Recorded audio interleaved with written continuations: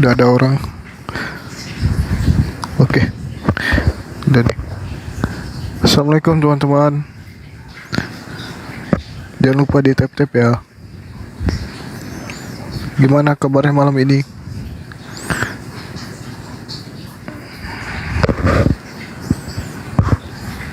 Pasuruan, halo.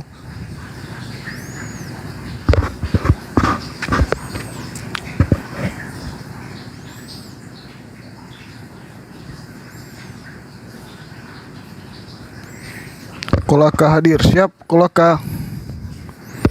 Tunggu ya, sabar ya.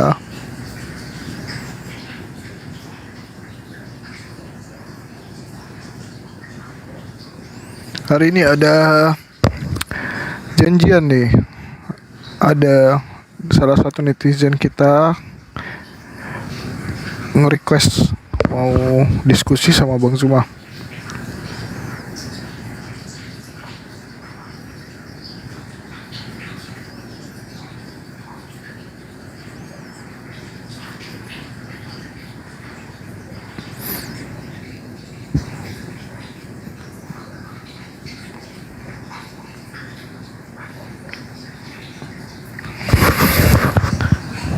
Selamat malam Bang Hos.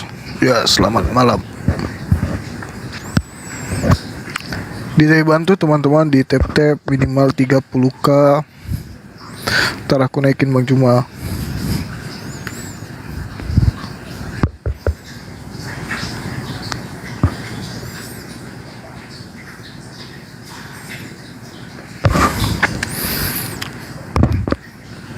Guys, kalian kalau yang ngechat aku biasa cuman Assalamualaikum kayak gitu kan, aku jawabnya dalam hati ya guys. Banyak chat dari teman-teman tapi cuman nanya aja Assalamualaikum, katanya gitu aja. Jadi aku nggak balas ya, jangan marah ya, karena aku jawabnya dalam hati. Terus kalau ada yang chat aku tentang roomnya orang, aku juga nggak akan balas. Ada ini yang marah-marah nih gara-gara aku nggak balas chatnya.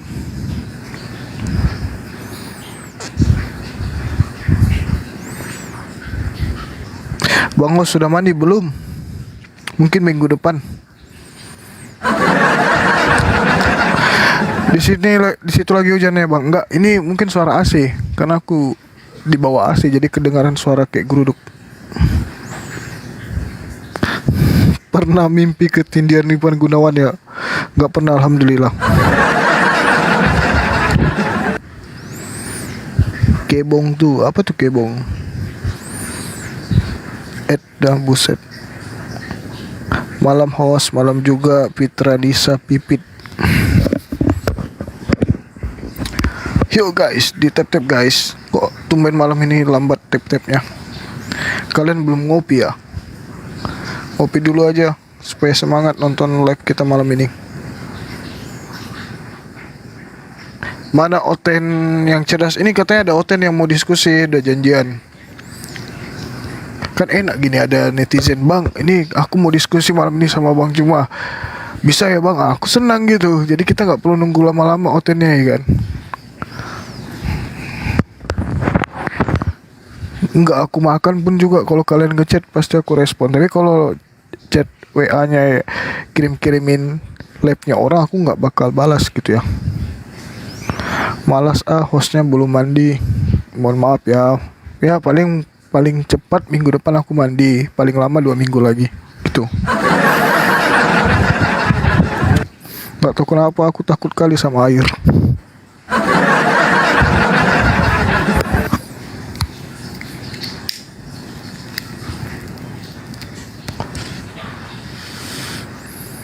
Jadi kalau sebelum mandi itu kayak sudah serius ini mau mandi kayak gitu. Jadi lebih baik seminggu sekali aja mandi. Oh ini Kak Abilianya. Oh bentar ya, saya tengok aku lagi persiapan. Siap Kak.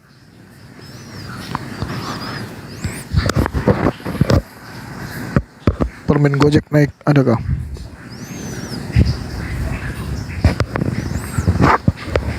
Bagus bang, biar hemat air ya. Oh ya, ada yang di Makassar nggak? Aku mau nanya tempat rukiah yang bagus di mana ya? Rukiah yang di Makassar tapi.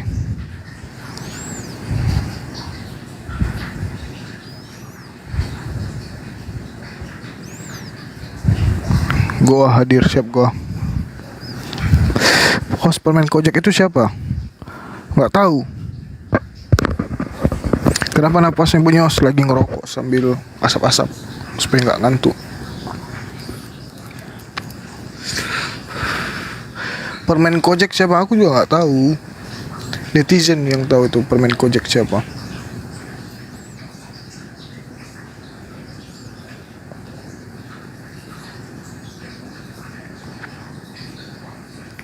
Ayo di tap-tap teman-teman.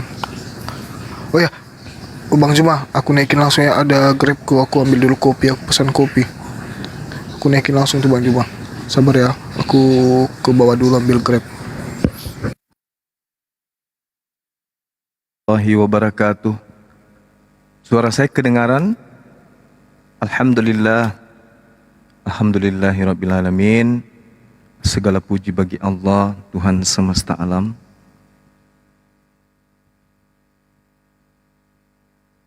Kita senantiasa harus sering bersyukur kepada Allah disebabkan karena nikmat Islam, nikmat iman yang Allah senantiasa limpahkan dan menjaga kemudian marwah keislaman kita.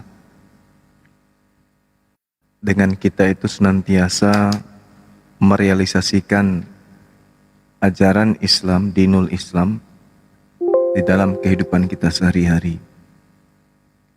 Salam serta taslim kepada junjungan kita baginda Rasulullah Muhammad sallallahu alaihi wasallam, Nabi dan Rasul yang senantiasa mengiringi setiap langkah dalam kehidupan kita sehari-hari, di mana langkah kita hari per hari kita lalui dengan mengaplikasikan kemudian hukum syariat atau akidah yang beliau ajarkan, beliau tanamkan kemudian kepada kita selaku umatnya.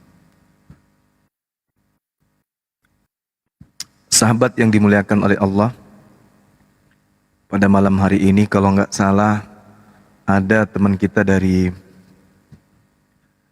Kristen atau agnostik atau apa tadi itu ya, yang minta untuk malam ini beliau berdiskusi. Mudah-mudahan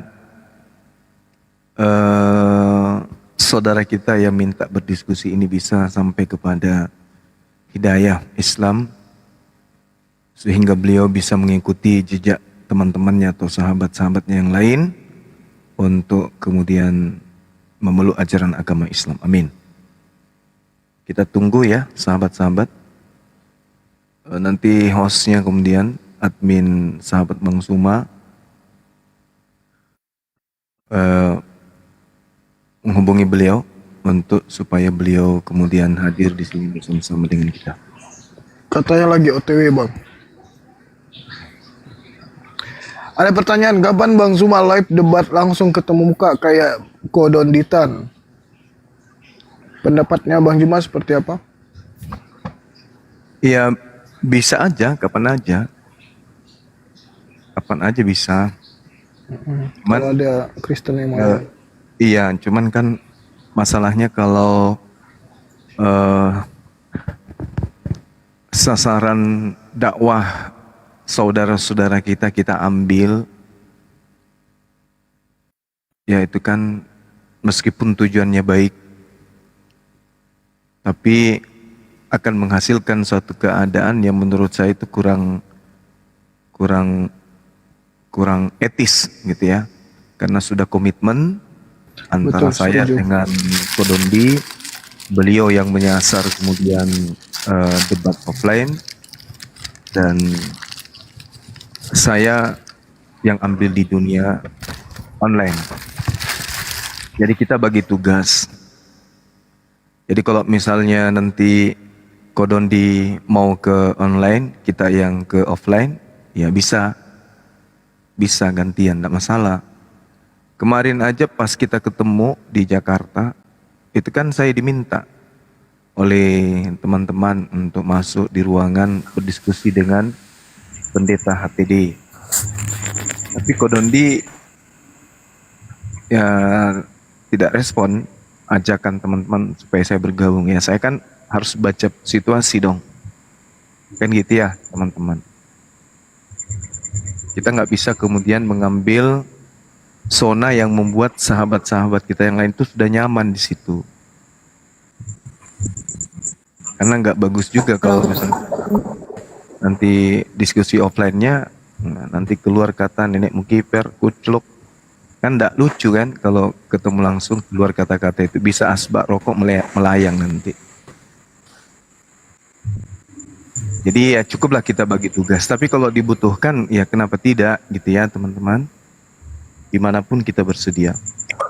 Oh sebelum online saya mengawali dunia apologet itu dengan offline awalnya. Habis itu masuk ke Facebook. Begitu seterusnya. Oke lanjut. Di sini ada tamu kita, mungkin beliau yang mau. Ini ya yang mau diskusi itu Bang Juma. Ini katanya ada Bonto Siregar yang temannya chat aku. Kemudian kita sapa dulu ya, Citra Tambayong. Mungkin ada yang ingin disampaikan. Tidak ada, saya hanya ingin melihat Bang Zuma saja. Oh gitu. Iya Citra ini Kristen. Nggak bisa melihat. Ayah saya itu mualaf. Alhamdulillah. Salam sama Tambahin. ayah ya. Iya, ayah sering lihat videonya Bang Zuma ya. Iya, salam sama ayah. Salam dari Bang Iya. Suma bilang. Alhamdulillah. Iya. Di daerah mana Mbak Citra? Manado, Sulawesi Utara. Oh Manado, dekat berarti dari Palu ya? Bisa. Iya, dekat. Nah, Masya Allah. Iya betul.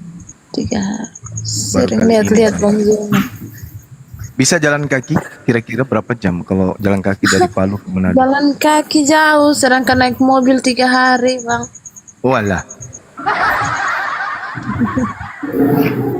Itu sering antar ikan ke Palu, Makassar. Oh, iya. Antar antar. 3 hari, 3 Orang malam. Manado bilang tiba-tiba. Tiba-tiba. Berarti Kak Citranya Muslim, alhamdulillah. Iya, saya lahir Muslim. Ayah saya kawin dengan mama saya itu mualaf. Oke. Alhamdulillah baik. Oke Kak Citra, terima kasih untuk sudah hadir di Komar kita. Kita sudah ada ketemu nih dari Bonto Siregar, nggak apa-apa ya, dibawa dulu Kak. Ya. Oke Ya. Kak, terima kasih. Sehat selalu. Assalamualaikum. Salam sama Bapak ya. Waalaikumsalam warahmatullahi wabarakatuh ya. Kita sambut Bonto Siregar. Halo, selamat malam Bang. Selamat malam Malam. Bonto Siregar. Ya, ya saya dapat atau join ke sini itu atas ada rekomendasi dari Kak Abelia Amor akunnya. Ya, Abelia Amor. Iya. Kita pengen diskusi. Ini semangat kawan. Dia ucapkan begini. Siap. Dari agama mana Bang Bonto ini? Oh, saya agamanya Kristen. Bang Juma dan host. Ya, Protestan atau Katolik? saya Protestan. Oke. Ada yang komen Siregar kan biasanya Muslim katanya gitu. Ya, memang kebanyakan Siregar, bukan kebanyakan, memang ada yang Muslim, tapi ada juga yang tidak Muslim. Yang Muslim itu biasanya Siregarnya itu berasal atau mendiami di daerah Mandailing Natal atau Padang Sidempuan. Iya. Nah, kalau saya itu dari kakek saya, itu dari Muara. Muara ini di Toba. Toba. Iya. Iya. Toba. Sumatera. Random 88 ini Soregar Toba. Siregar Toba. Oh, Ini siapa ini? Di sini ada random 88 nama akunnya. Oke. Ya, Sipirok itu daerah Sipirok itu Nah, itulah namanya. Di situ banyak itu orang Batak, orang marga Siregar, tapi dia Muslim.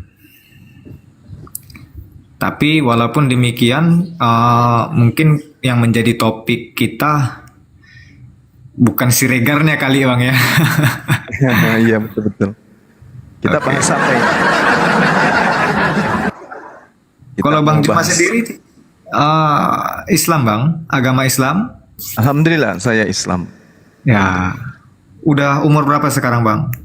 Saya sudah kepala 4, Wah, sedikit kepala empat sedikit ya. lagi ya 63 lah. Wah, luar biasa Bang. Saya masih kepala 3 di sini Bang. Siap. Maksudnya kepalanya sudah 3. Sama dengan Yang penting nggak menjadi kepala batu. Oke, masih Iya. muda berarti, masih semangat, masih bisa jalan kaki dari Palu ke Manado lah. masih bisa Bang, masih bisa. Jika semesta berkenan. Iya. Yang penting jaga aja, betisnya pasti meledak. Iya, bakalan sampai kok Bang. Hanya saja kan permasalahannya waktu gitu. Iya. Sampai tapi dipakai ambulans. Lengkap dengan kursi roda. Allahu Akbar. Iya, oke, bahasan kita Oke, apa ini? iya, Fokusnya yes. kemana supaya kita bisa ini? Ada Bang Handi kebetulan di sini. Temanya apa? Iya. Ya kira-kira apa Bang mau dibahas Bang?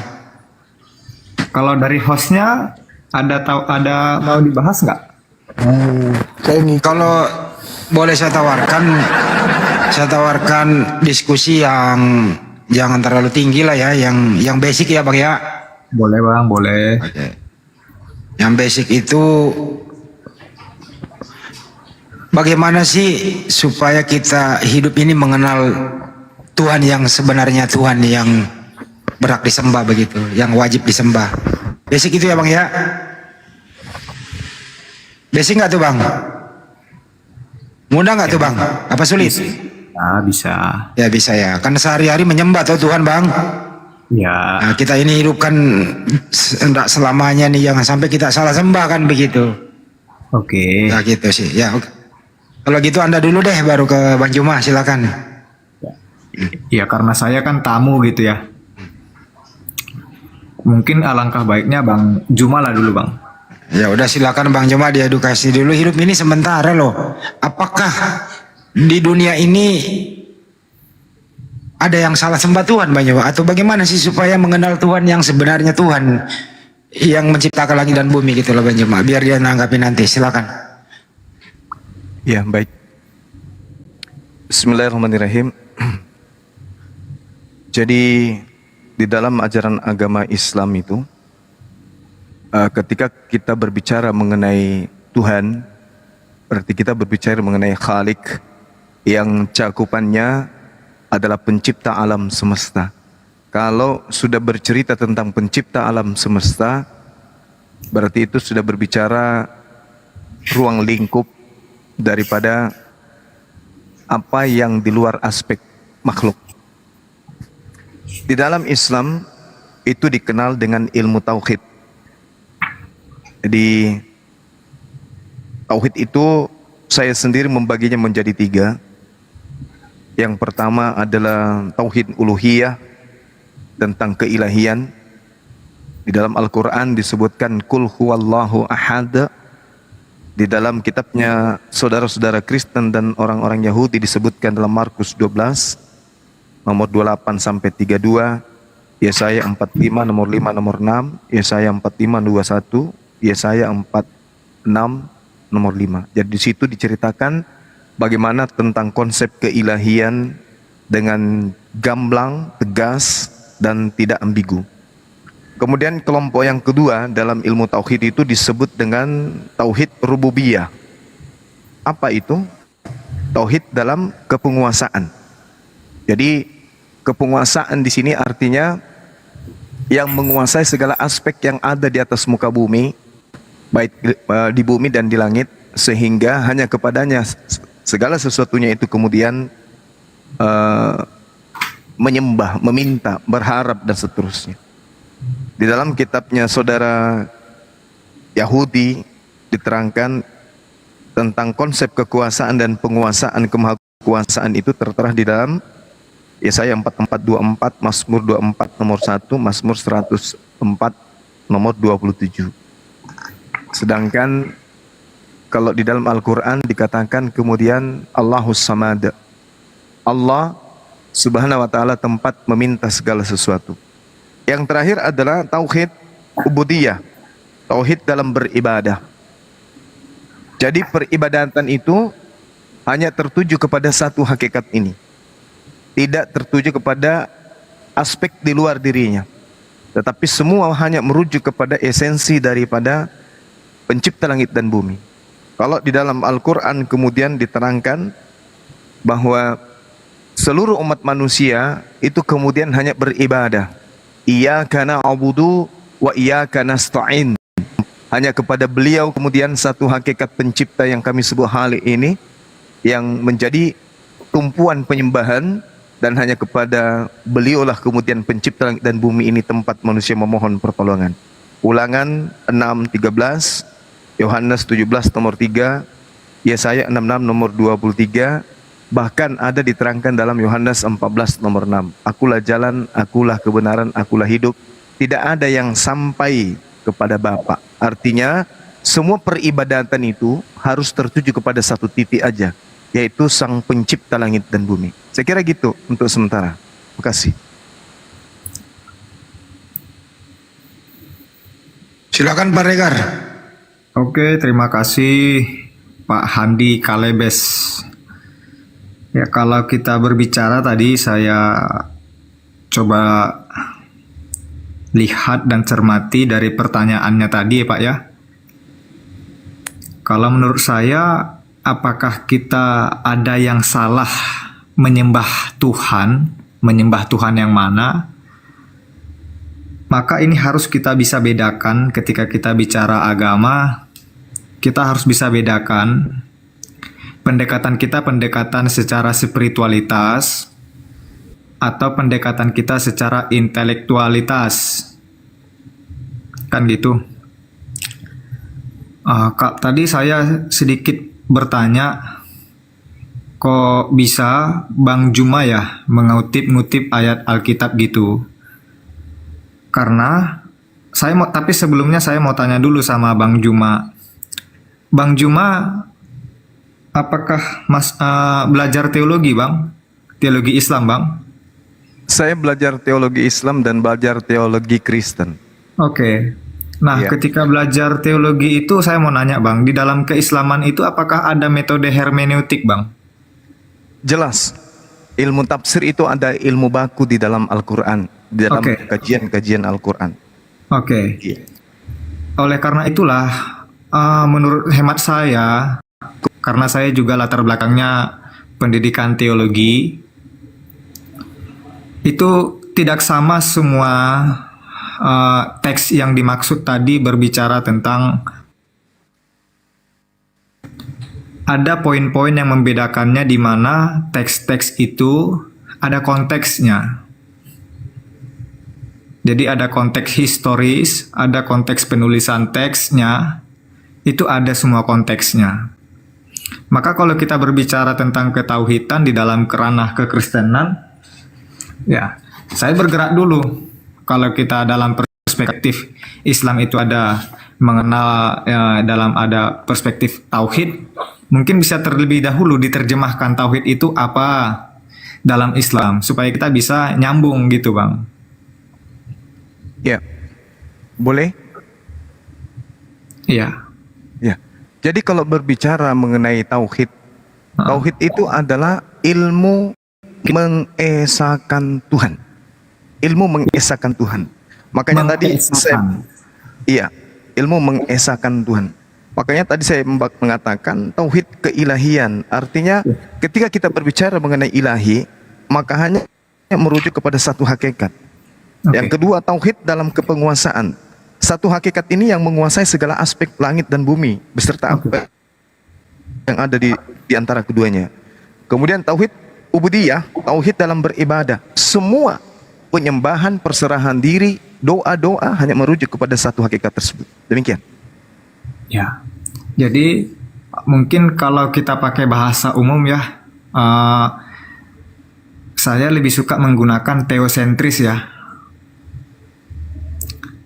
Semua itu mengacu kepada yang satu yang utama. Theo itu artinya Allah, sentris itu semua berpacu kepada Allah. Karena ini kan kita sudah lintas agama. Jadi alangkah baik kita itu berbicara berdasarkan teologi agama-agama. Karena saya nggak tahu apakah di sini kita harus ada perang, nggak usah perang, atau harus debat agama Islam dengan agama Kristen. Tapi saya rasa bukan di sini tempatnya kalau kita debat-debat seperti itu. Sesuai dengan pertanyaannya tadi, tentu yang kita yakini pun di dalam Islam itu bisa membangkitkan dan membangun, tentu dalam Kristen pun yang pengikutnya juga ada konsep membangun juga. Maka berbicara tentang Allah di dalam kekristenan, khususnya Kristen Protestan, maka kita di dalam itu ada ranah pengakuannya bahwa di dalam kekristenan itu Allah itu Esa, itulah Tuhan Allah. Dia itu tidak berawal dan tidak terakhir, ya, ada Alfa dan Omega. Nah, di situ kita bisa lihat bahwa pada hakikatnya mengacu kepada sang sumber itu, yaitu kepada Allah itu sendiri. Nah, tadi kalau kita perhatikan di dalam konteksnya tadi, ada beberapa, kalau kita perhatikan dalam konteks tadi itu abang bilang, Markus berapa tadi itu bang? 12, Ya, 29, Markus 12. 29. Ya, kebetulan saya lagi buka Alkitab. Biar saya baca di sini. Jawab Yesus, hukum yang terutama ialah dengarlah. Hai orang Israel, Tuhan Allah kita, Tuhan itu Esa. Nah, jadi kitab Markus ini yang benar. Inilah sumber tertua, Bang. Dalam teologi Kristen, hermeneutik, ini kitab tertua itu dalam perjanjian baru itu kitab Markus. Jadi dari mana sumbernya Markus bisa menjelaskan ayat ini? Nah, itu berangkat dari kitab Ulangan tadi, ada sejarahnya. Nah, kalau kita lihat dalam kitab Ulangan itu konteksnya memang berbicara tentang bagaimana Allah itu yang disembah oleh orang Israel pada saat itu, dan kondisi orang yang pada saat itu adalah orang-orang yang sedang dalam pembuangan. Itu diperkenalkan di sana. Siapa memperkenalkannya? Ya, kita harus kembali kepada muaranya, bahwa tauhid itu berbicara tentang Islam, Yahudi, dan Kristen. Ya, agama Abrahamik. Nah, jadi inilah yang harus kita perhatikan. Jadi memang ketika bicara tentang tauhid ya ketiga ini, tapi dalam kekristenan seperti yang saya bilang tadi sama kok. Sama. Nah, jadi yang kembali kepada kita ini dalam perspektif spiritualitasnya. Nah, jadi kalau mengacu kepada spiritualitasnya ini mengacu kepada bagaimana kita mengimani. Makanya kalau saya melihat gak usahlah kita memperdebatkan apa isi kitab-kitab kita itu. Tapi saya justru ingin mengajak, mari kita lihat buku Alkitab kita, buku kitab suci kita, Al-Quran kita, sebagai jalan untuk mendekatkan kita kepada sang sumber itu. Ya, mana ada tauhid di dalam Kristen? Ya benar, memang gak ada tauhid. Tapi makanya saya bilang tadi, tauhid itu apa? Bicara tentang keilahian. Makanya saya gunakan teosentris. Istilah itu. Nah, itu dia. Jadi perlu dibenahi. Itu dulu dari saya, Bang. Ya, baik. Suara saya kedengaran nggak ini? Kedengaran banyak, kedengaran. Iya. Jadi kalau kita berbicara mengenai tauhid, Oke. seluruh nabi itu mengajarkan tauhid. Kenapa Kristen itu tidak mengenal ilmu tauhid? Karena pada dasarnya Kristen itu nanti bermuara kepada konsep tiga pribadi. Itu memang tidak diakui dan tak ada satu nabi pun yang mengajarkan konsep itu. Oke, sebelumnya saya potong, Tadi Bang. saya Iya, silakan. Itu dapat abang pernyataan itu memperkenalkan tiga pribadi itu dari siapa bang? Di kitab saudara kan ada 3 pribadi. Di Ada mana itu bang? Bapa, ada Yesus, ada burung merpati, ada Roh Kudus. Nah, jadi Itu mau diingkari? bukan mengingkari. Ada konsep Ya. menyatakan itu mengacu kepada pribadi, itu siapa yang bilang? Saya sudah lama di dunia debat dan hampir semua Kristen mengaku itu, bahwa mereka memiliki satu hakikat 3 pribadi. Makanya dikatakan Trinitas atau Tritunggal. Bahkan didukung oleh data di dalam 1 Yohanes 5 nomor 7, sebab ada 3. Di situ sudah disebut angka. Sebab ada 3 yang memberi kesaksian di dalam surga, Bapa, Firman, dan Roh Kudus, dan ketiganya adalah satu. Inilah kemudian muncul konsep Trinitas atau Tritunggal. Ya. Jadi kalau memang kita bertolak dari situ, perlu kita kembali kepada akar katanya. Memang dalam Alkitab tidak ada berbicara tentang Trinitas. Ya. Tidak ada berbicara Allah itu 3. Di dalam kekristenan enggak.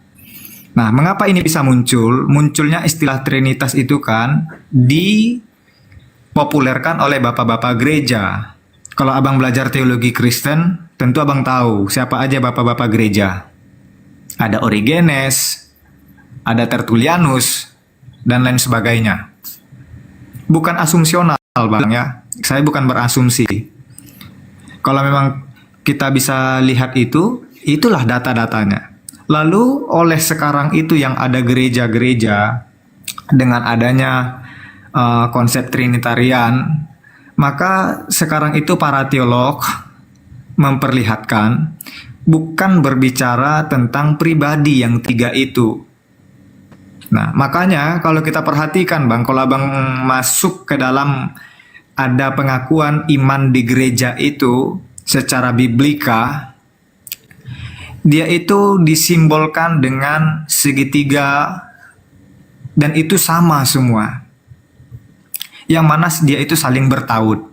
Jadi bukan berbicara tentang pribadi bang. Nah, sekali lagi dia itu bukan berbicara tentang pribadi. Kalau abang pengen lanjut lagi membacanya, cobalah kaji dan lihat baca tentang perikoresis. Nah, jadi dengan melihat dan memperdalam tentang perikoresis itu dari daerah Latin yang diperdalam oleh di Indonesia itu Pendeta Joas Adi Prasetya, dia yang memperkenalkan itu konsep Trinitas. Nah, jadi bukan berbicara tentang pribadi. Karena pengertian, kalau pribadi itu bahasa Latinnya itu persona. Jadi kalau kita tarik itu ke dalam bahasa manusia, berarti ada 3 diri. Nah, sementara berbicara tentang Allah itu bukan berbicara tentang itu. Dia itu menyatakan tentang bagaimana keutuhan itu. Ya, demikian bang. Ya, baik. Jadi memang agama yang tadinya berasal dari Katolik itu lambat laun mengarahkan konsep keagamaannya itu menjadi satu pribadi, satu hakikat. Meninggalkan induk daripada ajaran itu sendiri yang mengatakan bahwa memang ya ada 3 pribadi di situ. Nah, lalu kemudian kalau itu disangkali, mungkin kita bisa mengangkat sebuah dalil, misalnya pengakuan Yesus itu sendiri. Aku tidak menghakimi seorang pun, dan jikalau aku menghakimi maka penghakimanku itu betul, sebab aku tidak seorang diri, tetapi aku bersama dengan Bapa. Ini kalau menurut saudara, ini ada berapa pribadi nih? Ketika Yesus mengatakan, aku tidak seorang diri, tetapi aku bersama dengan Bapa. Itu berapa pribadi menurut saudara tuh? Oke. Abang tahu nggak istilah Yesus 100% manusia dan Yesus 100% Allah? Ya itu kan konsep. Itu yang saya katakan tadi. Iya, saya pernah dengar. Bukan konsep, Saya pernah Bang. Itu bukan konsep. Kalau memang itu konsep, maka sia-sialah kematian Yesus dan sia-sialah kebangkitannya. Kan begitu, Bang? Wajar. Kalau memang abang tidak berterima dengan nama namanya Yesus itu bangkit is okay. Saya tidak mempermasalahkan itu. Saya tidak mempermasalahkan. Tapi saya yang menghidupi ajaran itu dan mempelajari ajaran itu, memperlihatkan itu kepada kita di sini. Ya, Yesus itu justru berdoa. Kepada siapa dia berdoa? Ya kepada Allah. Allah itu siapa? Nah, kalau kita kaji dalam bahasa manusia, itulah kebergantungan Yesus itu kepada sang sumber itu. Nah, jadi setelah Yesus itu mengalami kematian, di hari ketiga dia bangkit, tentu ada yang harus ia berikan kepada manusia. Apakah itu? Melalui kebangkitannya. Dan setelah kebangkitannya, dia arahkanlah murid-muridnya untuk berdoa. Dan itulah mengapa di dalam kekristenan ada mengacu kepada Roh Kudus, Holy Spirit. Nah, jadi itulah yang bisa kita katakan melalui Roh Kudus itulah yang menuntun manusia itu untuk tetap berkekuatan. Nah, kalau kita pergi kepada konteksnya, supaya kita lebih inti ya, kita lihatlah ke dalam penulisan Injil. Saya bilang dari Injil Matius.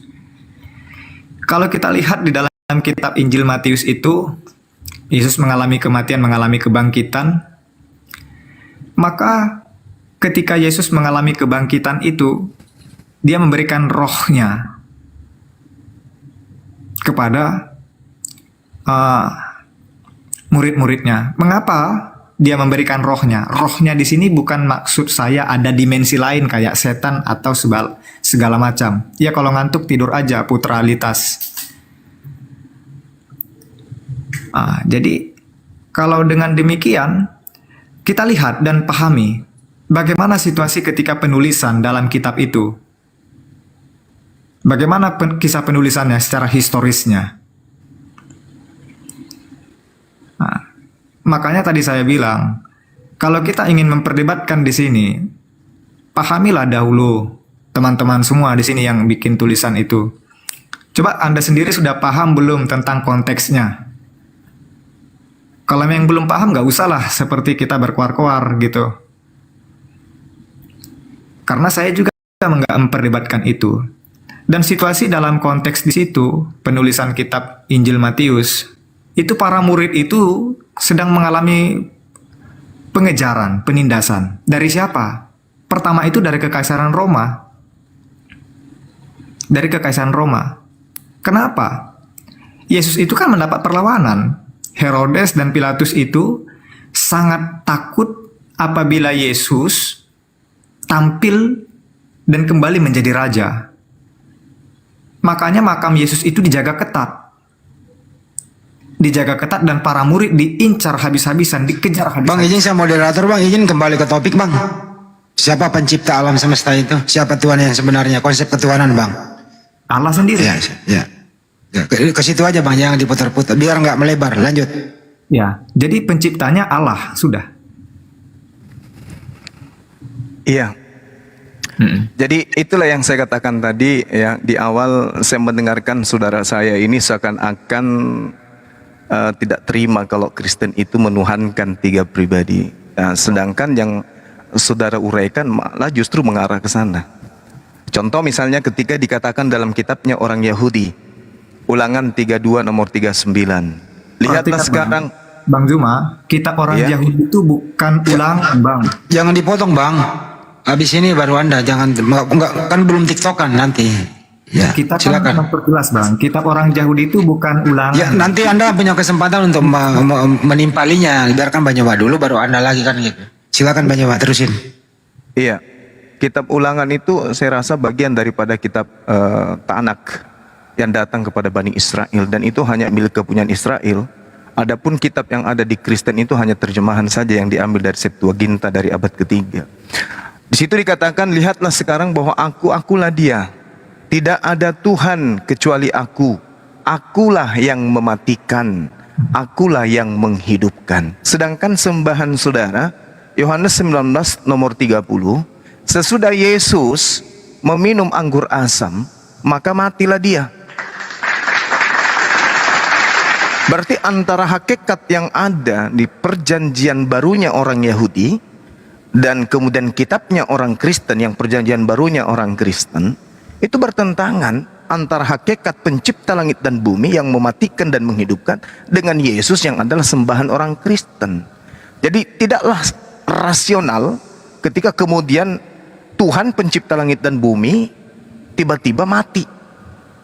Karena yang disifati kemudian Tuhan ya menghidupkan, mematikan. Sedangkan yang ada pada diri Yesus, sembahan saudara-saudara kita Kristen, itu adalah makhluk manusia yang dimatikan dan kemudian dihidupkan. Kita banyak dalam dalil ya, misalnya di dalam Markus 8:31, Markus 9:31, Markus 10:34, Markus 15:19 dan seterusnya. Bagaimana Yesus diceritakan di sana dianiaya sampai berujung pada kematian. Jadi ini adalah hal yang tidak bisa dinafikan bahwa Kristen menyembah makhluk. Sedangkan Tuhan yang datang kepada para nabi itu bukan makhluk, tetapi adalah Khalik.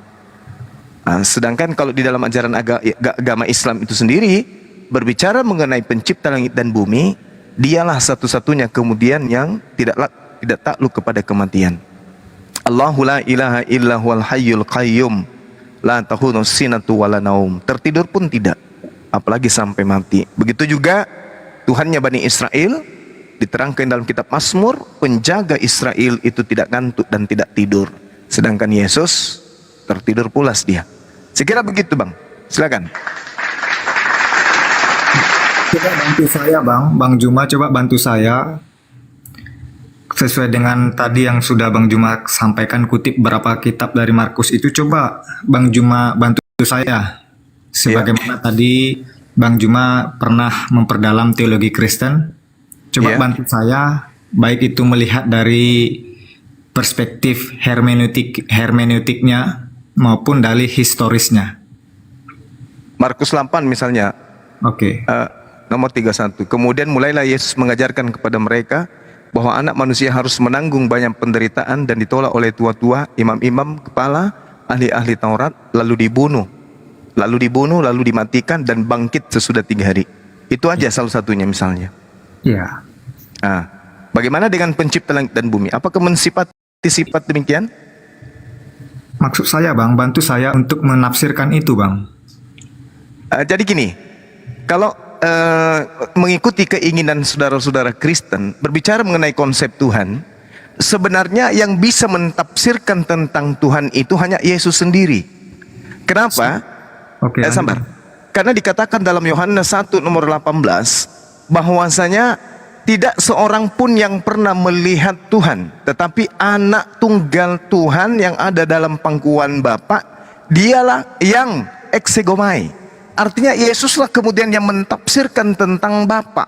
Yesus yang mentafsirkan tentang Tuhan, bukan Kristen yang kemudian mentafsirkan Tuhan datang dalam rupa daging, mati dan seterusnya dan seterusnya. Tapi yang punya hak adalah Yesus. Yohanes 1:18. Tidak seorang pun yang pernah melihat Tuhan, tetapi anak tunggal Tuhan yang ada di pangkuan Bapa, dialah yang mentafsirkan, yang menerangkan, yang menyatakan, yang menceritakan, yang menjelaskan, dalam bahasa Yunani eksegomai. Jadi pendeta-pendeta, pastor-pastor atau anak-anak sekolah-sekolah minggu atau sarjana-sarjana teolog tidak punya hak kemudian untuk mentafsirkan tentang Tuhan. Hanya Yesus. Nah, apa kata Yesus tentang Tuhan? Nah, itulah yang benar. Bukan apa kata orang-orang lulusan teolog, apa kata bapak-bapak gereja tentang Tuhan, tapi kata Yesus yang harus menjadi rujukan. Karena menurut Yohanes 1:18, Yesuslah yang kemudian yang eksegomai terhadap Bapa itu sendiri atau terhadap Allah itu sendiri. Silakan. Eksegomai itu artinya apa, Bung? Eksegomai itu artinya mentafsirkan atau menjelaskan atau menceritakan atau menerangkan. Gimana? Akar katanya eksegomai itu apa? Kalau kita melihat dari akar kata, eksegomai itu berasal dari kata exai. Dalam bahasa Yunani, exegomai atau ex ai ekham ahei. Menceritakan exegito, exegemenoi, exegasanto, exgomenu, exgonto. Ya. Jadi Yesus kemudian yang menjelaskan itu, Bang, bukan kita, bukan pendeta, bukan gereja, tapi Yesus yang menceritakan tentang Tuhan. Kalau memang tidak dibutuhkan pendeta, tidak dibutuhkan para teolog, ya. Lalu bagaimana bisa sampai firman itu kepada manusia? Jadi kita ini terkadang kita yang mempersulit gitu loh. Ngerti maksudnya, Bang? Abang bilang tadi itu dari Septuaginta, dari apa segala macam. Di mana teks Qumran? Kenapa tidak ada disinggung? Makanya berbicara tentang Kristen jangan bawa latar belakangmu dari Islam. Bicaralah tentang kodrat dari kekristenan. Makanya ketika saya masukkan, saya berbicara dari perspektif kekristenan, saya tidak masuk dari ranah pengertian dari paham keislaman. Jadi kalau kita ingin mempertemukan itu, ya satu sisi Yesus titik tengkar, Yesus satu sisi titik temu. Yang mana Anda katakan Yesus itu sebagai Nabi Isa, lalu saya katakan Yesus itu Allah Mesias, ya itu titik temunya. Tapi apakah itu yang kita cari? Nah itulah tadi. Jadi saya rasa yang kita bincangkan di sini itu hanya seperti bercakap-cakap yang nggak menentu karena berbeda perspektif gitu loh.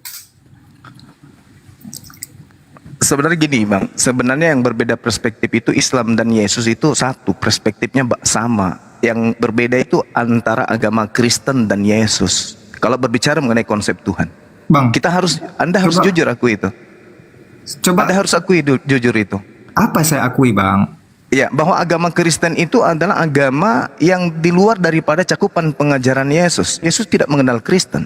Kristen itu adalah oknum yang oleh Yesus meminta kepada muridnya Bani Israel waspada kepada kelompok tersebut. Oke, betul. Nah, itu. Bahkan Itu Yesus harus sendiri diakui. dengar. Dan itu bukan suatu kekurangan bagi saya. Yesus sendiri kan tidak seorang agama Kristen ya. Betul. Ya, dia justru Yahudi ya latar belakangnya. Benar sekali. Karena dia kan disunat di hari ke-8. Ya. Tapi lihatlah. Tapi lihat. Gimana? Dia datang ke dunia ngapain? Datang sebagai juru selamat bagi Bani Israel. Dengar dulu, Bang. Itu makanya jangan kita langsung mengacu kepada juru selamat, kepada Bani Israel. Dia itu datang ke sini bukan untuk meniadakan hukum Taurat, tapi untuk menggenapinya. Yang dia ajarkan adalah prinsip kasih. Ya, yang dia ajarkan adalah prinsip kasih. Dan oleh karena itulah setelah kematiannya dan kebangkitannya, para murid yang mengajarkannya dan kekristenan itu munculkan di Antioquia. Jadi bukan Yesus bilang, ikut aku supaya kau jadi Kristen. Enggak begitu, Bang. Enggak. Yesus itu mengajarkan ini pengajarannya. Makanya kata Yesus apa? Kasihilah aku dengan segenap hatimu, kasihilah aku dengan segenap jiwamu, dengan segenap pikiranmu. Lihat, Bang. Ada yang 3 urutan itu. Kalau abang tadi membilangkan nggak rasional, wajar. Di dalam kekristenan itu, pikiran itu diletakkan nomor 3. Kasihi aku dengan hatimu, dengan jiwamu, dan dengan akal budimu. Gurunda, Ya, dikit boleh ya? silakan. Nanti nyambung lagi ke Gurunda. Maibre Bontor, boleh dijelasin nggak kenapa di Kristen Tuhannya itu minta dikasihi? Silahkan. Kenapa? Diulang ya. Kenapa Tuhannya Kristen itu kok minta dikasihi? Oke. Silahkan. Prinsip beragama apa, Bang? Prinsip beragama itu kalau di Islam sih untuk menjadi pedoman kita dalam hidup, sehingga kita kalau mau ngapa-ngapain tidak jatuh kepada apa yang tidak dikehendaki Tuhan. Oke. Ketaatan lah intinya. Iya, taat gitu. Sesuai dengan kita belajar agama ya. agama itu ada untuk apa kan gitu Bang. Iya. Nah itu. Nah, jadi sama dengan demikian. Konsep kata mengasihi, kasih agape, bentuk kata dari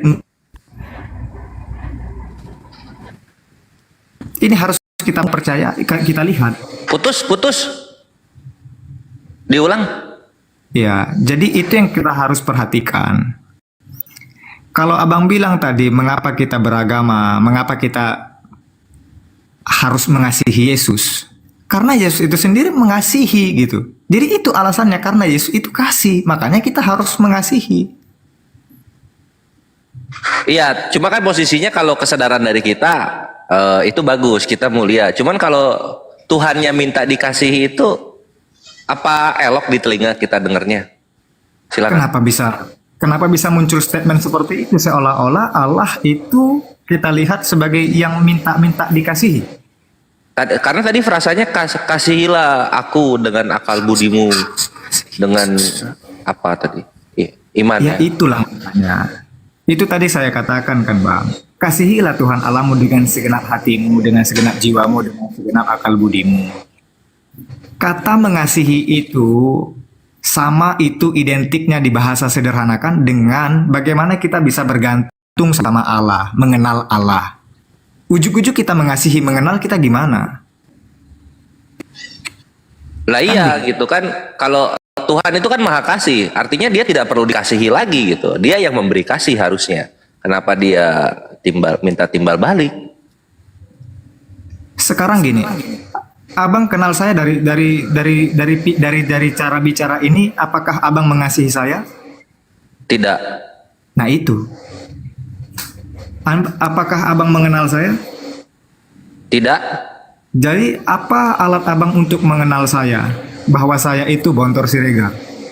Ya dari Bontor Siregarnya tinggal minta dikasihi oleh saya, baru saya akan mengasihi Bontor. Gak perlu dikasihani juga, gak usah Bang. Tapi kan Tuhannya tadi minta. Perhatikan Bang, kasihilah aku dengan segenap. Kan berarti aku nagih-nagih dikasihi. No.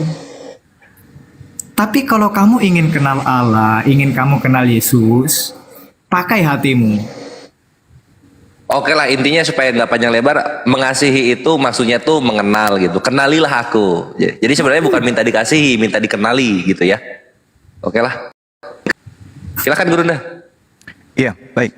Jadi kalau kita mengambil makna dari kata agape atau agapao dalam bahasa Yunani, lalu kemudian kita menggunakan perspektif bahasa Indonesia, maka kasih itu tidak lepas daripada cakupan tentang kasih dan sayang. Jadi perasaan sayang, perasaan cinta, perasaan ketertarikan, menyayangi, itulah kasih, kan gitu ya. Nah, sedangkan kalau kita berbicara mengenai data-data atau dalil, pengakuan Yesus, barang siapa yang memegang perintahku, kan gitu, dia melakukannya. Dialah yang melakukan itu, yang masuk dalam dalam posisi mengasihi aku. Barang siapa yang memegang perintahku, dia mengasihi aku. Barang siapa mengasihi aku, ia telah dikasihi oleh Bapakku, dan aku pun akan mengasihi dia dan akan menyatakan diri kepadanya. Jadi kasih di sini adalah melakukan kemudian perintah. Itu poinnya. Jadi jangan masuk ke perspektif Indonesia secara mutlak meninggalkan ajaran yang menjadi asas awalnya mengimani tentang kasih, kan gitu. Jadi harus merujuk kepada kasih itu sendiri. Apa kasih menurut Yesus? Ketaatan memegang perintah. Nah, apa perintah Yesus? Ketika perintah Yesus ini disusun dari A sampai Z, perintah-perintahnya disusun sampai dari A sampai Z, lalu dipraktekkan dalam kehidupan, tak akan ada satupun keadaan yang akan dihasilkan dari ketaatan terhadap perintah-perintah ini menjadi Kristen. Jadi kalau dari A sampai Z perintah Yesus disusun lalu dipraktekkan dalam kehidupan beragama, maka yang melakukan dan mempraktekkan itu tidak akan terlihat seperti Kristen.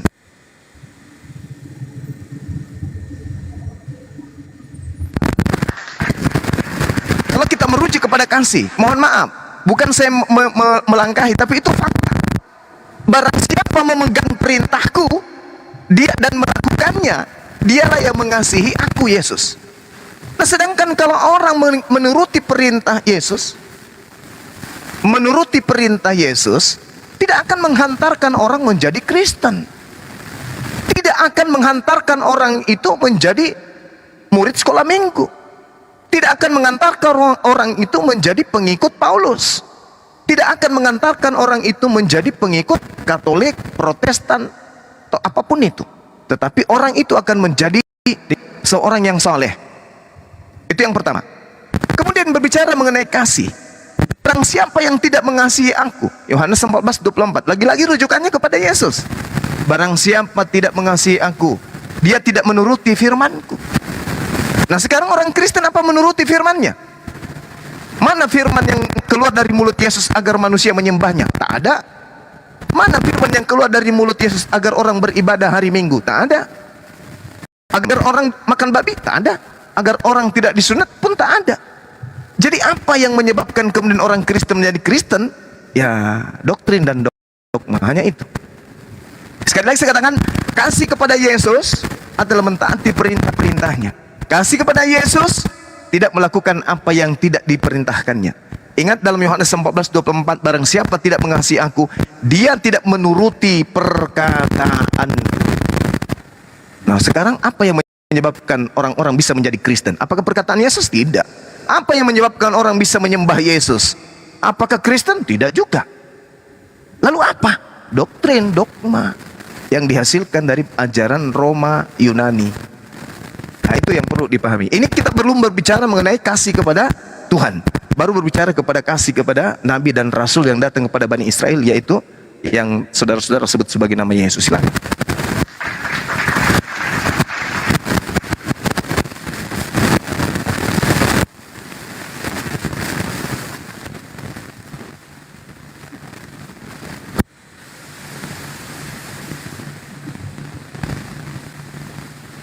Gangguan mic Mbak Nyuma ya. Iya, saya turun dulu, Bang Andi.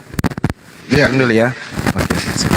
Permisi bentar, teman-teman. Iya, ya, kersak-kersak jadinya. Oke.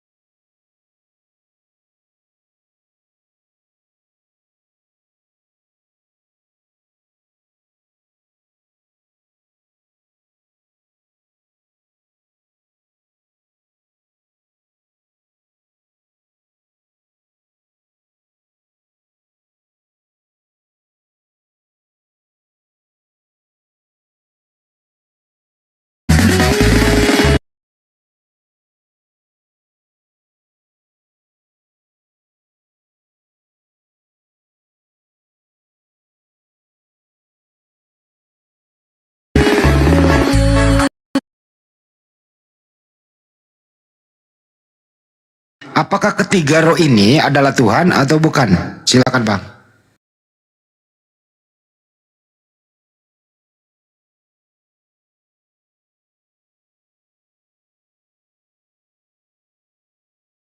Dia manusia yang tidak sama dengan manusia. Saya Kamu. nggak tanya sama atau enggak. Enggak, Pertanyaan tidak sama. saya nggak.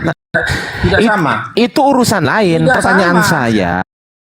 Jadi kalau memang ada data ataupun perkataan yang abang dengar seperti tadi, ada roh Bapa, ada roh Yesus, coba diperhatikanlah kembali teksnya. Setelah diperhatikan teksnya, coba digali secara hermeneutik. Gini, saya potong sebelum Bang Jiwa, waktu saya mepet Bang. Yesus punya roh ya Bang? Bang Bontor, Yesus punya roh nggak waktu hidup di dunia ini? Dia punya roh ya Bang?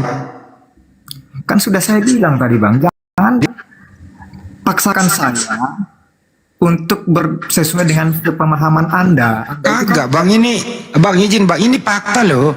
Yesus itu tidak mungkin hidup di dunia kalau nggak punya roh. Kan sudah saya bilang. Oke, satu ya. Manusia. Yang kedua adalah Roh Kudus itu roh. Ya, nah ini aja deh. Apakah Roh Kudus dan Roh Yesus itu sama atau beda Bang? Jadi gini Bang, Anda tuh nggak paham, nggak mengerti. Jadi, Makanya saya tanya Bang. jadi percuma saya bilang, saya jelaskan seperti ini. Anda itu nggak di situ pemahamannya. Anda itu dalam ranah pemikiran manusia. Ya saya memang saya manusia lagi berpikir ini Bang. Ini saya berpikir dan saya bertanya berdasarkan fakta. Apa fakta? Bang? Faktanya adalah Roh Kudus itu roh. Di mana? Yesus punya. Oke, jelaskan itu. Coba tafsirkan dari mana itu. Roh Kudus itu bukan roh ya Bang ya. Perhatikan dulu dari mana teksnya mengatakan itu. Bukan saya kesimpulan. Bapak Putra dan Roh Kudus gitu ya. Roh Kudus itu bukan roh atau bukan Bang? Apanya? Roh Kudus itu roh atau bukan roh? Oke. Nah, jawab dulu Bang, Roh Kudus itu roh atau bukan roh? Sekarang gini. Lo kok wajahnya gitu Bang? Abang STT lo, sarjana teologi lo Bang. Masa susah amat Bang? Emang kita ini nggak bicara gini loh ya. Kalau dikatakan roh Bapa beda sama roh anak, beda sama roh kudus. Saya tidak membedakan, mas saya nanya, Banyuma udah naik. Ya. Oke. Apakah Roh Kudus itu dengan roh di dalam diri Yesus sama atau beda? Itu doang Bang, sama atau beda Bang? Ya di dalamnya itu saling satu kesatuan. Jadi Roh Kudus dan rohnya Yesus menyatu. Iya. Waktu dibaptis berpisah Bang. Tahu dari mana Bang berpisah Bang? Oke, satu di Sungai Yordan, Yesus bernapas pakai roh. Satu, ada di atas awan Roh Kudus seperti burung merpati. Terus ada roh dari surga. Siapa bilang menyatu Bang? Terpisah Bang. Siapa bilang menyatu? Terpisah Bang. Gimana? Oke lah. Habis ini saya ke Banyuma. Silakan Banyuma kembali. Coba cek lagi, mic Banyuma. Halo Banyuma. Masih setel Bang. Lo masih di setel ya? Iya, masih Ya. gangguan. Terusin dulu Bang Bontor. Ya. Jadi ada 3 roh tidak menyatu Bang. Terpisah dia Bang. Data lo di Bible Bang. Saya ini nggak ngarang-ngarang loh Bang bertanya. Saya cuma minta Abang mengiyakan atau tidak gitu. Ngapain saya mengiyakan Bang? Berarti Anda nggak percaya, berarti Pak Bontor nggak percaya Yesus pernah dibaptis. Aduh. Cobalah diperhatikanlah. Jangan hanya mengacu kepada debat-debat kusir. Ini enggak Abang yang kusir ini Bang. Saya berdasarkan data. Oke, datanya apa tertulis Bang? Biar kita buka. Ya, oke. Di Matius 3 deh, 13 sampai 17 ya. Saya baca ya Bang ya. Oke. Matius 3, 13 sampai 17. Yesus dibaptis Yohanes. Maka datanglah Yesus dari Galilea ke Yordan kepada Yohanes untuk dibaptis olehnya. Tetapi Yohanes mencegah dia, katanya, "Akulah yang dibaptis untukmu." 15. Lalu Yesus menjawab katanya, "Biarlah itu terjadi karena demikianlah sepatutnya." Dan Yohanes pun menurutinya. Sesudah dibaptis, Yesus segera keluar dari air. Pada waktu itu langit terbuka dan ia melihat roh Allah seperti burung merpati turun ke atasnya. 17, lalu terdengar suara dari surga, inilah anakku yang kukasihi. Jadi satu ada di Sungai Yordan, satu di atasnya atau di awan-awan di langit, satu dari surga. Ini ada rohnya semua nih. Dari surga ya roh, Roh Kudus ya roh, di dalam diri Yesus adalah roh. Oke. Pertanyaan saya Bang, ini roh ini sama atau tidak, terpisah atau menyatu Bang? Silakan. Kalau kita berbicara menyatu atau tidak, ya, saya mengacu kepada itulah kealahan itu. Ada Allah Bapa, ada Allah Anak, dan ada Allah Roh Kudus.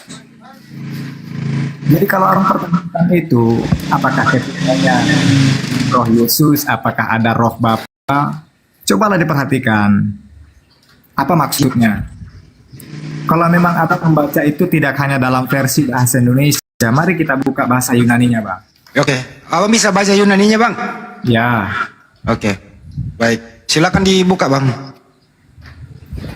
Bang Danar bisa bantu Bang Danar? Yohanes Matius Berapa Matius? Matius 3, 13 sampai 17. Kalau bisa 17 saja deh. 16 sampai 17 saja. Matius 3, 16 sampai 17 saja. Sebentar. Matius. 3. Salah, buka dulu ya. Matius 3 nomor 20. 16 sampai 17 saja.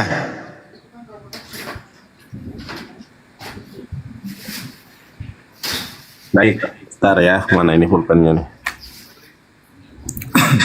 Matius 3 ayat ke-16. Sesudah dibaptis, Yesus segera keluar dari air, dan pada waktu itu juga langit terbuka dan ia melihat roh Theos seperti burung merpati turun ke atasnya. Lalu terdengarlah suara dari sorga yang mengatakan, inilah anakku yang kukasihi, kepadanya lah aku berkenan. Oke, lanjut. Original teksnya katanya mau dibahas. Original teksnya, iya, apa yang dibahas? Original teksnya mau yang bahasa Ibrani atau bahasa Yunani? Silakan Pak Bontor, yang mana yang dipilih? Yunani apa Ibrani Bang? kalau perjanjian baru itu Ibrani atau Yunani, Bang?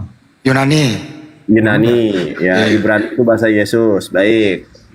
Yunani lah. Yang mana? Itu 16-nya. Iya. Enggak, yang mau dibahas apa? Enggak mau, katanya bisa membacanya dia Bang, mengerti. Silakan Pak Bontor, itu ada di layar Ya, Bang. coba. Silakan. Coba cari di situ. Kata roh itu menunjukkan kemana?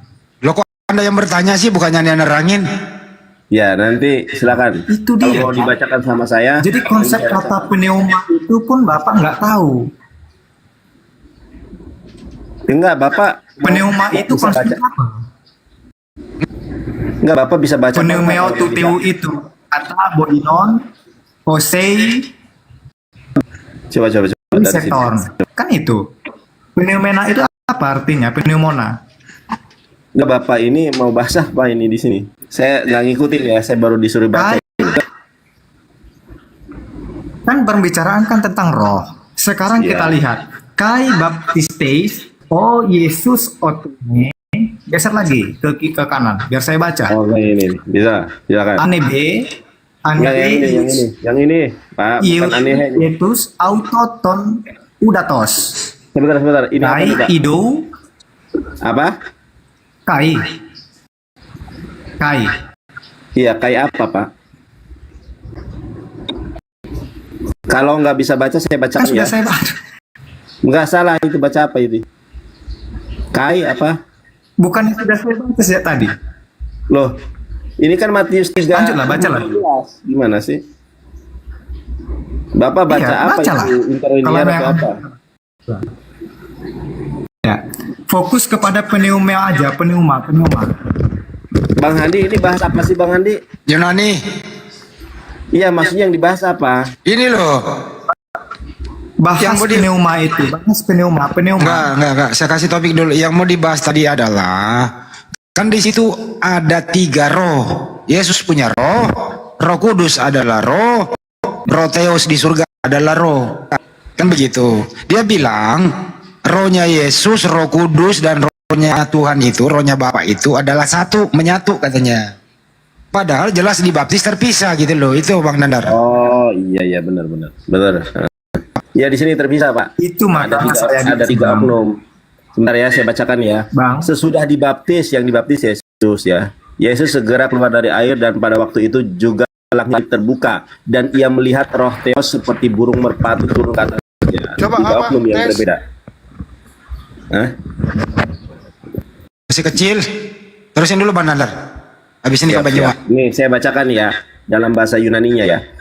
Kai baptistes ho Yesus anebe iutus aphoto yudatos kai idou aneostation hautohoi yuranoi ini langit ini kai aidento peneuma tau teo. Nah di sini ya Pak, rohnya Tuhan Pak.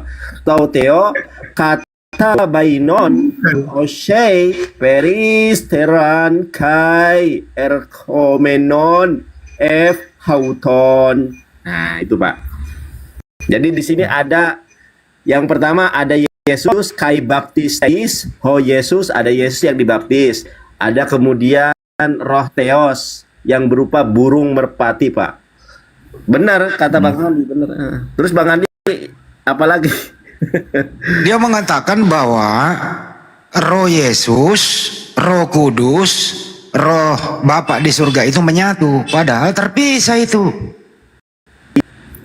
Bahasa yang oke, Bang Jonathan. Tadi Bang baca itu roh Allah itu tadi bahasa Yunaninya apa? Nggak ada Allah di situ Bang, Theos. Nggak ada Allah di situ Theos. Pneuma tau Theo. Iya itu. Theos. Jadi Theos itu tahu artinya apa?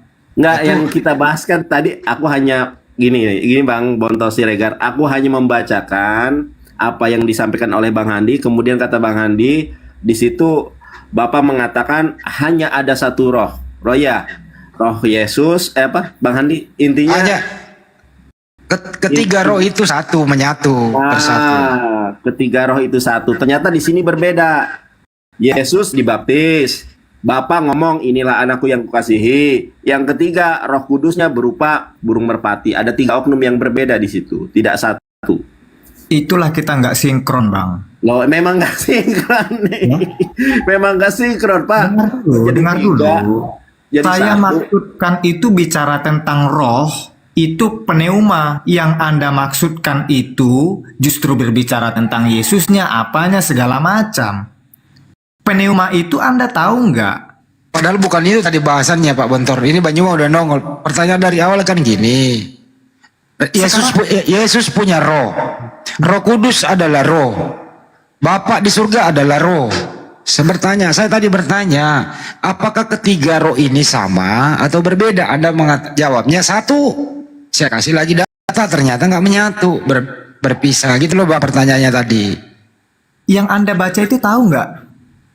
Tahu Bang, bahasa Indonesia kan tadi saya baca. Pneumatuteo itu artinya apa? Bang, Yesus itu punya roh nggak? Astaga Tuhan. Loh, Yesus punya roh nggak waktu di dunia? Waktu dibaptis? Fokus dulu kepada Nah pertanyaan. itu pertanyaan awal saya. Yesus punya roh waktu dibaptis. Kalau Yesus nggak punya roh waktu dibaptis, berarti Yohanes membaptis mayat. Ternyata hidup, Yesus punya roh. Terus ada roh Theos juga di atas seperti burung merpati, berpisah. Baru dua. Dari surga ada suara dari surga, suara roh. Ada tiga roh. Yang saya tanyakan, ketiga roh ini sama atau beda? Mana tiga rohnya? Mana tiga roh? Ada di situ. Astagfirullah, nggak ngerti-ngerti, datanya udah ada kok. Ada dibilang roh Yesus Bang. Yesus nggak punya roh ya Bang waktu hidup? Ada roh Bapa Bang. Tertulis di situ. Yesus waktu hidup itu nggak punya roh. Yang tertulis di situ pneumatuteo, roh Allah.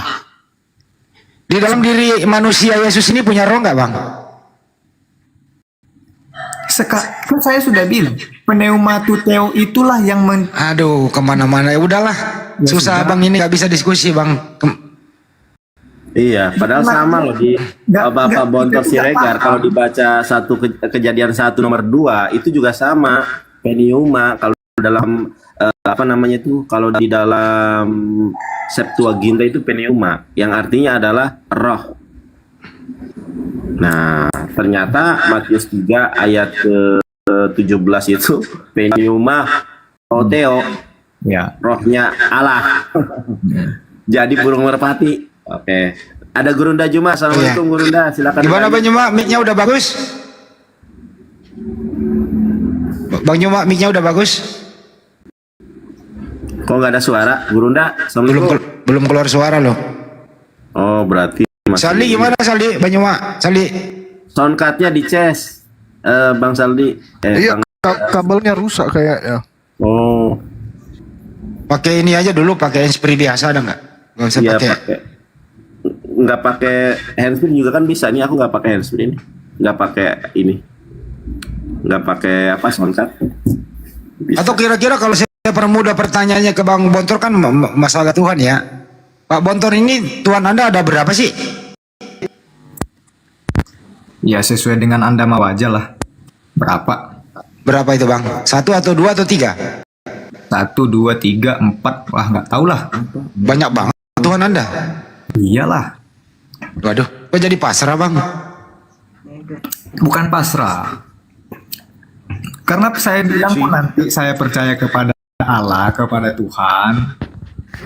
Anda itu gimana ya? Saya pikir Anda itu moderator yang membangun. Enggak, saya cuma ganti Bang Juma doang tadi karena Bang Juma kan daripada diem gitu loh. Bang Juma udah oke Bang, Bang Juma. Cek suara Pak, cek. Tes. Agak kecil. Cil Gurunda, Cil. Assalamualaikum. Gelam ya. Waalaikumsalam warahmatullahi. Coba tes suara. Ci. Assalamualaikum Ci. Gurunda. Waalaikumsalam 1, 2, 3. warahmatullahi wabarakatuh. Kedengaran enggak? Kedengaran tapi agak mendem sih, nggak apa-apa lah ya. Iya ya, Ci. pasti terdengar kok. Yang penting lawannya nggak ngomong C waktu berbicara. C 1 2 tes mic C.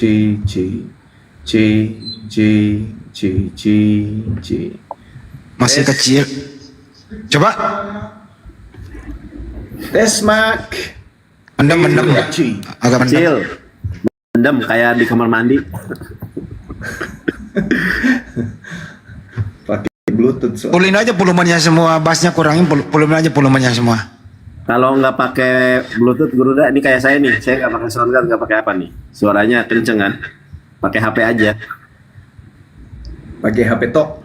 Iya, HP tuh, Bang. Kalau suara aku gimana Manar? Kenceng. Kalau soundcard nggak saya pakai, soalnya saya lagi nyimak Abang Juma. Oke, cukup lah. Soundcard. Nah, kalau soundcard mah saya juga nggak pakai nih. Karena nggak ngerti sih main kabel ah. Suara saya kedengaran enggak? Kecil. Kecil Bang. Cek. 1 2 tes. Aduh mendem. Soundcardnya kabelnya ya? Apa ininya? Headsetnya? Mikrofonnya? Cek 1 2. Nah, mulai tuh, keluar tuh. Oke. Nah, mantap, top. Ini topinya kembali tadi mengenai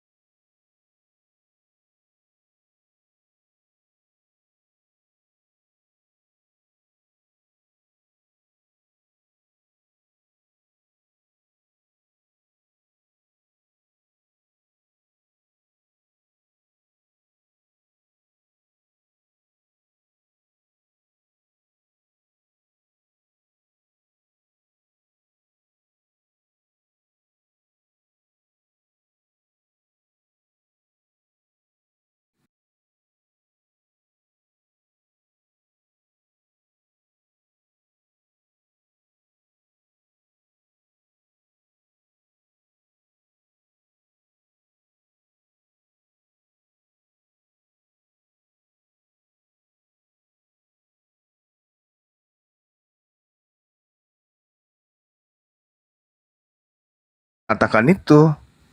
Bible bercerita lain. Karena memang misalnya dalam Roma 14 nomor 9, di situ dikatakan untuk itulah Yesus mati agar kemudian menjadi Tuhan bagi orang Kristen gitu loh. Sekira begitu Bang Handi dan teman-teman yang lain. Silakan Pak Bontor. Ya, saya singkat aja. Saya berdasarkan pembelajaran yang saya dapat di dalam kekristenan itu mengacu dan memahami yang diimani itu hanya kepada monoteis dan menolak yang namanya triteis. Ya, cukup. Ya, dikatakan sebagai triteis, tapi monoteis. Ya, karena itu memang ajaran para nabi. Tapi di Kristen tidak bisa dikatakan monoteisme. Kenapa? Di situ ada Yesus, di situ ada Roh Kudus, di situ ada Bapa. Dan Bapa tidak bisa menjadi Yesus. Yesus tidak bisa menjadi Bapa. Bapa tidak bisa menjadi Roh Kudus. Roh Kudus tidak bisa menjadi Yesus. Roh Kudus tidak bisa menjadi Bapa. Bapa tidak bisa menjadi Roh Kudus. Bapa juga tidak bisa menjadi Yesus. Yesus tidak bisa jadi Roh Kudus, Yesus tidak bisa jadi Bapa. Jadi mereka ini adalah 3 pribadi yang berbeda dan berbeda hakikat. Tidak bisa kemudian dikatakan satu. Itu data, itu dalil. Tapi akal kita sebagai manusia selalu mengarahkan kita untuk menuju kepada satu Tuhan. Nah, Kristen tidak bisa sampai ke sana. Kenapa? Karena sudah lingkari dengan doktrin dan dogma. Kalau dikatakan monoteisme, yang mana yang satu itu? Dibilang Bapa. Lalu Yesus bagaimana? Roh Kudus bagaimana? Dikatakan Yesus, terus Bapa bagaimana? Roh Kudusnya gimana? Dikatakan Roh Kudus, terus Yesus dan Bapa bagaimana? Sementara mereka ini adalah masing-masing berdiri sendiri. Gak bisa dikatakan satu. Yesus berdiri sendiri, Bapa berdiri sendiri, Roh Kudusnya berdiri sendiri. Tapi Kristen mau mengatakan kami monoteisme juga. Tapi tidak bisa. Karena di Kristen itu ada 3 pribadi yang disembah masing-masing, di mana 3 pribadi ini berdiri pada kodratnya masing-masing. Bapa lebih besar daripada aku. Bapa tahu hari kiamat, aku tidak tahu hari kiamat. Bapa yang mengutus aku diutus oleh Bapa. Roh Kudus tidak berkata-kata dari dirinya, melainkan apa yang didengarkan itulah yang disampaikan. Yohanes 16 nomor 13. Jadi 3 pribadi ini 3 hakikat juga. Tidak bisa dikatakan satu. Tidak bisa. Makanya ajaran Kristen itu ditolak di Yahudi. Mereka tidak mengenal Kristen ini sebagai bagian daripada mereka. Kristen ini dianggap bidat. Seperti itu Bang. Silakan. Ya, kayaknya nggak perlu saya perjelas kembali.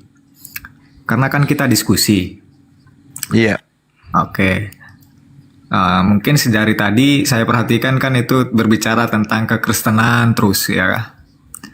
Tapi saya pikir tadi moderatornya itu ini dari perspektif Kristen, ini dari perspektif Islam. Saya pikir begitu.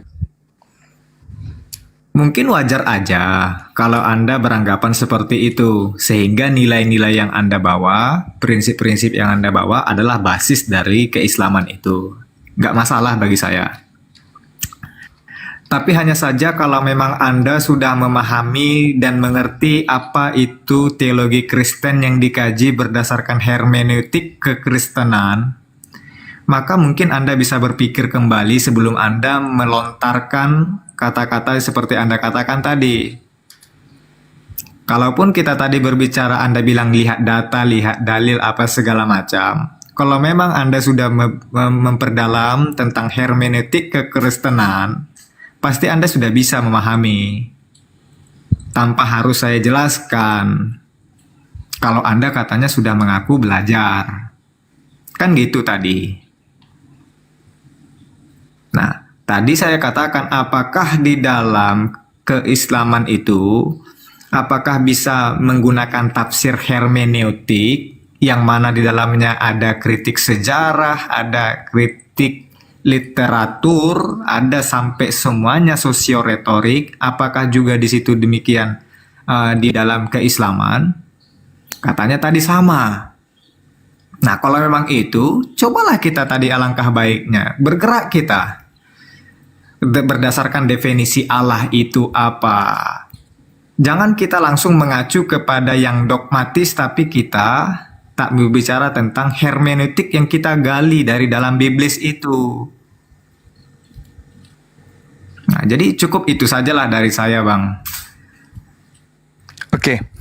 Jadi kalau berbicara mengenai Islam, tadi kan saya mengawali dengan surah Al-Ikhlas. Di Al-Quran itu kemudian dalilnya sudah sangat banyak sekali. Dikatakan bahwasanya annama ilahukum ilahu wahid. Jelas itu di dalam Al-Kahfi ayat 110. Fa in tawallaw faqul hasbiyallah la ilaha illahu. Diterangkan dalam At-Taubah ayat 129.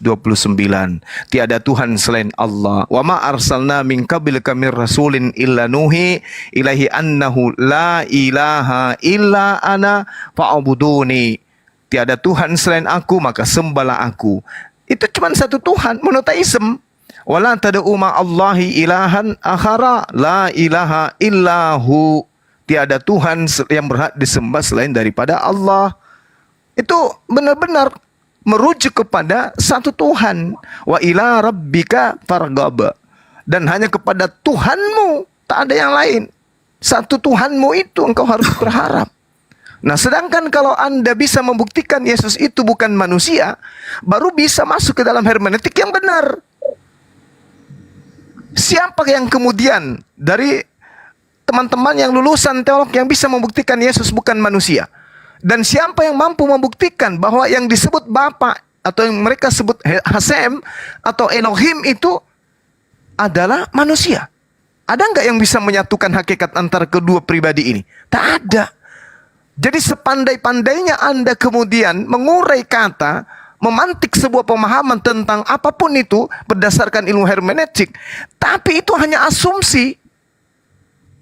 Itu hanya penafsiran. Lari dari kaidah. Contoh misalnya Shema Israel Adonai Eloheinu Adonai Ahad. Atau ucapan Yesus sendiri, hidup kekal itu adalah mereka mengenal engkau satu-satunya Tuhan yang benar. Yesus sebagai apa pada saat itu? Ketika dia berkata, sebagai manusia. Nah, apakah pencipta langit dan bumi ini manusia? Bukan. Lalu siapa Yesus? Mengenal Yesus yang engkau utus. Dia utusan. Kecuali ada di antara orang Kristen yang mampu membuktikan kepada kita Yesus itu bukan manusia, baru mungkin kita akan meraba-raba, mungkin saja dia malaikat. Tapi kalau Tuhan tidak mungkin. Mungkin malaikat atau apalah dia ini kalau bukan dia bukan manusia. Nah, sekarang kalau Yesus bukan manusia dan kemudian ternyata Tuhan yang menciptakan langit dan bumi juga bisa dibuktikan sebagai manusia, ya mungkin hermeneutik itu berfungsi kemudian untuk mencocok-cocokkan bahwa Tuhannya orang Yahudi, Tuhan pencipta langit dan bumi, nusul menjadi bayi. Nah, sekarang ada enggak di antara saudara-saudara yang mampu membuktikan kepada kita bahwa Yesus itu bukan manusia? Dengan ilmu apa yang bisa digunakan? Silakan. Ya, saya rasa balik-balik ke situ juga. Udah tadi saya bilang, Yesus itu 100% Allah, 100% manusia. Jadi kalau memang Anda bilang tadi hermeneutik itu asumsi orang, ya. Karena yang menafsirkan itu adalah manusia. Belum Allah itu sendiri yang menafsirkan, karena kita ini masih di dunia manusia toh. Yang mencari pengertian itu manusia. Iya. Tapi Tuhan sudah menyatakan dirinya. Yeremia 10:6. Tidak ada yang serupa dengan aku. Sekarang gini, Bang. Kalau abang mengutip-kutip ayat itu dari Kejadian sampai Wahyu, silahkanlah. Tapi pahamilah. Setiap setiap teks itu ada konteksnya. Sudah? Konteksnya merujuk kepada Trinitas. Yesus Tuhan. Kan gitu maunya. Oke, cukup. Nah, sekarang paham. Nah, sekarang begini. Coba Anda narasikan Yeremia 10:6. Tidak ada yang serupa dengan aku. Tidak ada yang serupa dengan Tuhan. Coba Anda kemudian narasikan seperti apa tuh? Apakah bisa kemudian kita serupakan Tuhan ini dengan makhluk? Kalau Anda mengatakan Yesus 100% manusia, 100% Tuhan, bagaimana dengan Tuhan sendiri? Apakah Tuhan itu 100% Tuhan, 100% manusia? Yesus oke, itu doktrin, itu dogma oke, itu tafsir Anda, silakan. Nah sekarang Tuhan sendiri pencipta dan bumi, apakah 100% manusia juga? 100% Tuhan juga? Lalu bagaimana kemudian Anda bisa mengatakan Yesus yang 100% manusia, pada dirinya ada unsur ketuhanan, sedangkan sudah penuh 100%? Coba, terlalu berlebihan saudara. Kalau Anda mengatakan Yesus itu 100% manusia, saya minta 0,1% sisi ketuhanannya, coba tunjukkan ke saya, ada nggak? Jangan 100%, 0,1%. Kalau ada silakan tunjukkan. Iya, buat Kalau apa ada saya nih. tunjukkan? Ya karena memang tidak ada. Bukan masalah. Yalah. Lah, Ya, saya ya. minta 0,1%, ada nggak? Anda mengatakan nggak usah saya tunjukkan. Kita butuh tunjukkan kalau ada. Anda tidak akan pernah bisa menunjukkan. Yesus itu bangkit, sudah. Yesus mati, Yesus bangkit itu adalah tanda angkatan jahat, angkatan tidak setia. Baca Matius 12 nomor 38 sampai 40. Angkatan jahat ini minta tanda dan tidak akan diberi tanda satupun kepada mereka, melainkan tanda Yunus. Sebab 3 hari Yunus dalam perut ikan, anak manusia 3 hari di dalam perut bumi. Siapa yang mengimani itu, maka dia adalah angkatan jahat. Jelas itu. Oke lah. Jadi percuma saya debat sama Anda. Saya pikir Anda memang menguasai, ternyata enggak. Oh ya sudah, Anda yang menguasai, karena Anda yang tidak mampu menunjukkan bukti. Makasih. Ya, sama-sama. Anda ini yang Anda yang menguasai tapi Anda nggak pakai data loh bro, Gontor. Kan tadi saya ucapkan pertama sekali ya bro ya. Anda sudah belajar tentang teologi Kristen, sudah. Alhasil yang dilakukan, yang diperlihatkan apa? Hanya menyangkut pautkan ini ke sini, ini ke sini. Ayat ini ke sini, ayat ini ke sini. Nanti kalau saya tanya apa itu tanda Yunus, sedangkan saya tanya tadi, pneuma itu artinya apa? Apa makna terkandung di dalamnya? Konteksnya pun tadi saya perhatikan, saya tanya situ nggak ada bisa dijelaskan. Lalu buat apa? Hermeneutiknya di mana? Artinya Anda ingin mengatakan bahwa orang yang sekolah teolog yang paham tentang hermeneutik adalah orang-orang yang kabur dari data dalil, betul? Betul? Anda ingin mengatakan itu? Bahwa sekolah teolog itu diajarkan orang untuk mentafsirkan data-data Tadi dalam saya Bible bilang, untuk mengkristenkan orang agar orang jauh dari ajaran para nabi, itu kan? Tujuan dari hermeneutik itu apa? Tujuan hermeneutik itu kan untuk membongkar, Ya sudah. memperhatikan. Nah, kenapa Anda tidak bongkar sekarang? Apa yang diperhatikan?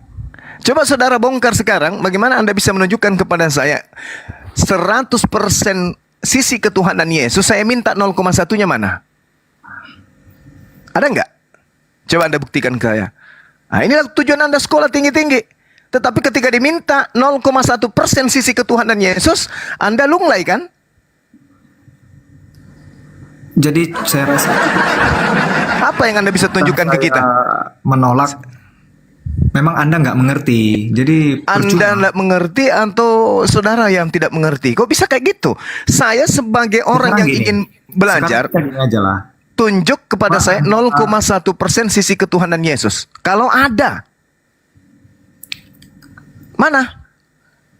Ya. Mana? Aduh, ini Ya saya minta bang, saya minta kan. Kita kan di Oke. sini dialog. Saya minta bukti 0,1% sisi ketuhanan Yesus yang katanya 100%. Mana 0,1 itu? Tunjukkan.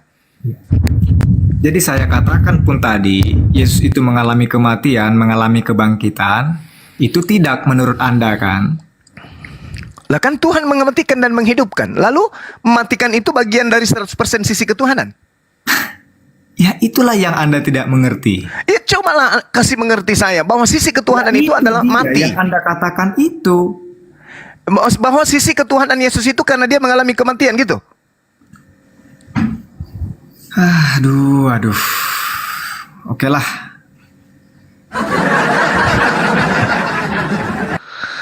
Saya rasa cukuplah dari saya. Bang tunjukkan nyalimu karena Anda sarjana teologi loh. Tunjukkan nyalimu bang. Saya rasa untuk nyali itu di sini. Saya sudah katakan sejak tadi, Udah itu aja. Masa sarjana teologi tak satu pun data Bible Anda bawa?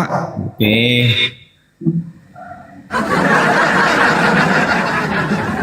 Coba saya tes Bang Juma. Tanda Yunus itu terdapat di mana Bang? Tertulis di mana tanda Yunus?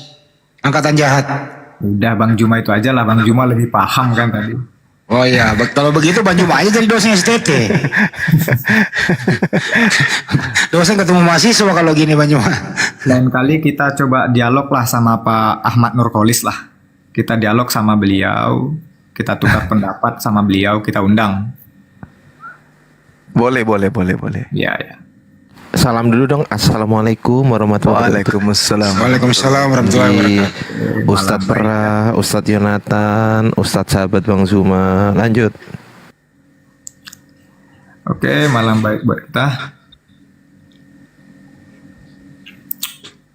Sekiranya Abang next kalau datang lah ya diskusi itu Bang, bukan hanya menafsirkan saja, hermeneutik saja, tapi bawa data, kemudian diolah.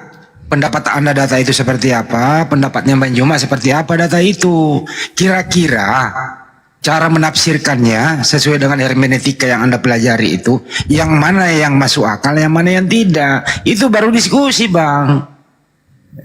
Itu loh. Iya, Anda kan moderator toh.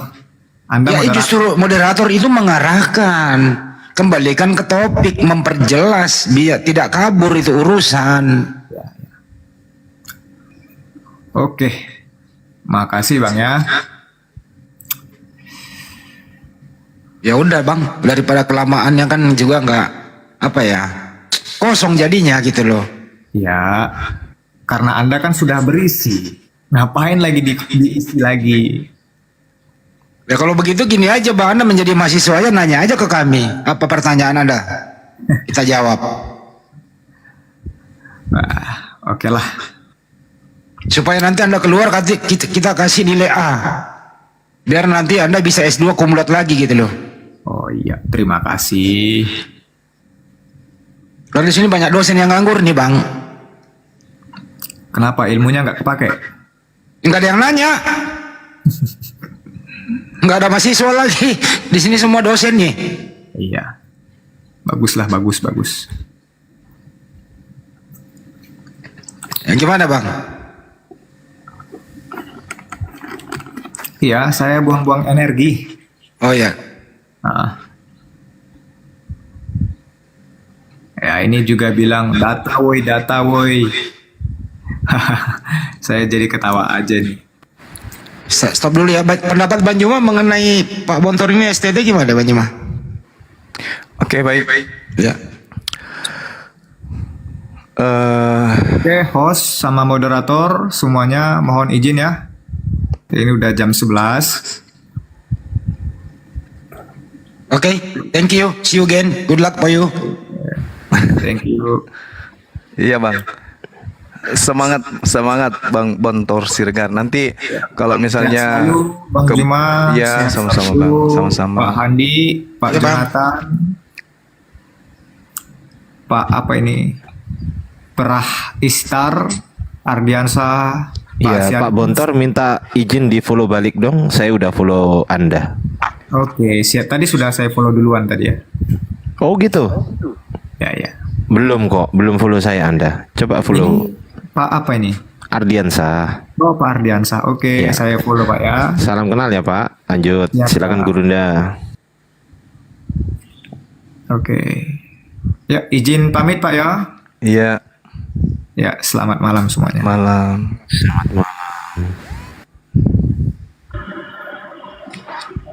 Tanggapan Bang Juma dulu sebelum kita beralih ke yang lain Bang Juma. Silakan. Ya, inilah cerminannya ya teman-teman. Ini cerminan yang nyata bahwa kalau di Islam itu ketika seorang ustadz, ketika seorang ulama kemudian sekolah tentang Al-Quran, ingin menjadi ustadz, ingin menjadi guru, ingin menjadi ulama dan seterusnya menjadi kiai, maka akan terlihat bagaimana penguasaan mereka terhadap materi, terhadap apa yang dihasilkan dari sekolah yang tinggi-tinggi, butuhkan waktu yang panjang, tenaga yang banyak, dan materi. Hasilnya kemudian bisa diadu, apatah lagi ketika masuk ke ranah Islam, berbicara mengenai Al-Quran, berbicara mengenai hal apapun yang kemudian terkait dengan Islam.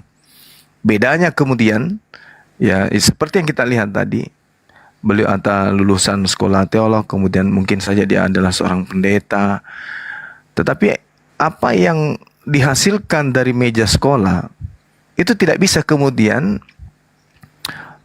dijadikan sebagai senjata untuk melumpuhkan anak-anak TK sekalipun. Singkat padat, jangan panjang-panjang. Karena sudah beda akidah gitu. Ntar dulu Bang, Pak Arianus nanti ke Anda. Artinya sekolah tinggi-tinggi kaitannya dengan kekristenan tidak membuat orang itu cerdas, tidak membuat orang itu pintar terhadap Bible, malah semakin bingung dengan Biblenya sendiri. Nah, saya lihat tadi saudara kita itu, kenapa dia tidak ngotot?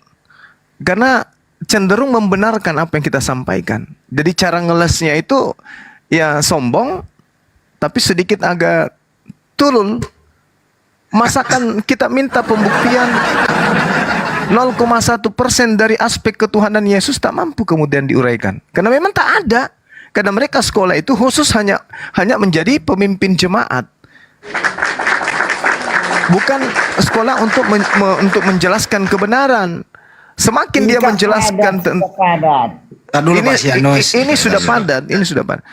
Ketika kemudian mereka menguraikan tentang hasil sekolah mereka di depan umum, maka dia akan semakin terlihat nampak perbedaan antara apa yang disampaikan dengan apa yang diajarkan oleh Yesus. Berbeda. Jadi orang sekolah teolog itu dipersiapkan hanya untuk mematikan akalnya jemaat yang gereja gitu, Bang Andi. Kalangan sendiri nggak bisa area publik. Pak Sianus, topiknya tadi itu adalah apakah Anda bisa menerangkan, buktikan 1% atau 0, sekian persen ketuhanan di dalam diri Yesus? Itu topiknya, Mas. Silakan. Baik, terima kasih. Semua kronologis Bibel itu teratur, itu aja. Bukan seperti dia. Pertanyaannya bukan teratur dan tidak teratur, Bang. Dalam keteraturan gampang dimengerti, bukan lompat-lompat, itu intinya. Ini loh topiknya tadi. Ada ini sarjana teologi nggak bisa menjawab. Buktikan 0, sekian persen unsur ketuhanan di dalam diri Yesus. Itu, Bang. Bagaimana saya membuktikan 0 sekian persen? Saya 0, sekian persen. Angka 1 aja pun saya nggak tahu. Oh, angka 1 nggak tahu gitu. Ya, sekolah lah betul.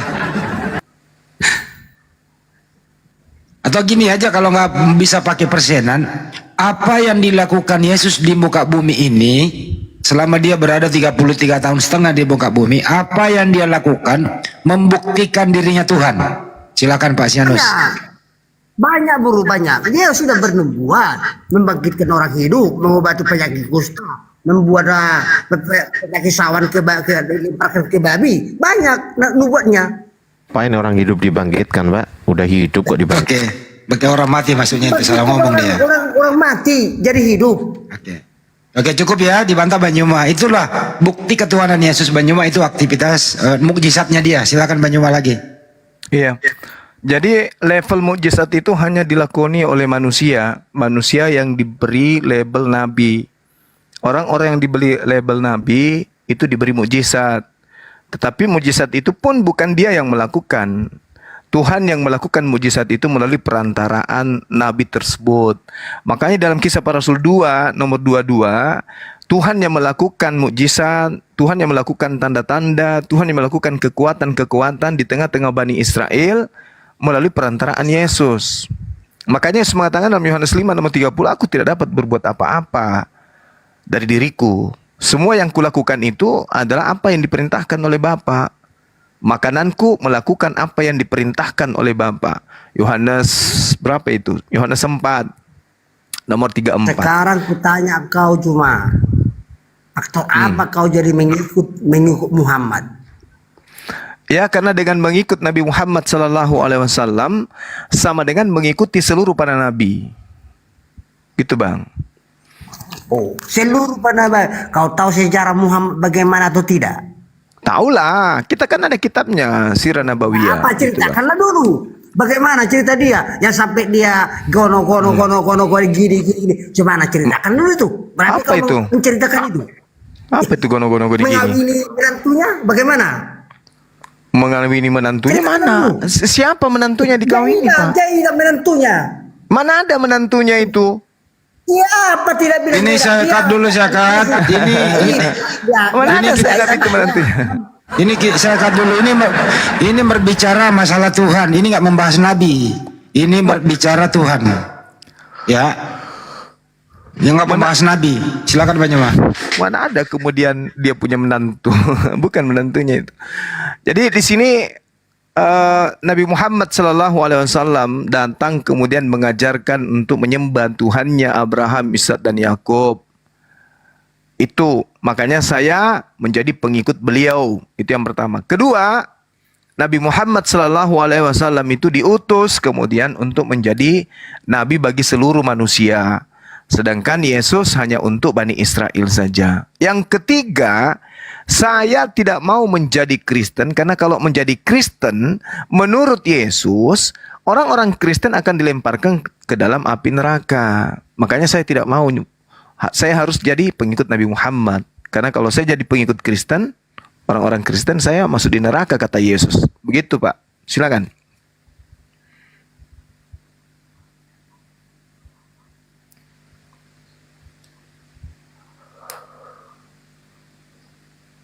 Dibuka mic-nya. Bicara sendiri Pak mungkin dia. Yadus.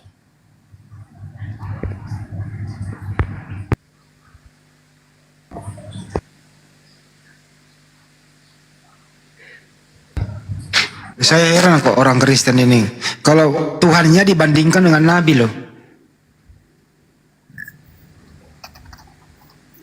Itu makanya tahu bunyi amanah agung. Hah? Go tell it on the mountain, over the head and everywhere katanya. Bukan untuk semua sesuatu suku, semua orang lain bahasa, lidahmu melalui perantara lidah mereka katanya.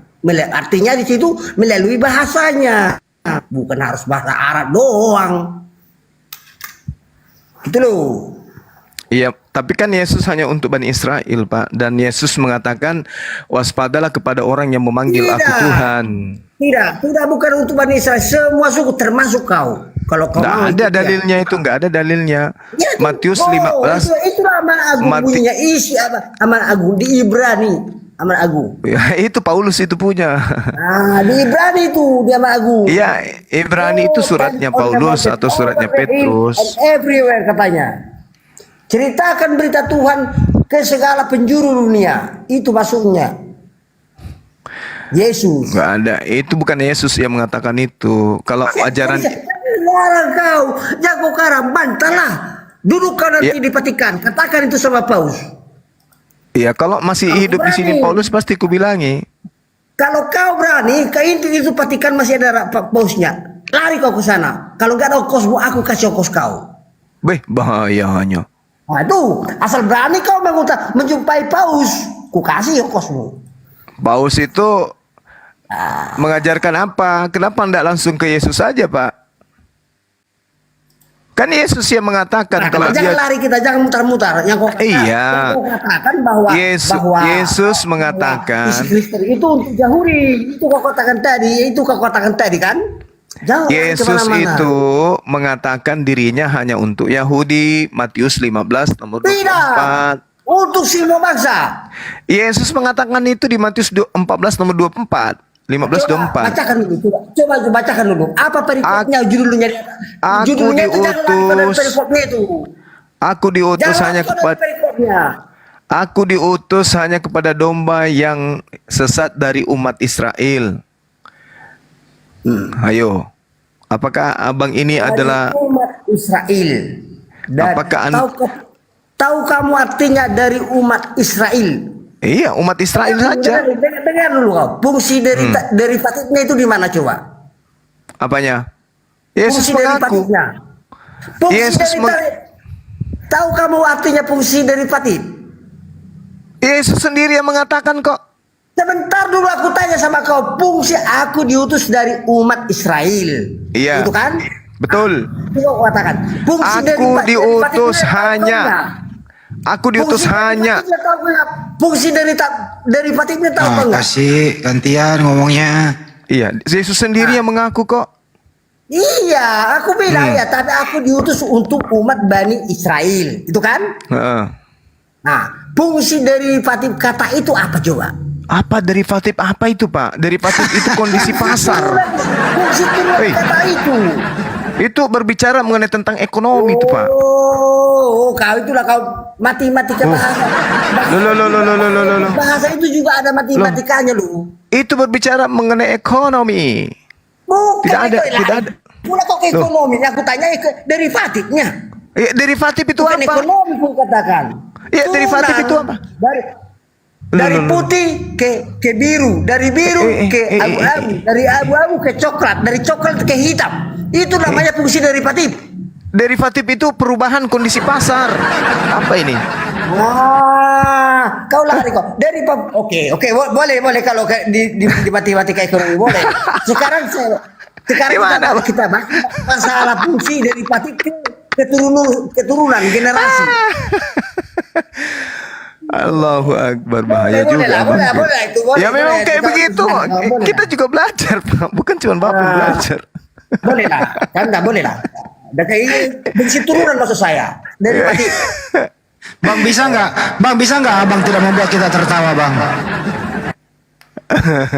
Bang di sini bukan stand up komedi loh bang. Ya, kadang-kadang kita harus stand up komedi agar jangan Stand up komedi dia. Allahu Akbar. itu kan nah, itunya. Kisah para Rasul 13 nomor 23. Tuhan membangkitkan seorang juru selamat bagi Bani Israel. Tuhan membangkitkan seorang juru selamat, katanya kan. Tadi berubah lagi bahasamu. Dari awal ini udah lagi. Iya, Kita kisah para konsisten. Rasul 13:23. Konsisten. Tuhan membangkitkan seorang juru selamat bagi Bani Israel. Yesus mengaku, Bani aku diutus hanya kepada domba yang sesat dari umat Israel. Nah, abang sendiri umat siapa ini? Dari Yunani kayaknya nih, Asianus ini biasanya orang Yunani. Ya, begini bro. Iya, bro. Kamu tahu nggak arti bani? Tahu. Apa itu coba?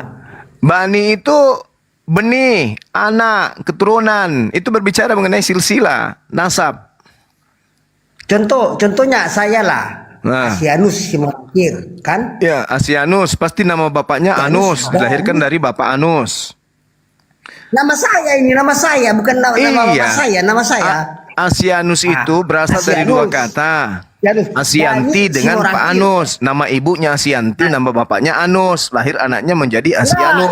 orang Batak nggak dikaitkan ke ibu. Orang Batak nggak dikaitkan ke ibu. Orang Batak nggak dikaitkan ke ibu kan? Saya Asianus Nah, Simorangkir. Artinya di Asianus situ, artinya pantat Asia. Bukan? Bani Simorangkir. Bukan Asianus. Asianus. Iya kan Asianus Bani kan? Simorangkir. Asia itu kan Asianus, wilayah kita kan. Nah, kalau Anus itu kan nggak bottom. dikaitkan sama ibu saya, nggak dikaitkan. Oh, gitu. Perempuan nggak berlaku sama orang Batak. Itu Oh. nggak berlaku. Nggak berlaku sama orang Batak. Kasihan ya ibu Asianus. itu. Ya iyalah, hanya perempuan itu hanya apa namanya cocok tanam. Terus apa hubungannya Asianus dengan Bani Israel? Nah, Asianus Simorangkir kan? Asianus Bani Simorangkir itu haknya marga Simorangkir saya. Iya, Simorangkir itu keturunan keberapa dari Nabi Yakub? Oh, Simorangkir oke aku tanya ya. Dari keturunannya aku katakan hanya kalau di Indonesia ini Bukannya hanya dua. kalau nabi dari Bata itu Lugat Timbunan namanya? Tambunan. Tambunan, sorry.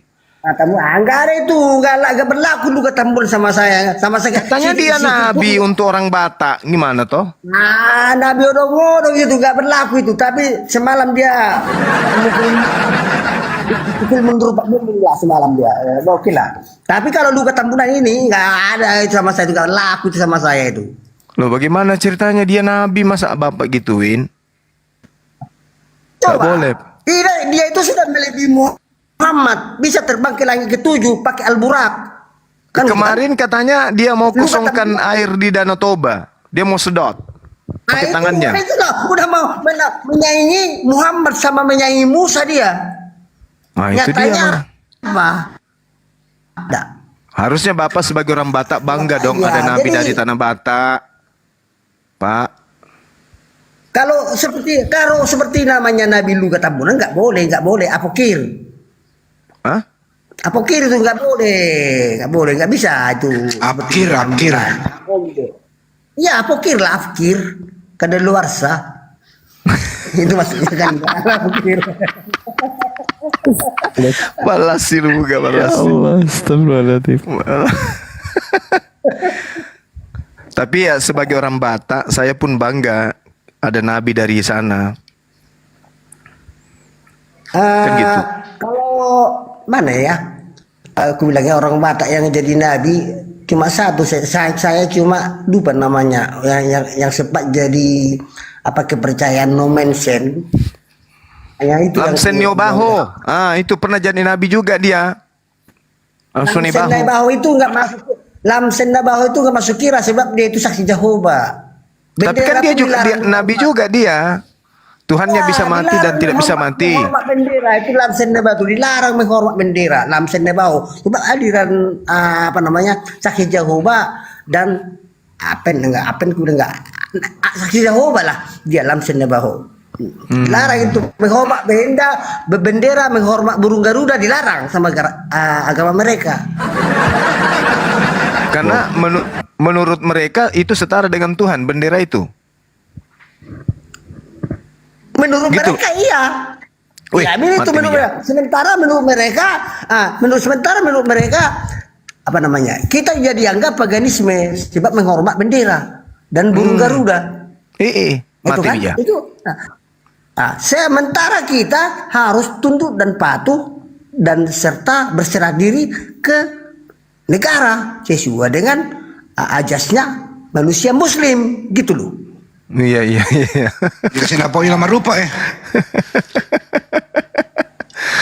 Aduh, Bapak ini bisa juga melucu Bapak ini ya. Bapak masih di Medan? Di Karo? Masih. Saya tinggal di Jalan Bije. Oh iya, nggak usah sebut alamat Pak. Nanti teman-teman jalan-jalan datang ke ke Medan, rumah Pak. minta empau. Nah, kalau datang Bapak nanti mana tahu jalan-jalan ke Medan, datang ke Jalan Binjai, tanya aja si Morangkir. Itu aja lah di depan hotel. Si Morangkir itu bukannya danau. Nanti saya ditunjukkan ke danau. Bukan, si Morangkir itu marga, Pak.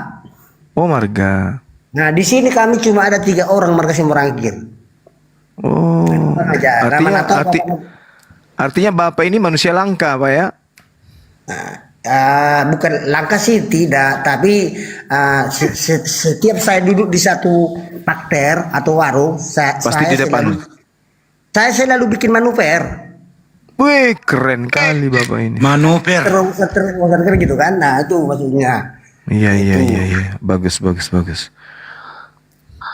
Artinya memang Bapak ini toko adat di sana ya? Boleh dikatakan begitu. Bapak punya istri berapa, Pak? 3. Cuma 1. Yang sah, yang tidak sah? Sah atau tidak sah cuma 1. Dan anak saya bahagia dengan istri saya ini sebab saya diberi keturunan 5. Tapi Bapak sering mampir di apotik, Istri. iya kan? Siapa? Bapak, Pak Asianus. Siapa yang di apotik? Bapak sering mampir kuliah di Jangan apotik. bilang saya di bidang saya bergerak di bidang barang bekas. Jangan Itu keadaan terpaksa, dorongan istri. Daripada capek kau kotor-kotor, kau jadi parkir lah kata itu pikirnya atau semprota itu. Iya, iya, iya, iya. Itu kan. Kalau Saya plastik, mau, Pak, plastik 1 kilo berapa, Pak? Pak, plastik 1 kilo harganya berapa? Nengok plastiknya, bro. Plastik ya minuman Plastiknya. kayak minuman itu loh, Bang. Kayak sebelum iya kayak gitulah. Nah, nggak laku sekarang, nggak laku. Nggak laku ya. Kalau besi, Bang, kalau besi Nah, oke ya, saya beli 5.000 sekarang. 5.000 ya. Aluminium. Aluminium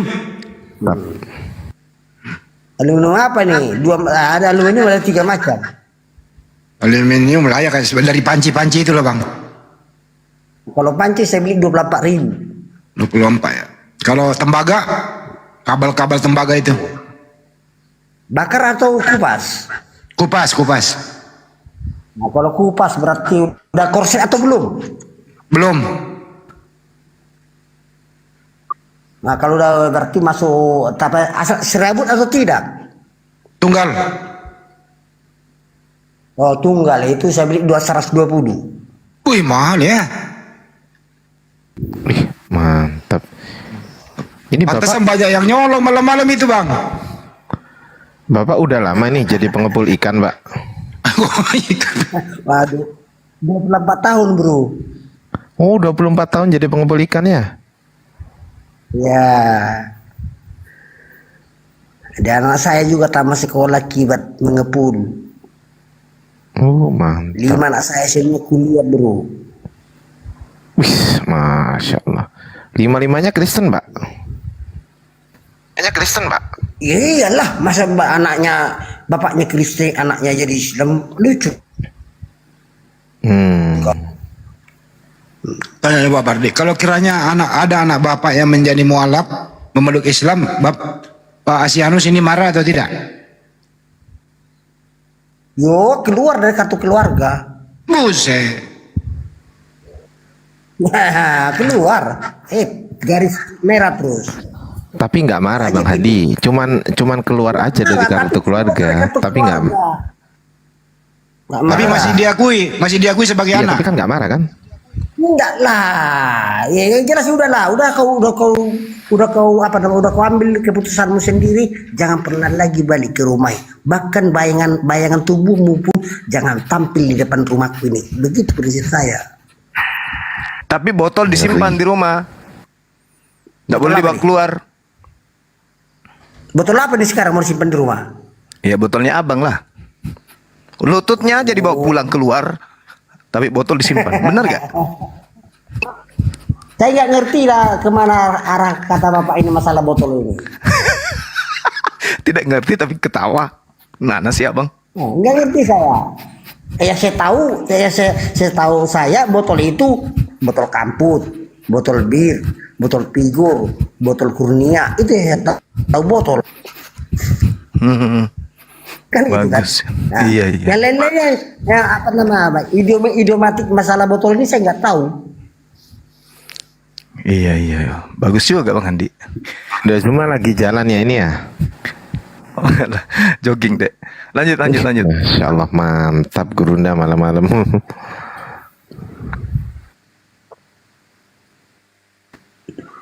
Tapi memang loh, misalnya nih ya, untuk Pak Asia. kata kita ngomong. Jadi kalau ada anak anda ini, kira-kira ada anak ini menjadi mualaf ya, Muslim, benar-benar udah bukan anak lagi gitu ya? Dihapus dari kartu keluarga dan tidak dapat jatah.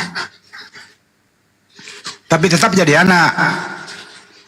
Enggak udah dihapus, hilang dah. Bus, hilang dia dari permukaan. Luar binasa. Udah hilang ya. Kalau sempat, jangankan itu kakak saya ini sekarang ada di apa namanya brand bengkel. Kalau dia misalnya anda usir keluar rumah, merantau ke Jakarta, jadilah dia pengacara sukses, terus kaya raya, masih diakui nggak tuh? sekaya-kaya apapun dia, kalau sempat dia pindah dari kepercayaan saya nggak akui. Tetap nggak diakui ya. Ya, Tapi kalau misalnya Pak, aku mau ngirim uang ke Bapak, diterima nggak tuh Pak? asal jangan saya minta.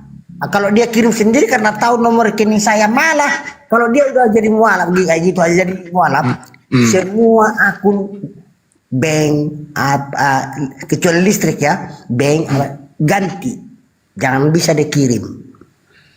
Oh jadi duitnya masih boleh diterima. Misalnya gini, Pak, berhentilah. Ganti rekeningnya diganti, mana tahu dia kirim diam-diam karena tahu dia rekening saya dan rekening maminya atau rekening adiknya, ganti semua, jangan dikirim.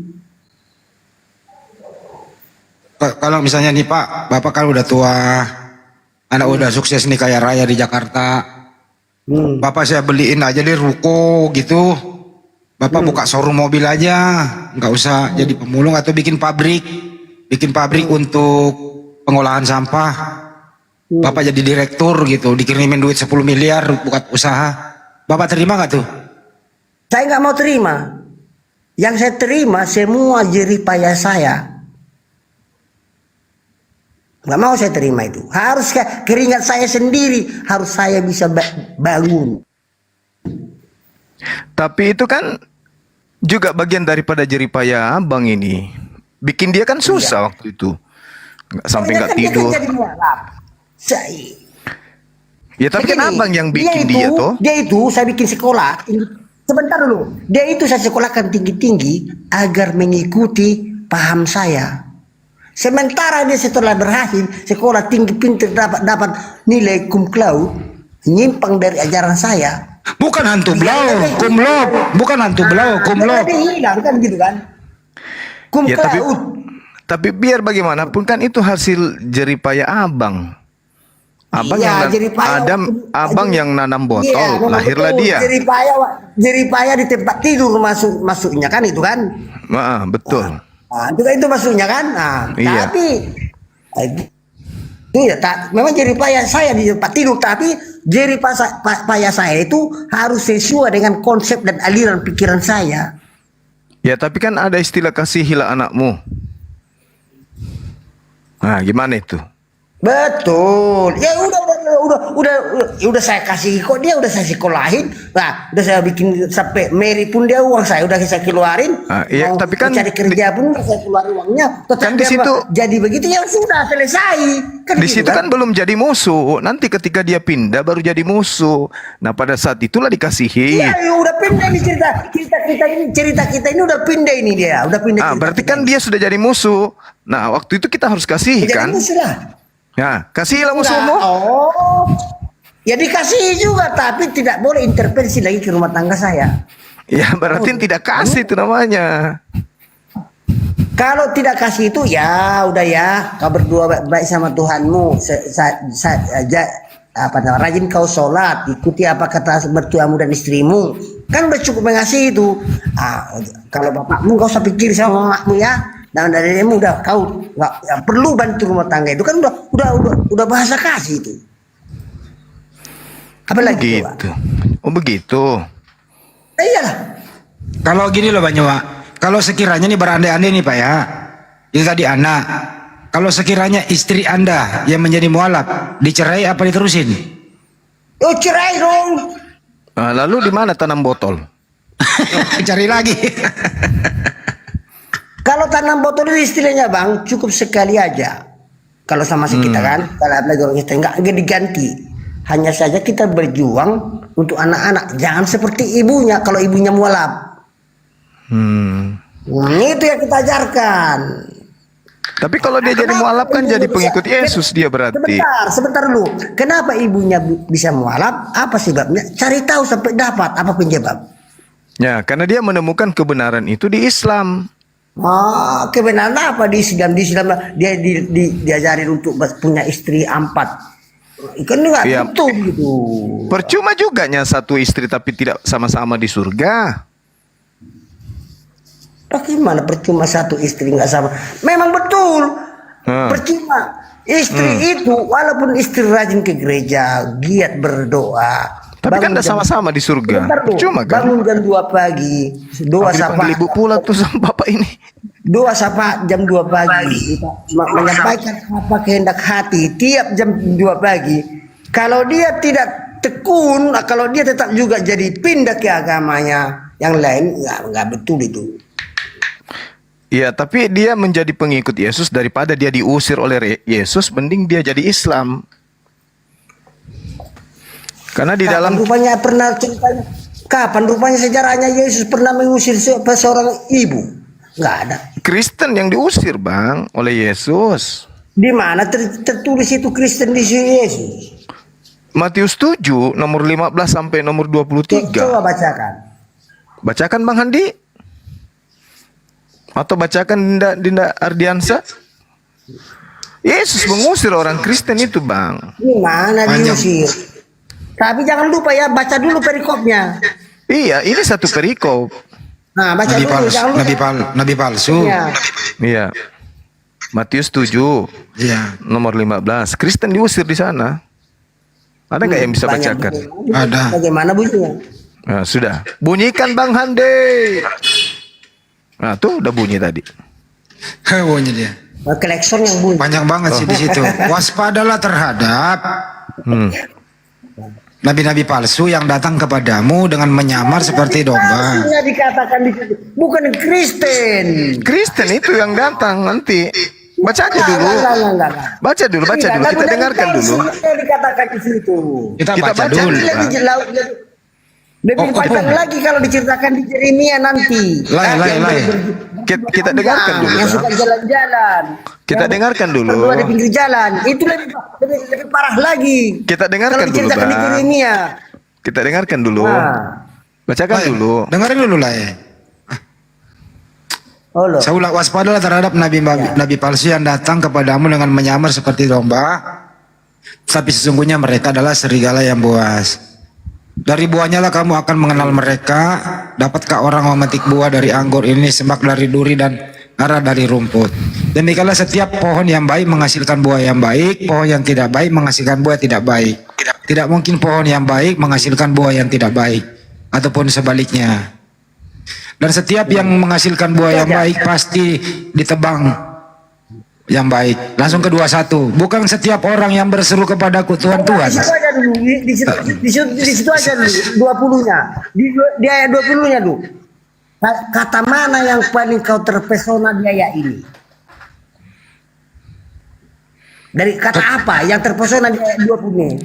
Kata mana? Nabi-nabi palsu atau yang mana? Yang mana yang paling kau yang mana? Kata mana yang paling kau terpesona di kata ini? Nomor Di ayat 15-nya ini. dulu, Bang. Nomor 15-nya dulu. Nah, bagaimana bunyi nomor 15-nya? Yesus berbicara kepada Bani Israel, muridnya, bukan orang Kristen di situ. Waspadalah Ya. kepada nabi-nabi palsu yang datang kepadamu, kepada Bani Israel. Sesungguhnya dia nyamar Jadi seperti pertanyaan- domba, padahal dia adalah serigala yang buas. Nah, siapa yang datang kepada murid-murid Yesus? Siapa, Bang? Yang datang. Ini udah kamu katakan tadi. Yesus berkata di hadapan murid-muridnya. Murid-muridnya Bani Israel. Dia mengatakan itu di hadapan murid-muridnya loh. Nah, iya. Nah, sekarang murid-murid Yesus ini datang orang-orang non-Yahudi kepada dia mengaku-ngaku sebagai utusan Yesus. Itu siapa? Di mana dia ada di ayat itu ada non-Yahudi ketika Yesus mengatakan itu. Itu serigala. Kan dia cuma mengatakan- Serigala nyamar domba. Itu kan dia mengatakan hanya kepada ke-12 muridnya, bukan ada iya. orang lain di situ. Iya. Yesus berbicara kepada ke-12 muridnya, waspadalah supaya kamu jangan Waspadalah. disesatkan. Nabi-nabi palsu Waspadalah akan kepada nabi palsu. Ah. Itu kan itu maksudnya. Iya, nabi maksudnya palsu. Yesus di situ. Maksudnya Yesus di situ. Maksudnya Yesus gitu agar kau beritahu sama jemaahmu karena 12 muridnya ini nanti membuka sekte. Agar tetap itu jadi pedoman hidupnya. Ya, waspada ya. Sama Waspadalah terhadap nabi-nabi palsu yang datang kepadamu. Nah, siapa yang datang kepada murid-murid Yesus? Mu itu artinya umum, bukan murid Yesus. Ah, Jemaat itulah mu salah. masing-masing. Itulah salahnya. Itulah salahnya karena Anda mengartikan seperti itu. Padahal itu Yesus sedang berbicara kepada muridnya, bukan kepada umum. Wah, ini bahayanya. Begini, Anda- begini aku kasih satu analogi. Waspada kamu, waspada kamu ya. Kamu itu definisinya apa menurutmu? Ya, kamu di situ yang berhadapan dengan Yesus. Kan lucu. Kalau ada orang yang ada orang abaikan dulu Yesusnya. Oh, nggak bisa. Waspadalah Kita kamu ya. harus tadi katanya Abaikan abang dulu itu. Contoh- abang tadi contohnya, katanya abaikan satu dulu. perikop, lihat perikopnya. Sekarang kok larinya? Oke. Ah, Artinya, kenapa? ini kan masalah kamu, waspadalah kamu, waspadalah kamu. Kamu siapa? Oke, murid-muridnya kan? Kamu itu. Murid-muridnya. Siapa Kamu. yang datang Termasuk- kemudian kepada Sebentar siapa dulu, yang datang? sebentar dulu. Hmm. Sebentar dulu, kamu itu termasuk kau, anakmu, istrimu. Mati meja. Nah itu kamu. Nah, ini asumsi abang, ini asumsi. Bukan asumsi. Nah. Itu kamu. Terus tanda-tanda nabi palsu itu memanggil aku Tuhan, bermujizat pakai nama aku, mengusir setan pakai nama aku, bermujizat pakai nama aku. Itu siapa? Bermujizat pakai namaku. Nama Yesus, mengusir setan pakai nama Yesus. Itu siapa? Islam atau Kristen? Kalau tidak ada mujizat, tidak boleh dianggap jadi murid Yesus. Harus ada mujizat. Ya, kok jadi kaji kebalik-balik, Bang? Nah iyalah. Pertanyaannya, mujizat itu kan masih dalam proses. Bermujizat, berproduksi, itu masih dalam proses. Belum terjadi. tanda-tanda dari nabi palsu itu pengikutnya bermujizat pakai nama Yesus, mengusir setan pakai nama Yesus, bernubuat pakai nama Yesus. Sekarang pertanyaan saya, siapa yang menggunakan nama Yesus mengusir setan, Islam atau Kristen? Ya Bibel dong yang menggunakannya. Ya Bibel dong, mana bukan ada di sana diceritakan. Ya, makanya tadi saya katakan Kristen diusir karena Kristen itu penghuni neraka. Begitu, Bang. Loh, itu dalilnya? Tidak. Loh. Baca nomor 23. Tidak Kata ada Yesus, sampai ke Tuhan, ke Allah, tidak ada masuknya ke Allah kalau tidak melalui Tuhan Yesus. Itu betul. kenapa harus pakai Tuhan Yesus? Justru memanggil Yesus itu Tuhan akan sampai ke neraka. Dalilnya tadi bahwa Tidak ada itu, di mana dalilnya? itu nomor Coba. berapa itu? Nomor 16, nomor 17, nomor 19. Enggak ada itu, enggak ada. Aduh, kenapa tidak ada? Pengajaran nabi-nabi palsu, pengajaran nabi palsu itu akan dilemparkan ke dalam api, dibakar. Enggak, kalian ajaran kalian yang begitu, kalau ajaran kami tidak. Mana ada, Bang, yang manggil Yesus Tuhan? Mana ada Islam? Yang memanggil Yesus Tuhan itu Kristen. Ajaran kami ya. Kristen itu yang Enggak. dalilnya begitu. Enggak. Memanggil Yesus Tuhan, bernubuat pakai nama Yesus, mengusir setan pakai nama Yesus. Itu siapa? Kristen atau Islam? Bernubuat pakai nama Yesus. Mengusir setan pakai nama Yesus, memanggil Yesus Tuhan, itu Islam atau Kristen? Kristen. Nah, itulah aku bilang, Kristen akan dilemparkan ke neraka. Tidak. Tidak. Salah itu, Bro. Tafsir. Itu tidak ditafsirkan, dalilnya ada begitu. Analisa bahasamu something Loh, baca. Abang lah yang baca. Matius 7. Abang baca Matius 7, 15 sampai nomor 23. Coba abang baca.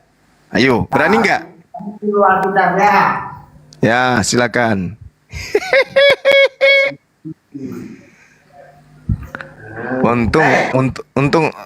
Untung songkatnya rusak. Kalau tidak, tepuk tangan lagi orang sambil tertawa. Nah. Gimana dong? Ayo, besok mualaf sama anaknya. Bang Andi. Mualaf nanti abang ini sama anak-anaknya sama istrinya. Itu dia. Tinggalkan katanya tadi dia tidak mau ambil warisan hartanya dari anaknya. Ternyata justru dia yang ajak anaknya mualaf. Mati nih ja. Balas ya mereka. Kayak mana kita? Ngamuk dia marah ya orang rumah. Dia marah orang rumah, jangan kau ada yang mualaf ya katanya. Dia cari Alkitab, mencari Bible. Oh jadi Bible. Berarti jarang ke gereja nih Pak Sianus ini. Bible taruh di mana? Sering ke gereja mengenai. Cuman data ini tidak dibacakan di gereja. Mana mungkin dibacakan? Jarang itu. Yang dibacakan itu mengenai perpuluhan. Walaupun tidak dibacakan di tafsir di kalau di sana. Ya. Jadi, coba ini bagaimana caranya lolos Kristen dari data itu. Ayo, taruhan kita. Pasti nanti lucu-lucuan gini Bapak. Lihat Mi. Mana Alkitab Pak? Tuh, ya cari dia. Ke rumahnya Pak RT. Minta Bible. Denai, ini Matius 7 berapa bro? 15 sampai Di sini. 23 bro. Matius 7 Matius 7 hal menghakimi. Hal yang kudus dan berharga. Hal pengabulan doa. Jelas Nabi yang palsu. benar, jalan yang benar, hal pengajaran yang sesat. Ini yang mana sekarang? 15. Hal pengajaran sesat. Mana? Matius 7 ayat 15 ya. Gitu bro. Tunggu sabar bang Suma Yang lagi. mana ini sekarang? Sabar. Nah ini saya bacakan nih Matius 7 hal penghakimi, hal yang mengkuduskan dan berharga, hal pengabulan doa, hal jalan yang benar, hal pengajaran yang sesat. Yang mana? Apalagi hal dua ancaman dasar, hal kesan pendengar. Yesus menyembuhkan orang yang sakit kusta. Yesus menyembuhkan hamba seorang perwira di Kapernaum. Mana ini? Yang mana ini sekarang? Oh, aku mau kau dikte. Gak bakalan lah bro. Mana? Jangan lari dari perikop. Aku mau kau dikte pula. Mana? Matius 7. Ayat 15. Waspadalah terhadap nabi-nabi palsu yang datang kepadamu dengan menyamar seperti domba. Terus dari buahnya Ayat 15. Dari buahnya lah kamu akan mengenal mereka.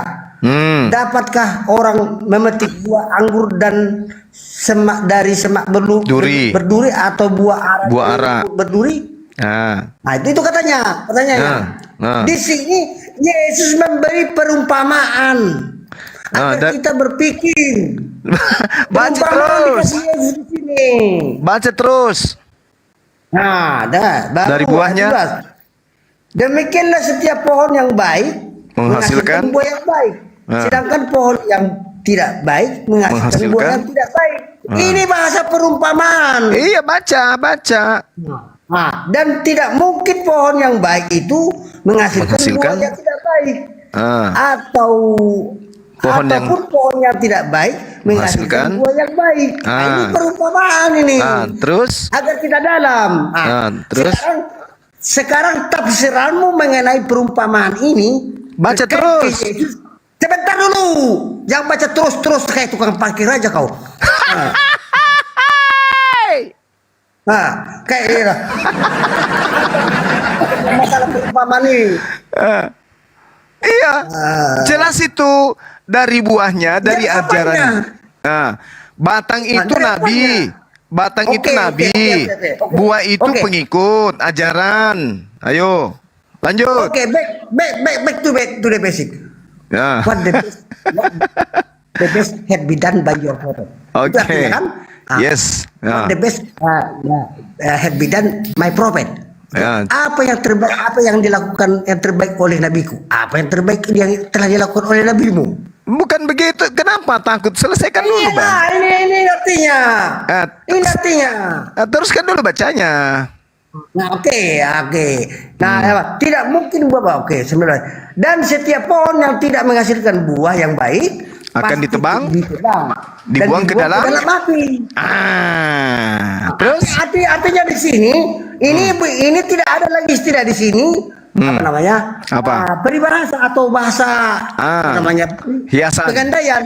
Nah, ini artinya makna murni memang pohon yang tidak berbuah harus ditebang jadi kayu bakar kok. Terus Gitu maksudnya. Apa Ya, lagi yang diteruskan? Ini baca. Baca terus. Terus oke. kan satu perikop.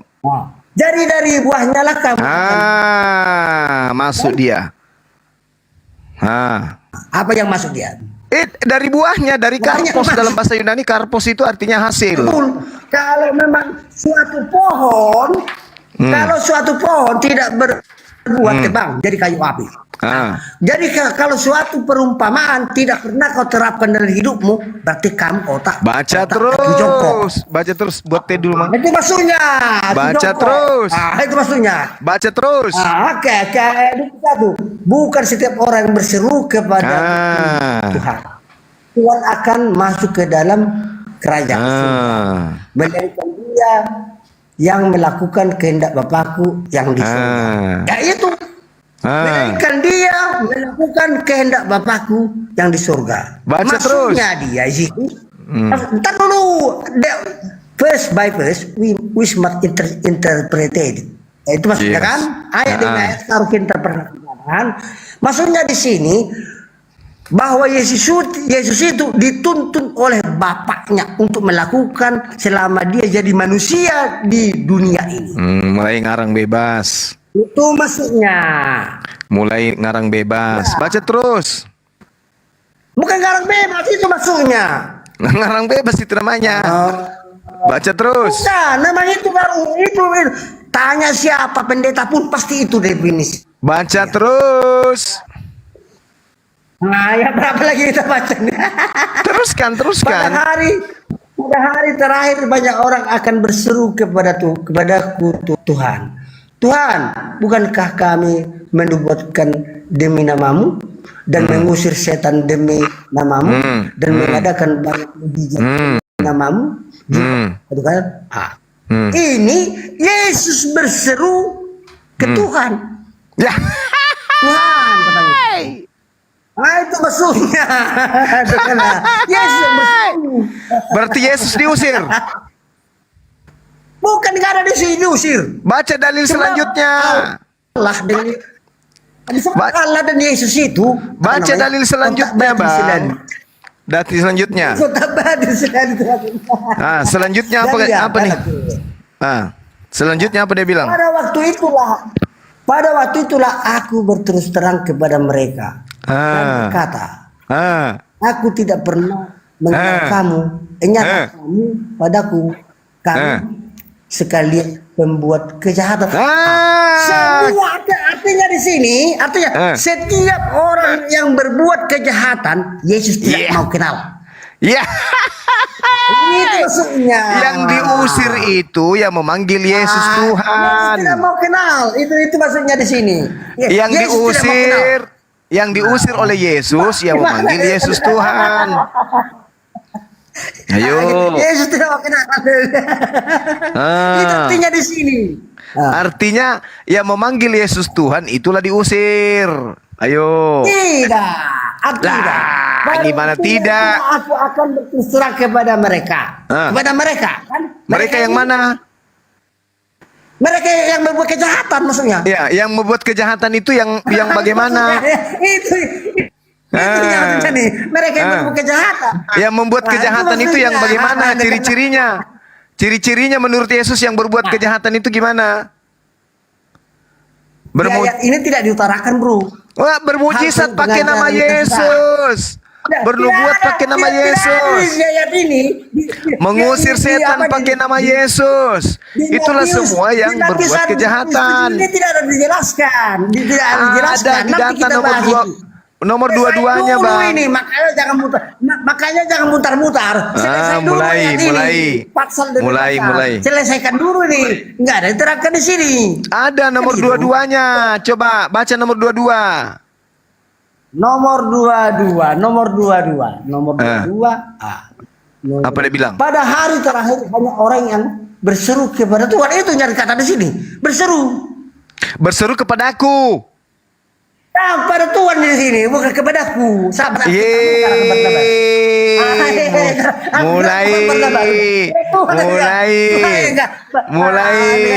Mulai jadi penyesat. Ayo. Bukan. Ini di sini kepada Tuhan dibilang di sini. Kepadaku. Enggak, kepada Tuhan di sini. Mana ada kepadaku. Ada ini.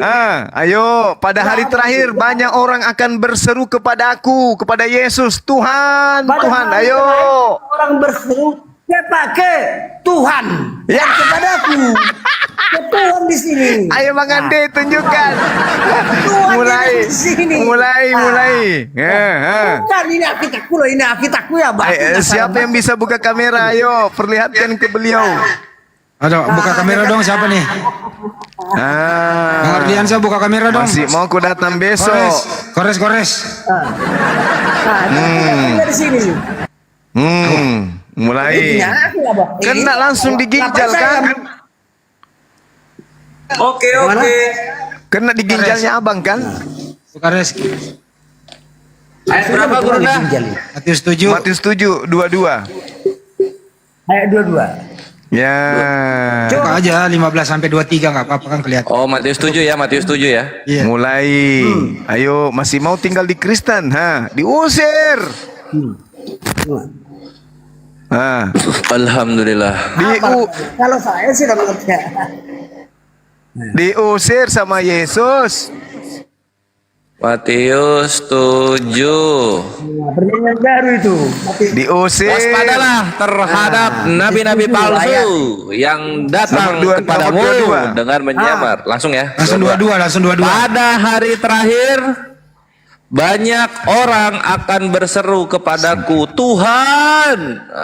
Kepadaku. Tuhan. Bukankah kami bernubuat demi namamu dan mengusir setan demi namamu Berseru Tuhan. dan mengadakan banyak mujizat demi namamu juga? Pada waktu itulah aku si Yesus ini akan berterus terang kepada mereka dan berkata, aku tidak pernah mengenal kamu. Enyahlah daripadaku kamu sekalian pembuat kejahatan. Waduh, Pak mantap. Anus diusir Pak Anus sama Yesus. Bukan. Yang jelas di sini untuk minta tolong sama Tuhan, bukan kepadaku. Bagaimana Bang ini? Kepadaku tentunya di sini. Gimana? Gimana Bang ini? Bukan kepadaku. Nah, itu dalam bahasa Yunaninya moi itu artinya ke aku. Kepadaku Artinya atau ke begini, aku. Artinya gini bro. Apa? Bro mengerti direct sentence dengan indirect sentence. Aduh, mulai ngaco. Maksudnya di sini. Kebanyakan direct makan sentence botol ini dengan abang indirect ini. sentence ini.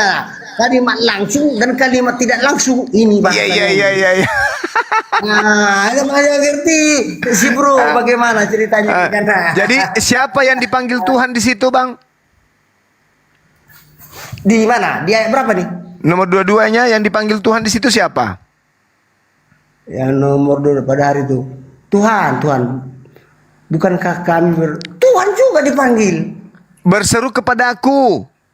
Pada hari terakhir banyak orang akan berseru kepadaku. Kudus itu siapa? Tunggu dulu. Tuhan, bukankah kami bermohon demi namamu, itu katanya. Siapa? Namanya siapa? Dan mengadakan banyak mujizat demi namamu juga. Nah, namanya Itu siapa? Tidak ada dibikin namanya di sini. Loh, Namamu juga itunya. itu Yesus kan berkata. Begini silap kau. Di sini namanya bahasa perumpamaan. Pada hari terakhir banyak orang akan berseru kepadaku. Ku di sini siapa, Bang? Sebentar dulu, kalau dibikin namanya di si definitif sudah pasti ditulis di situ berseru namamu Yesus katanya kan? Yesus. Definitif, namamu tidak ada ditulis di sini. Nah sekarang siapa yang berseru kepada Yesus dengan panggilan Tuhan? Siapa? Ayo. Banyak orang. Siapa? Orang ini orang mana? Islam atau Kristen? Banyak orang, saya nggak tahu Islam mau Buddha mau Hindu saya nggak tahu. Yang penting banyak orang. Aduh, lawak. Makanya Yang penting banyak orang. makanya banyak orang yang mualaf, Bang, karena baca dalil ini. Pendeta tidak berani baca ini dalil. Salah itu, ya. Jadi bagaimana pula bisa orang mualaf sementara bahasa Arabnya pun mereka. Ya orang mualaf daripada diusir Yesus ke neraka, mending meninggalkan Kristen. Ini semua Alkitab disampaikan menurut lidah mereka. Lah itu Sesuai dengan dalilnya tadi bahasanya, Yesus. saya Pada waktu Tidak itulah mungkin aku akan itu. berterus terang kepada mereka, enyahlah daripadaku. Incredible and impossible. Tidak mungkin itu. Hanya bahasa Arab. Sekarang Tidak itu mungkin. Yesus Tidak jauh. yang diusir Artinya Yesus siapa? Pendekatan kau ini jauh kali. Tidak mungkin. sama sekali. Yang diusir Yesus di situ siapa? Sekarang kan yang ceritanya kita lari ke kau katakan tadi mualaf. Dia baca satu alat Bismillahirrahmanirrahim katanya kan. Siapa itu lah, siapa itu Ar-Rahim, siapa itu Rahim. Mereka Ya, tidak ngerti itu. Tuhannya Yesus lah. Nah itu tidak ngerti padahal itu dalam Bismillahirrahmanirrahim itu sudah ada di situ dalilnya Trinitas. Ya. Nah, itu ada dalil di situ, Trinitas. Sekarang yang diusir Yesus di situ siapa, Bang? Ar-Rahman, Ar-Rahim. Sudah ada. Yang Ada diusir di situ. Yesus di sana siapa, Nah, Bang? itu. Bang. Entar dulu. Udah logikanya begini. Tidak mungkin semua di dunia ini ahli bahasa Arab. Enggak ada hubungannya pun. Sesuai dengan amanat agung yang tertulis di Ibrani, sampaikanlah firman Tuhan sesuai dengan lidah mereka. Percuma pun disampaikan, ujung-ujungnya diusir ke neraka, Bang. Jadi nyatanya. Ini jangan musik dulu di mana ini musik? Masalah musik. neraka, masalah Kodong. tidak ke neraka. Maaf, Mija. Never mind. Kan adalah problem itu aja. Masalah terakhir. Yang penting yang diusir oleh Yesus itu siapa, Bang? di mana di sini diusir Yesus? Enyahlah daripadaku kalian semua pembuat kejahatan. Itu siapa? Oke. Pada waktu itu aku akan berterus terang kepada mereka dan berkata, aku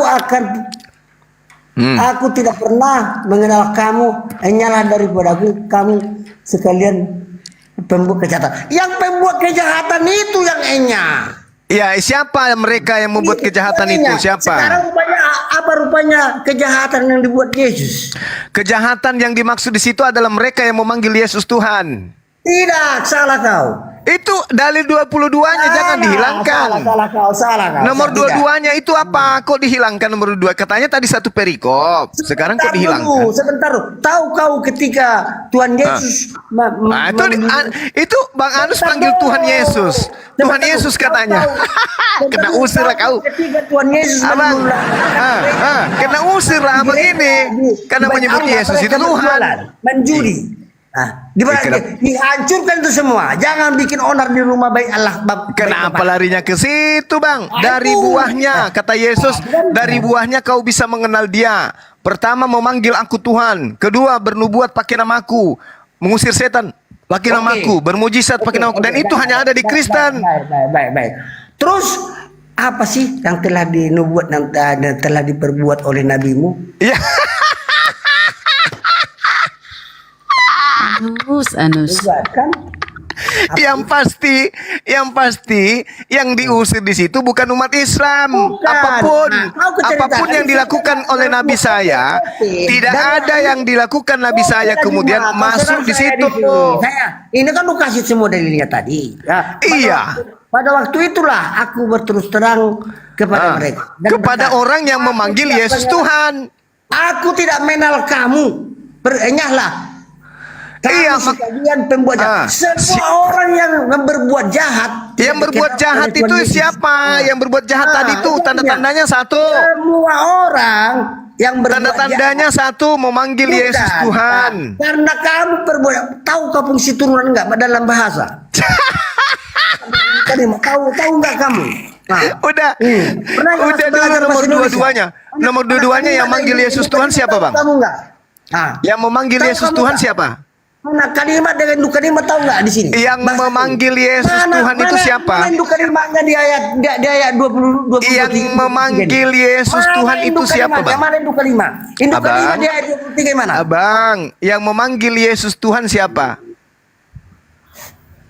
Banyak orang. Iya, siapa orang itu? Siapa? Tidak ditulis di sini.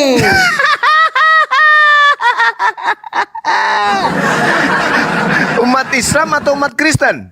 Tidak, mau Islam, mau Hindu, mau Buddha, saya nggak peduli. Pokoknya Islam banyak tidak orang. ada. Islam tidak ada yang Pokoknya manggil Yesus banyak Tuhan. orang di sini, banyak orang. Cuman Dia Kristen. ditulis di sini. Nah, Iya, banyak berarti orang. semuanya Kristen berarti.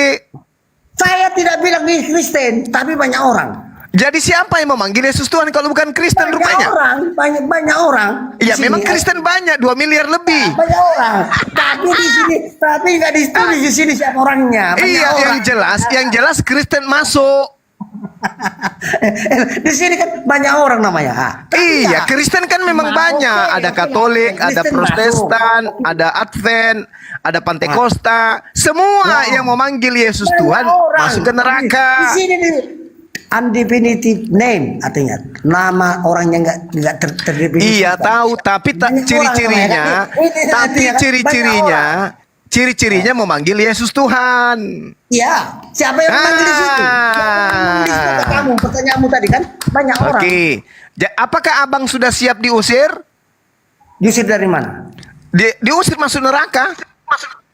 Bila saya berbuat jahat, Iya, berbuat Wajib. jahat itu, Wajib. tanda-tanda Wajib. perbuatan jahat itu memanggil Yesus Tuhan. Itu adalah sebuah kejahatan.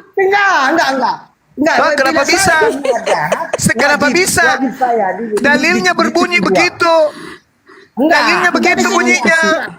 Yang Oh, melakukan kejahatan itu salah satunya ini adalah kamu memanggil cuma- Yesus Tuhan. Ini kamu cuma sudah berasumsi. Oh enggak, orang-orang yang berbuat kejahatan itu tanda-tandanya memanggil Yesus Tuhan. udah berasumsi terlalu lebar kamu. Jangan Loh, lari dari nomor topik. dua-duanya loh, Yang nomor kita dua-duanya, jangan lari. nomor dua-duanya, coba baca, nomor dua-duanya. Nomor 22. Apa yang dikatakan Pada situ? hari terakhir, banyak orang yang berseru kepada Tuhan, kepadaku, Tuhan, Kepada aku. kepadaku, Tuhan. Ya. Tuh kan? Siapa tuh? Siapa yang memanggil Yesus Tuhan? Itulah pelaku tahu kejahatan. Tak tahu ini apa bahasa ini. Ini direct sentence atau indirect sentence? Siapapun yang memanggil Yesus Ini Tuhan kalimat itu adalah langsung pelaku atau kalimat kejahatan. Tidak langsung. Ini harus kau pelajari nih. Gitu loh. Siapapun yang melakukan Pelajari dulu kejahatan. Nih, semua nih. Tahu nggak kau nih kalimat Atau langsung diberangkas, atau kalimat tidak langsung? Siapapun yang memanggil Yesus Tuhan itulah pelaku kejahatan. Ini. Abang, siapapun yang memanggil Yesus Tuhan itulah pelaku kejahatan yang akan dilempar ke neraka. Ayo. Bentar, aku kasih itu kau satu analogi. Bang Juma bisa gantian kah? Bapak Menteri, Bapak Menteri Pertambangan memerintahkan agar Muara Wali diamankan. Kata Menteri Penerangan. Bapak Presiden memerintahkan Menteri Pertambangan agar Muara Wali untuk main diamankan. Lingoy. Nah, yang menyampaikan ini Menteri Penerangan, bukan Presiden. Lingoy. Membela diri ke sini. Nggak mau masuk neraka, tidak mau. Gitu loh. Intinya abang, kalau abang tidak mau masuk ke neraka, berhenti memanggil Yesus Tuhan, itu intinya. Aduh. Mualaf segera. Jadi begini Bro Juma. ngerti dulu kau bahasa Indonesia dari bahasa Arab. Aku pula yang disuruh mengerti bahasa Indonesia. Gimana ini? Dari sini aja kau nggak tahu mana direct sentence dengan indirect sentence.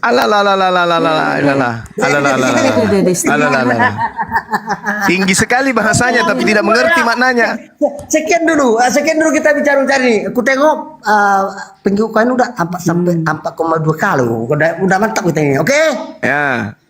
Anda abangku Asianus orang yang ke-3029 yang berbicara tentang ini dan mereka tidak bisa lolos dari pengusiran Yesus. Saya lolos kan? Nggak bisa karena abang memanggil Yesus Tuhan. Nggak bisa bang. Oke, saya lolos kan? Tidak masuk perangkap. Trick and trap. Trick and trap. Oke lah bro coba ya. Bisa follow kau. Bisa supaya besok disyahadatkan. Ya, tanya anak istri, jangan lagi memanggil Yesus Tuhan daripada kita diusir, gitu ya. Janganlah sampai disyahadatkan, ya kan. Daripada abang diusir, pilih mana? Enggak lah, karena kita soalnya gini, Juma kan, walaupun kita beda cara, tujuan kita cuma satunya kan, gitu kan? Tapi jangan mau diusir Yesus, bang. Iya, lain. Itu banyak jalan ke Roma kan, hanya jalannya yang beda kan kita ke sana. Jalan ke Roma itu Islam. Aduh abangku ini. Oke Juma kan, oke ya Juma ya. Oke. Yo. Allahu Akbar. Hati-hati di jalan bang. Yo.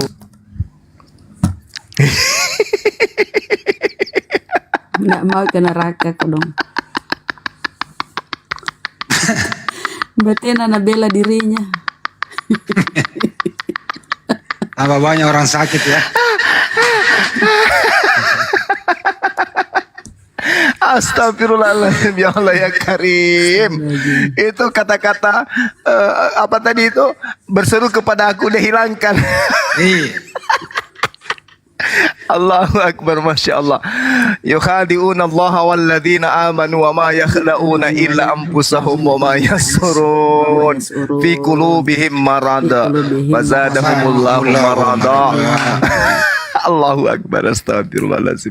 Mereka ingin menipu, tetapi sesungguhnya mereka hanya menipu diri mereka sendiri. Dirinya sendiri. Allahu Akbar.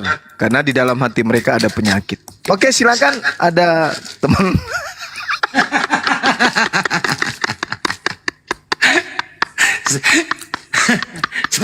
setengah mati lawan Bible-nya. Dia bilang, Guru bilang 35.000 tidak lolos. Dia bilang saya lolos toh. Mau lolos. Astagfirullahaladzim. Baru sama malam ini sedih banget. Sedih. Allahu Akbar, Masya Allah. Mantra aku anak buah. Astagfirullahaladzim ya Allah ya Karim. Ayo saudara-saudara Kristen, yuk gunakan akal, yuk. Kebenaran itu sudah nyata depan mata kok. Ayo. Bisa hanya itu ya, dia mengingkari datanya sendiri. Andai kan mungkin bisa dia edit, nah, andainya dia ini punya wewenang mengedit. Nah, Roy salah Roy. Astagfirullahaladzim. Astagfirullahaladzim. Ya Allah ya Karim. Astagfirullahaladzim ya Allah ya. Sudah Bang Andi, sudah. Belakang baru ketawa Bang. Gurunda ulang tahun hari ini, Ikhwan. Bahagia banget. Thank you hiburannya. Siapa tadi? Pak Asianus. Bukan. Intinya begini loh. Lucu aja. Udah jelas-jelas kan di tangannya itu emas. Dia berusaha bawa ini tai.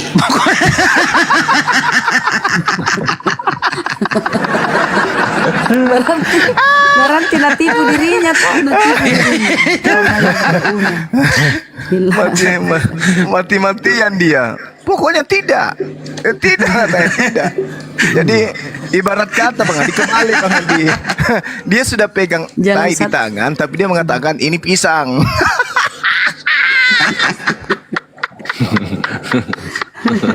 Bukan Pak, itu kotoran Pak. Tidak pisang. Astagfirullahaladzim. Kotoran, bukan Bang Suma. Pisang. Coba Bapak cicipi. Dicicipi kan? Nyam. Pisang Bang Suma. Pisang. Tapi itu coklat, Pak. Sudah Sudah apa coklat? berbusa mulutnya. sudah Berbusa mina sudah cicipi, mulutnya. dah baca mina bilang lagi. Sudah mina makan baru tidak tahu mina tak bilang bila tahu. Sakit perut tuh ketawa. Allahu Akbar, Masya Allah. Memperbodoh diri sendiri. Ya itu tadi, itu tadi. Yukhadi'un Allah, itu tadi. Yuhadiunallah. Asadullahu marada. Terus kan dikatakan di dalam waman azlama mimman iftara 'ala Allahil kadhiba wa huwa yud'a ilal Islam. Siapakah mereka yang memperbodoh diri? Bukankah dia yang telah datang Islam kepadanya, diajak kepada Islam tapi mereka tak mau? Itu orang memperbodoh diri. Belum lagi surah Al-Baqarah ayat 130. Siapakah dia yang memperbodoh diri? Adalah dia yang membenci ajaran Nabi Ibrahim alaihissalam. Itu tadi dia buktinya, gitu loh.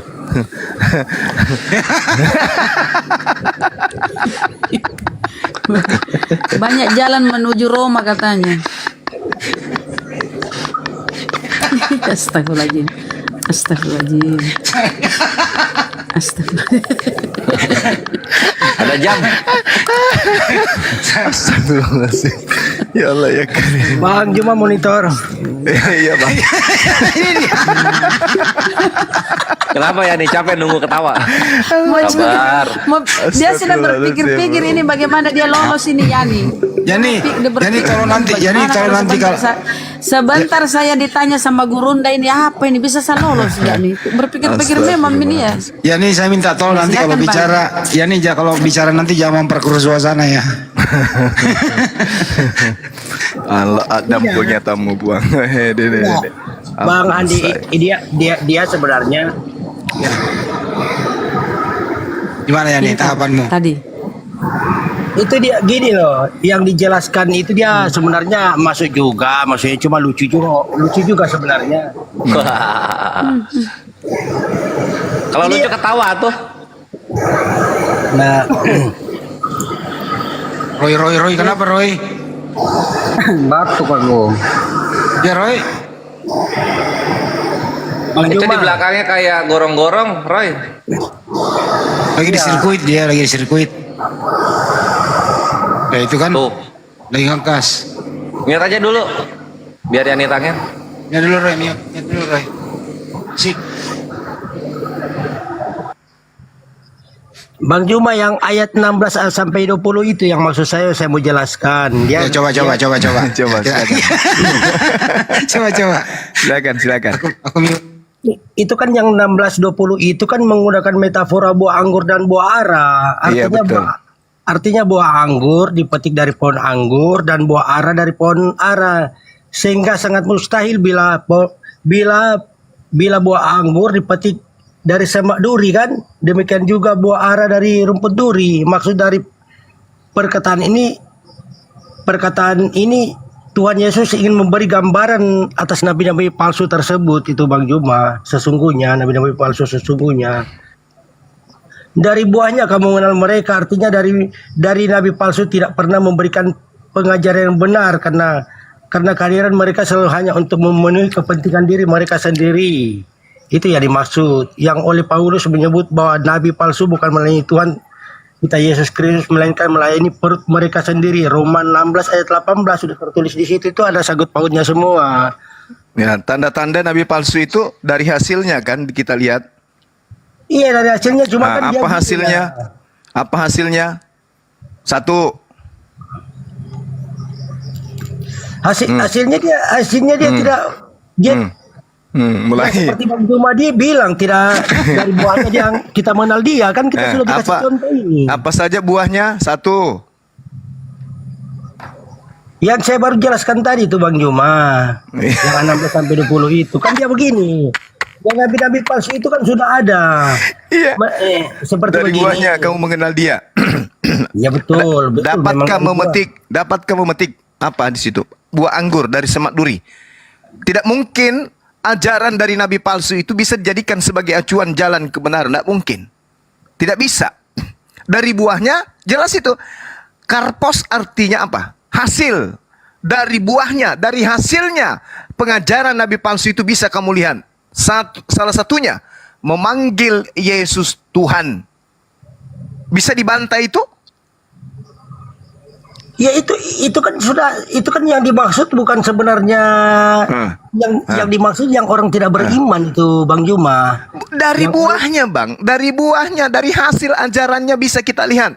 Nabi palsu itu dari buahnya bisa kita lihat. Satu, memanggil Yesus Tuhan.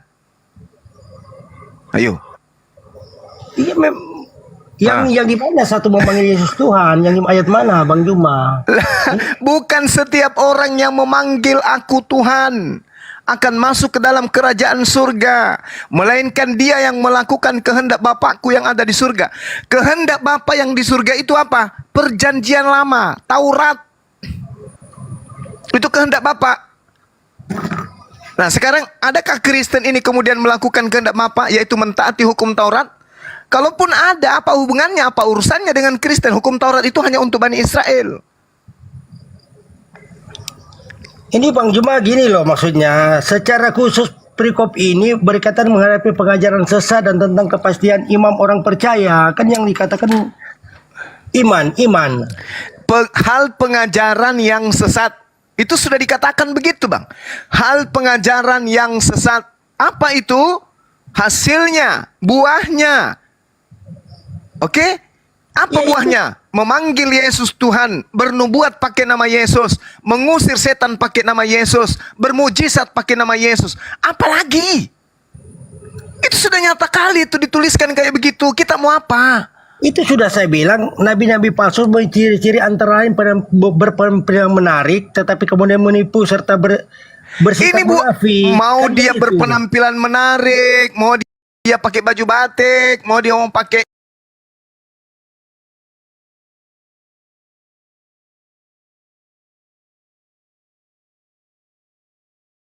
konde dari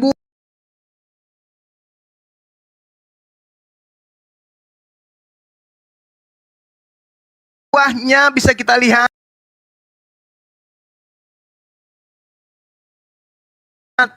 Mana nabi palsu itu, tengok ajarannya. Apa itu ajaran? Siapa punya pengikut itu? Paulus. Berarti nabi palsunya adalah Paulus botak. Kisah para Rasul 20 ayat 29 sampai 30 itu yang dimaksudkan dengan ayat ini. Jangan kemana-mana dulu bang. Ini dari buahnya aja lihat. Abang mau lihat orang yang memanggil Allahu Akbar gitu. Dari buahnya kamu bisa melihat dia memanggil Allahu Akbar. Gitu. Sholat, puasa, zakat, haji gitu. Ada tertulis. Ini kan saya sudah baca tadi Bang Juma barusan tadi itu. Masa Bang Juma nak simak itu yang saya bilang tadi. Di sini ada nggak memanggil Allah sebagai Tuhan? Allahu Akbar ada nggak? Ada nggak? Nggak ada. Tidak ada. Kalau memanggil Yesus Tuhan ada nggak? Kan sudah saya bilang yang dikatakan orang beriman ini Bang Juma. Orang beriman, bukan masalah orang ini dari orang Kristen tadi tidak beriman itu yang dimaksudkan. Bukan. Ini yang langsung to the point. Yesus mengatakan memanggil aku Tuhan, Itu bermujizat. Itu sudah Bang Juma. Dia munafik, itu orang begitu munafik, menyebut Dari nama Tuhan, buahnya tapi dia tidak bang, beriman. dari buahnya kamu lihat kalau buahnya sudah ada yang menghasilkan seperti itu, maka batangnya harus ditebang, agamanya yang harus dihapus, dilemparkan ke neraka. Oh tidak, itu tidak begitu Bang Juma. Dari ucapan Tuhan Yesus itu telah dan menggambarkan setiap- bahwa tidak ada yang tidak, Abang, tidak ada setiap teori pohon. Hmm. Begini saudaraku, bisakah buah itu ada tanpa pohon? Ya tidak bisa. Nah, tidak bisa. Ketika buahnya rusak, pohonnya yang ditebang. Ajarannya. Berarti semua Kristen akan dihapuskan, dimasukkan ke dalam neraka. Kan dalilnya sudah nyata ini.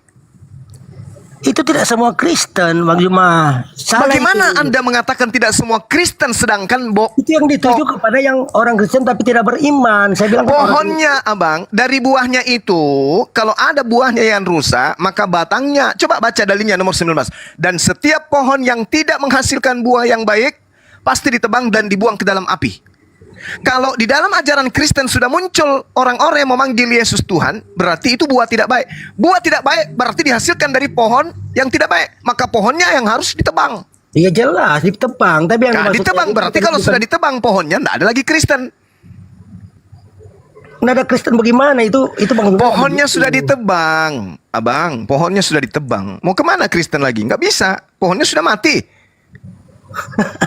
Bukan begitu Bang mulai, Juma. mulai. Nah, jangan pancing kita tertawa. Tidak. Tertawa semua orang di sini. Saya mendengarkan kalimat peringatan itu waspadalah terhadap nabi-nabi palsu. Dari buahnya kamu bisa mengenal nabi palsu Itu itu. mereka adalah serigala berbulu domba. Betul. Itulah kan. Waspadalah. Adalah terus satu peringatan. tanda-tandanya? Kan waspadalah. Maksudnya disuruh waspadalah. Waspadalah adalah suatu peringatan untuk selalu berhati-hati terhadap nabi-nabi palsu, terutama pengajaran yang menyesatkan. Kan yang dimaksud itu bukan semua orang Kristen yang Lah, makanya dari kita disuruh buahnya, waspada. Bang. Kan sudah dikatakan dari buahnya. Maksudnya dari buahnya kita kan bisa melihat. Kalau dia kan artinya begini, dari buahnya kita kan bisa melihat. Ngapain kita ikuti kalau dia sudah jelek buahnya? Kita jangan. Pohonnya, kalau sudah jelek buahnya, berarti pohonnya harus ditebang. Betul? Ayolah pakai akal. Ini dalilnya sudah sangat jelas ini. Mau kemana orang-orang Kristen ini? Tekan itu nabi palsu. Kau itu buahnya, Kalau buah di situ pengajaran sesat kamu. Kalau di situ disebut ciri-cirinya memanggil Allah sebagai Allah yang besar, Allahu Akbar, berhaji, Tidak, sholat, itu tidak begitu. puasa, zakat. Berarti tanda-tanda nabi palsu ada di Islam. Berarti umat Islam dan Islamnya harus dibuang ke neraka. Nah ini yang tanda-tandanya berbicara- semuanya ada di Kristen. Jadi Bang kita Juma- mau kemana? Bang Juma memang belum ada Islam. Kan ini yang bicarakan ini kan belum ada Islam. Tapi Belum ada kena nggak Islam. ke Islam ini, Bang? Hah? Kena nggak ke Islam? Apanya gimana? Kena tidak Islam ini? Tanda-tanda nabi palsu ini? Loh ini kan yang dikatakan yang ini kan saya cuma bilang waspada lah ya. suatu Kena peringatan tidak kepada- Islam di sini, Bang. Kena tidak Islam. Masuk ndak agama Islam di sini? Termasuk orang diusir Yesus nggak di sini Islam? Tidak. Nah, tidak. Nah, termasuk nggak Kristen di sini? Kan orang beriman, orang Kristen itu ada juga tidak beriman itu maksudnya. Alamak, di situ tidak diceritakan iman atau tidak iman. Ini tanda-tandanya memanggil Yesus Tuhan, bermenubuat pakai nama Yesus, bermujizat pakai nama Yesus, mengusir setan pakai nama Yesus. Kalau tanda-tanda itu sudah ada di agama tersebut, berarti agama tersebutlah ajaran nabi palsu itu. La haula wala quwata illa billah.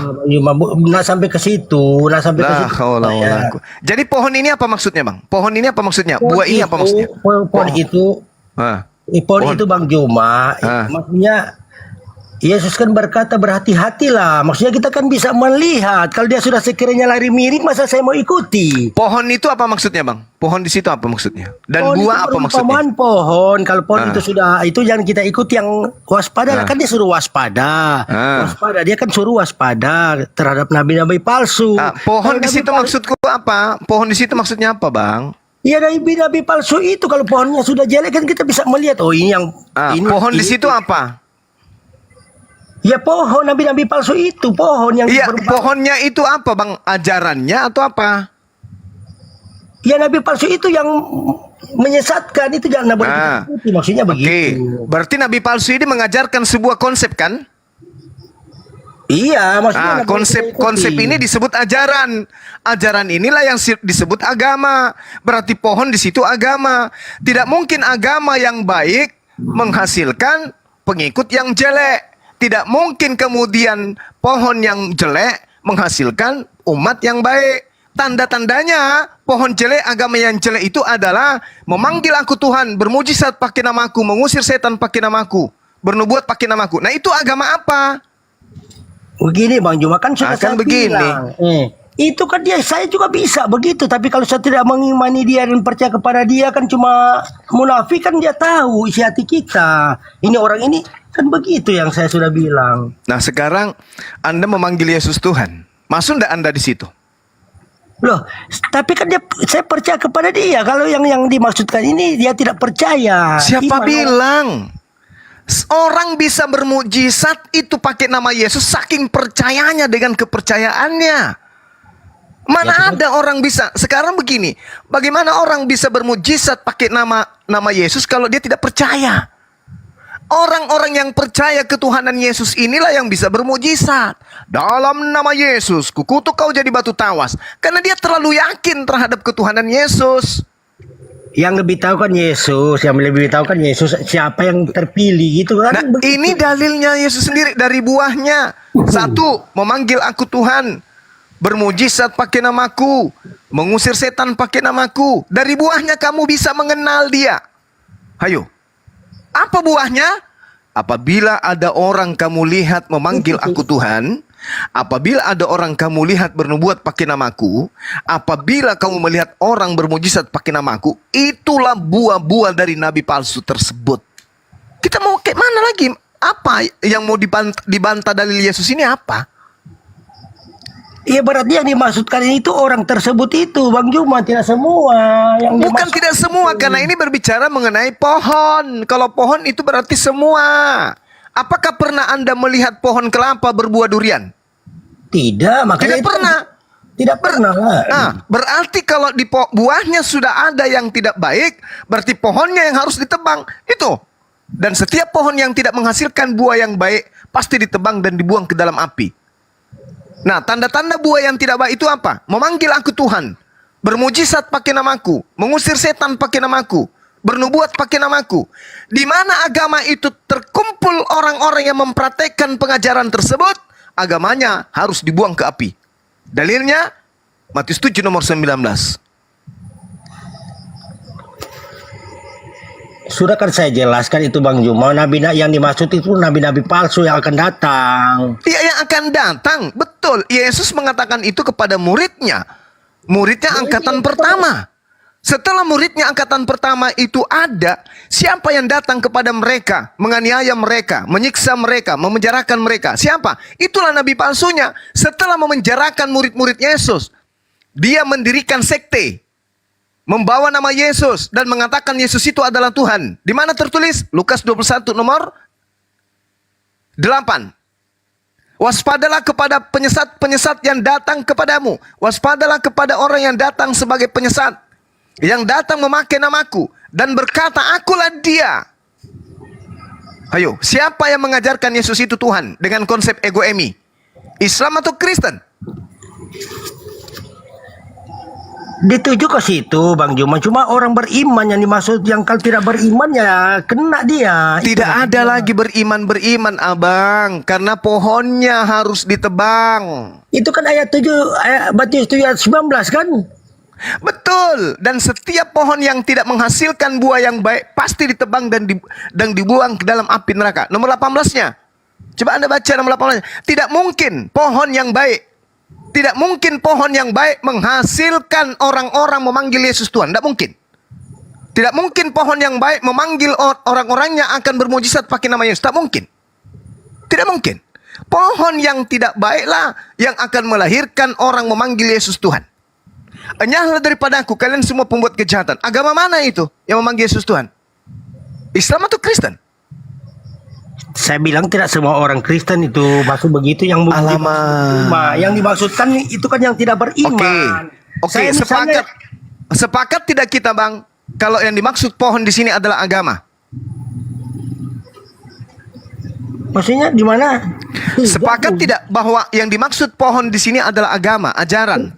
Pribadi orang itu yang dimaksudkan itu. Yang dimaksud pribadi itu adalah buahnya. Pohon itu ajarannya.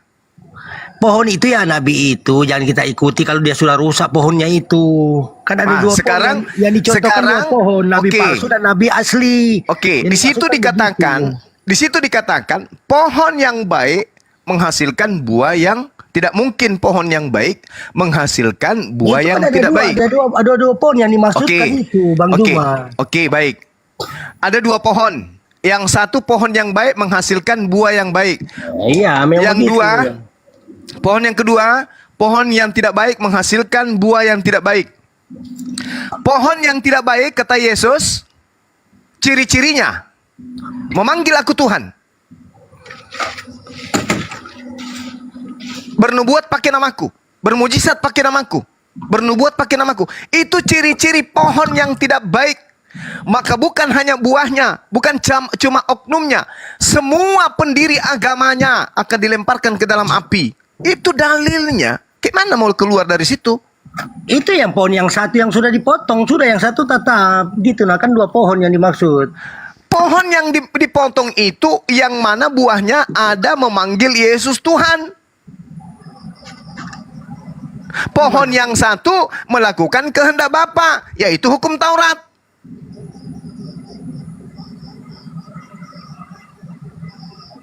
Menurut saudara Yani, kehendak Bapa itu di perjanjian lama atau perjanjian baru kehendak Bapa? Apa gimana? Ya perjanjian lama. Nah, perjanjian lama. Hayo. Ada enggak di perjanjian lama memanggil Yesus Tuhan? Ada enggak di perjanjian lama mengusir setan pakai nama Yesus? Bermujizat pakai nama Yesus? Ada enggak? Hayo.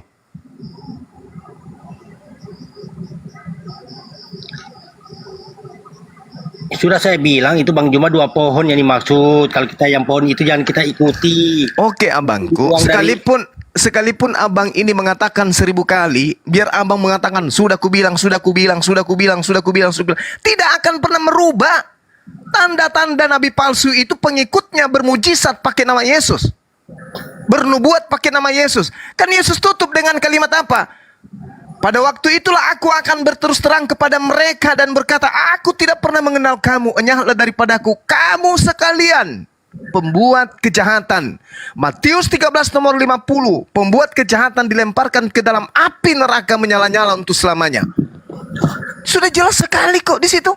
Itu kan jelas pembuat kejahatan Bang Juma, dikatakan pembuat kejahatan. Kalau kebaikan tidak mungkin. Pembuat kejahatan itu memanggil Yesus Tuhan, bermujizat pakai nama Yesus, bernubuat pakai nama Yesus. Itu pelaku kejahatan. Ya itu dia sudah yang pelaku kejahatan. Nah, Karena dia, siapa yang memanggil Yesus Tuhan? Islam atau Kristen? loh saya mau manggil dia Yesus Tuhan, tapi saya kan sungguh-sungguh. Kalau orang Ya, tidak sungguh-sungguh, berarti Anda berasal dari pohon mana? Kalau Anda memanggil Tuhan, Anda berasal dari pohon mana? pohon yang baik, Bang Juma, pohon yang Tidak baik. mungkin pohon yang baik masuk di dalam kategori buah yang tidak baik. Buah yang tidak baik itu memanggil Yesus Tuhan.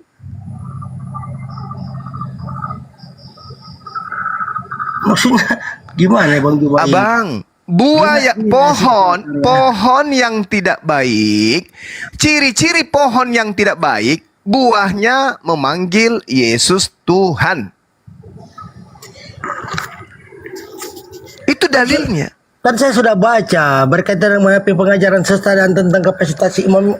Kan ini yang dibicarakan ini Bang Juma. Tar sebentar ya. Yang dari 7:15 sampai 23 ini kan merupakan bagian dari khotbah Tuhan Yesus. Secara khusus perikop ini berkaitan menghadapi pengajaran sesat dan tentang kapasitas iman orang percaya. Yang dimaksudkan itu Tuhan Yesus berkhotbah di bukit. Secara perikop ini kan berkaitan dengan menghadapi pengajaran sesat dan tentang kapasitas imam orang percaya, itu yang dimaksud. Di mana perikop ini dimulai dengan kalimat peringatan, yaitu waspadalah terhadap nabi-nabi palsu yang menyamar seperti domba, tetapi sesungguhnya mereka adalah serigala buas. Waspada adalah suatu peringatan untuk kita selalu berhati-hati terhadap nabi-nabi palsu, terutama pengajaran yang menyesatkan. Itu yang dimaksudkan dari pohon-pohon itu. Yang dimaksudkan itu, nabi palsu mempunyai ciri-ciri antara menari, kemudian menipu serta bersikap munafik. Matius 24 ayat 24, Matius 24 sampai 25. Yang sering mengajak orang untuk percaya kepada Allah, tetapi sejujurnya mereka melakukan penipuan bersifat seperti serigala yang ganas. Kisah Para Rasul 20 ayat 29 sampai 30. Itu maksud saya bersambung begitu. Mereka mengajarkan ajaran sesat yang membinasakan. 2 Petrus 2 ayat 1, membuatkan sesuatu hanya menyenangkan telinga. 2 Timotius 4:3 ayat 4. Dan oleh Rasul Paulus menyebut mereka adalah iblis yang menyamar sebagai malaikat terang. 2 Korintus 11:3 ayat 15. Perkataan Tuhan Yesus dalam ayat 16 sampai 20 menggunakan metafora buah anggur dan buah ara. Artinya buah anggur harus dipetik dari pohon anggur dan buah ara dari pohon ara. Sehingga sangat mustahil bila buah anggur dipetik dari semak duri. Demikian juga buah ara dari rumput duri. Maksud dari perkataan ini ialah Tuhan Yesus ingin memberi gambaran antara nabi palsu dan nabi yang sesungguhnya. Itu yang dimaksud, Bang Juma. Abangku, di situ boleh ndak Ketika Yesus mengatakan dari buahnya kamu mengenal mereka. Apa dari buahnya itu apa? Yang bisa dikenal. Coba terangkan ke saya. Ya dari buahnya itu ajaran nabi palsu itu. Cuma kan Iya, apa buahnya? Dari buahnya bisa kamu mengenal mereka. Apa saja buahnya? gimana Bang Yuma? Ini yang saya baca tadi Bang Yuma nak paham kan maksudnya, masa saya baca Matius 7 di situ kan dari buahnya kamu bisa mengenal mereka. Oke, saya mau mengenal. Ajaran nabi palsu itu pengikutnya buahnya bisa dikenal itu apa saja? Coba terangkan ke saya. Di Matius berapa itu Bang Yuma? Matius 7 nomor 15 sampai nomor 23. Di situ tertera di situ.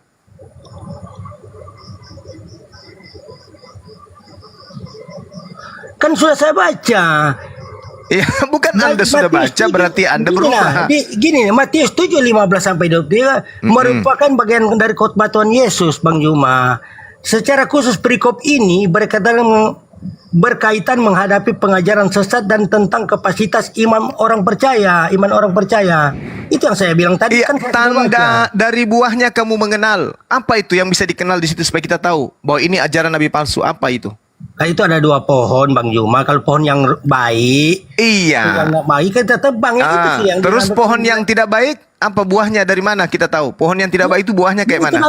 nabi yang sesungguhnya itu Bang Yuma yang dimaksud, yang pohon Ingat, baik. yang saya tanya, dari pohon yang tidak baik bisa kita lihat buahnya. Buahnya seperti apa? Ya buahnya pokoknya bagus, baik Bang Yuma. Nabi palsunya buahnya seperti apa? Ya nabi palsunya seperti Bang Yuma bilang, dia dipotong baru dibuang ke api lah gitu loh. Dari buahnya itu bisa kita kenal. Bagaimana kita mau potong kalau kita tidak tahu buah yang mana yang baik, yang mana tidak baik. Tanda-tanda dari pohon yang tidak baik, buahnya seperti apa menurut Yesus? Dari buahnya kan? Dari buahnya kau bisa mengenal dia. Nah, sekarang bagaimana cara yang bisa dikenal buahnya? 1, bintik-bintik hitam, berulat. Ada enggak tertulis begitu di situ? Segitiga, warnanya merah. Ada enggak begitu tertulis? Yang diusir itu apa aja? Pada hari terakhir, banyak orang memanggil aku apa? Setelah itu Yesus melakukan apa? Pengusiran. Banyak orang bermujizat, bernubuat, mengusir setan. Ini sudah saya baca Bang Yuma tadi, sudah bersangkut paut semua itu yang saya baca itu. Khotbah Tuhan Yesus di bukit di pasal 5 ayat 7 juga.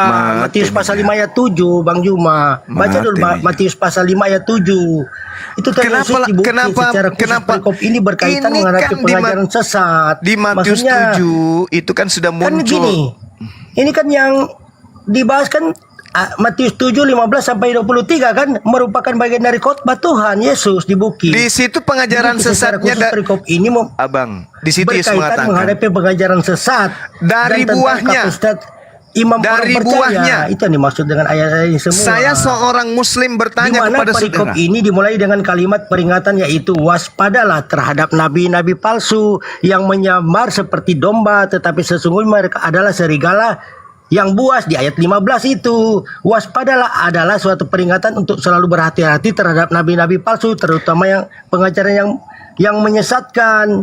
Ya, Kan Yesus kita bisa mengatakan, lihat Yesus buah itu yang mengatakan, maksud itu nabi palsu sudah mempunyai ciri-ciri antara kacau lain ini kacau karena penampilan yang Anda menarik tetapi membantah. kemudian menipu serta bersikap munafik. Saudara Matius menipu 24 diri Anda sendiri. Saudara ayat menipu. 24 sampai 25 yang sering mengajak orang untuk percaya kepada Allah tetapi sesungguhnya melakukan penipuan, bersikap seperti serigala yang ganas. Kisah Para Rasul 20 ayat 29 sampai 30. Mereka mengajarkan ajaran sesat yang membinasakan. 2 Petrus 2 ayat 1 membuatkan bernubuat sesuatu yang hanya menyenangkan telinga. 2 Timotius 4:3 ayat 4 sampai 4. Dan Kenapa oleh larinya? Rasul Paulus Kenapa mereka adalah larinya iblis yang kemana? menyamar sebagai malaikat Ini terang. orang ini bisa nggak diam orang ini atau diturunkan aja deh orang ini? Coba baca itu semua. Saya nggak bisa Anda Perkataan Tuhan Yesus tipu, dalam Bang. ayat Anda 16 nggak sampai bisa tipu 20 saya. menggunakan metafora buah anggur Diturunkan dan buah aja deh, ara. pusing aku Artinya dengar. buah anggur Ini harus orang. dipetik dari pohon. Dan turun. Anda turun aja Bang Yani. Di gereja aja. Kami itu orangnya pakai akal. Kalau berdiskusi kami pakai akal, Bang, bukan pakai iman. Maaf. Iya, ya harus pakai akal. Ya, harus pakai akal. Bukan iman buta gitu. Yesus sudah mengatakan di situ kok. Dari buahnya kamu bisa mengenal dia. Apa buahnya? Oh, Anda lari kemana-mana. Mutar kemana-mana.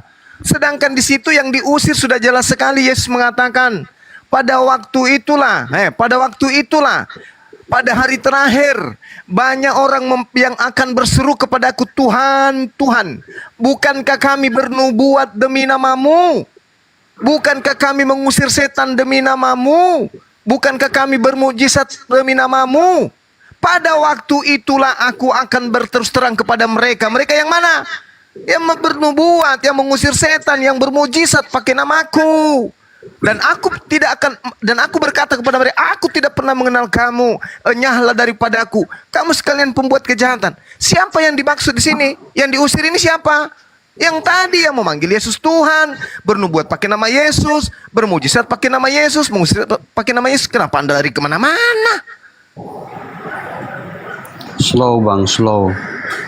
Alamak, susah kali lah membuat orang ini selamat.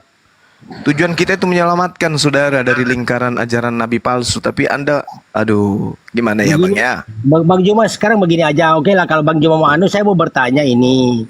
Yang kan saya ini kepercayaan saya Yesus itu Tuhan ya. Karena Anda diusir.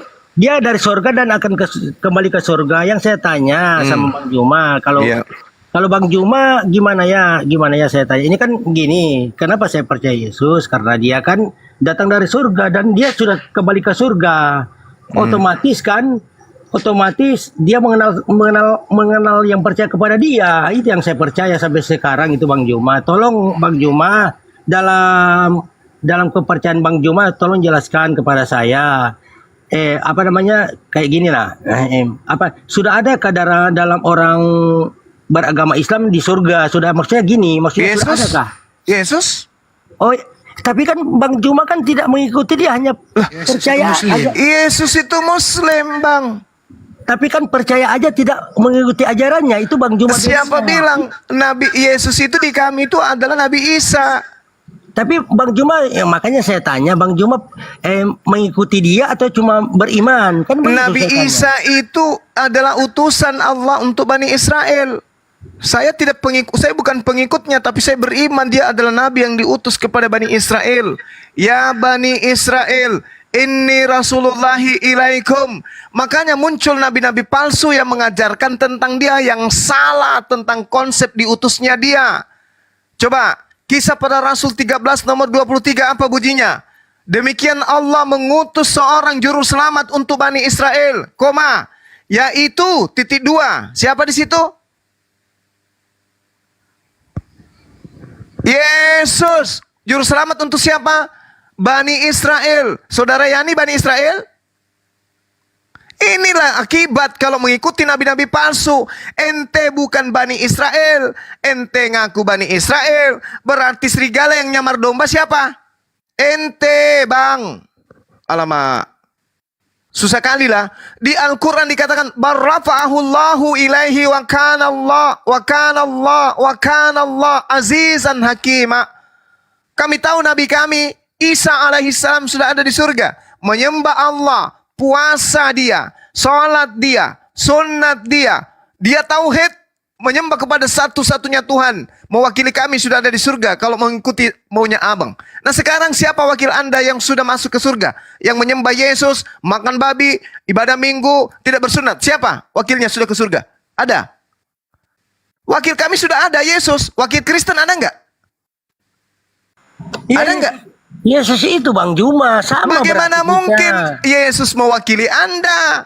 Yesus itu orang Muslim. Galatia 4 nomor 4. Dia itu orang yang soleh. Anda bukan soleh, Anda salah. Oh jadi maksudnya di Galatia berapa itu Bang Juma? Galatia 4 nomor 4. Yesus adalah orang yang tunduk berserah diri dan takluk kepada hukum Tuhan. Coba, hukum Taurat. Anda takluk di hukum Taurat enggak? Ya takluk lah, namanya Alkitab. Kalau Anda takluk, menyembah kepada Yesus atau menyembah kepada Elohim?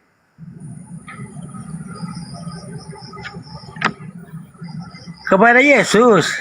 Di mana itu tertulis kehendak Bapak menyembah Yesus? Maksudnya gimana Bang Juma?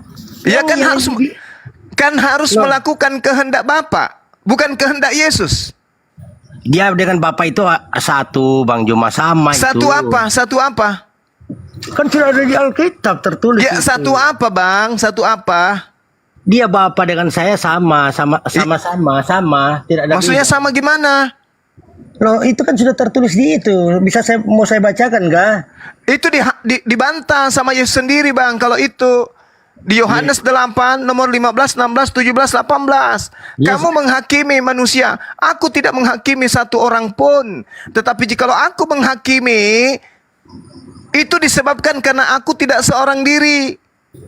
Yohanes berapa itu? Yohanes 13 ayat 13 kan dia mengatakan begitu. Aku guru dan Tuhan dan katamu tepat. Waduh, akulah guru parah dan ini, Tuhan.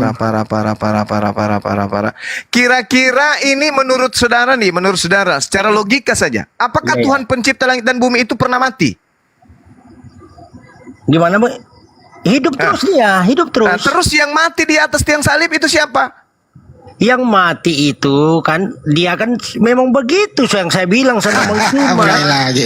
Inilah yang Anda diceritakan dalam Al-Quran apa? Yukhadi'una Allah walladzina amanu wa ma yakhda'una illa anfusahum wa ma yash'urun. Orang-orang kafir itu hendak menipu orang-orang beriman, tetapi sesungguhnya mereka menipu diri mereka sendiri. Jangan kira, Abang, dengan Anda melilit lidah, kami bisa diperdaya. Kami paham Bible, kami ngerti Bible, kami belajar Bible. Anda tidak bisa nipu kami. Itu sudah saya bilang, itu doa pohon itu seperti Bang Juma hanya mengimani. Mulai lagi. Tidak mengikuti dia, kan begitu. Itu Sekarang begini. Yang dimaksud sudah itu Bang Juma yang dimaksud. Sekarang begini. Yang orang beriman seperti saya, Bang Juma kan hanya cuma percaya Yesus tapi tidak mengikuti ajarannya dia. Itu dengan sekarang saya berbeda. Siapa yang Anda ikuti menyembah Yesus? Gimana? Siapa yang Anda ikuti menyembah Yesus? Siapa? Maksud yang mengikuti menyembah Yesus bagaimana, Bang Juma? Yesus menyembah Tuhan pencipta langit dan bumi yang ada di langit. Yohanes 4 nomor 22. Aku menyembah Tuhan yang aku kenal. Nah, Anda sendiri menyembah Yesus. Siapa yang ngajarin? Terus begini Bang Juma, logikanya Kalau ditanya dulu ya nih, kalau ditanya siapa yang ngajari kamu menyembah Yesus? Ya dalam Alkitab kita percaya kepada dia. Berarti siapa? Siapa? Dalam Alkitab itu siapa? Paulus, Lukas, Markus, Matius, Yohanes, siapa yang ngajarin Anda? Yang ada di Alkitab yang saya tahu begitu. Iya, itu tulisan siapa? Yohanes, Matius, Markus, Paulus. Yohanes, Markus, Paulus sama itu buat saya. Itulah nabi-nabi palsu yang dimaksud. Nabi palsu bagaimana itu Bang Juma? Dia yang mengajarkan Anda memanggil Yesus Tuhan kan? Loh, memang dia Tuhan karena dari mana Anda mengatakan dia Tuhan? Sedangkan dia manusia. Dari belajar Alkitab begitu Bang Dari Juma. mana Anda bisa mengatakan dia Tuhan sedangkan dia adalah manusia? Kan sudah kasih seperti itu sudah saya bilang sama Bang Juma seperti kita memuncak. Loh, dari mana Anda bisa mengatakan dia Tuhan sedangkan dia manusia? Loh, karena dia dari surga Bang Juma itu aja. Kalau atas dasar dari surga, Anda baca di dalam kitab Anda sendiri 1 Korintus 15 nomor 48. Ya. Makhluk-makhluk berasal dari surga sama seperti Yesus yang berasal dari surga. Ada berapa makhluk yang berasal dari surga? Tapi dia beda Bang Juma. Beda dengan makhluk yang Bang Juma maksudnya. Beda lah. Sudah dikatakan di sana sama dengan Yesus. Sama artinya seperti. Anda mengatakan tidak sama. Yang mana yang benar? Anda atau kitab Anda ini? Makhluk-makhluk surgawi sama seperti Yesus yang berasal dari surga. Saudaraku Yani mengatakan tidak sama. La haula wala quwata illa billah. Betapa susahnya saudaraku ini mau diselamatkan dari cengkraman nabi palsu. Mutar sana mutar sini. Untung saja tadi saya habis minum pil KB. Kalau tidak loyo saya ini dibuat. Minum pil KB apa pilkada? Yani. Pil KB itu maksudnya vitamin baik. Yani jangan nangis, Yani.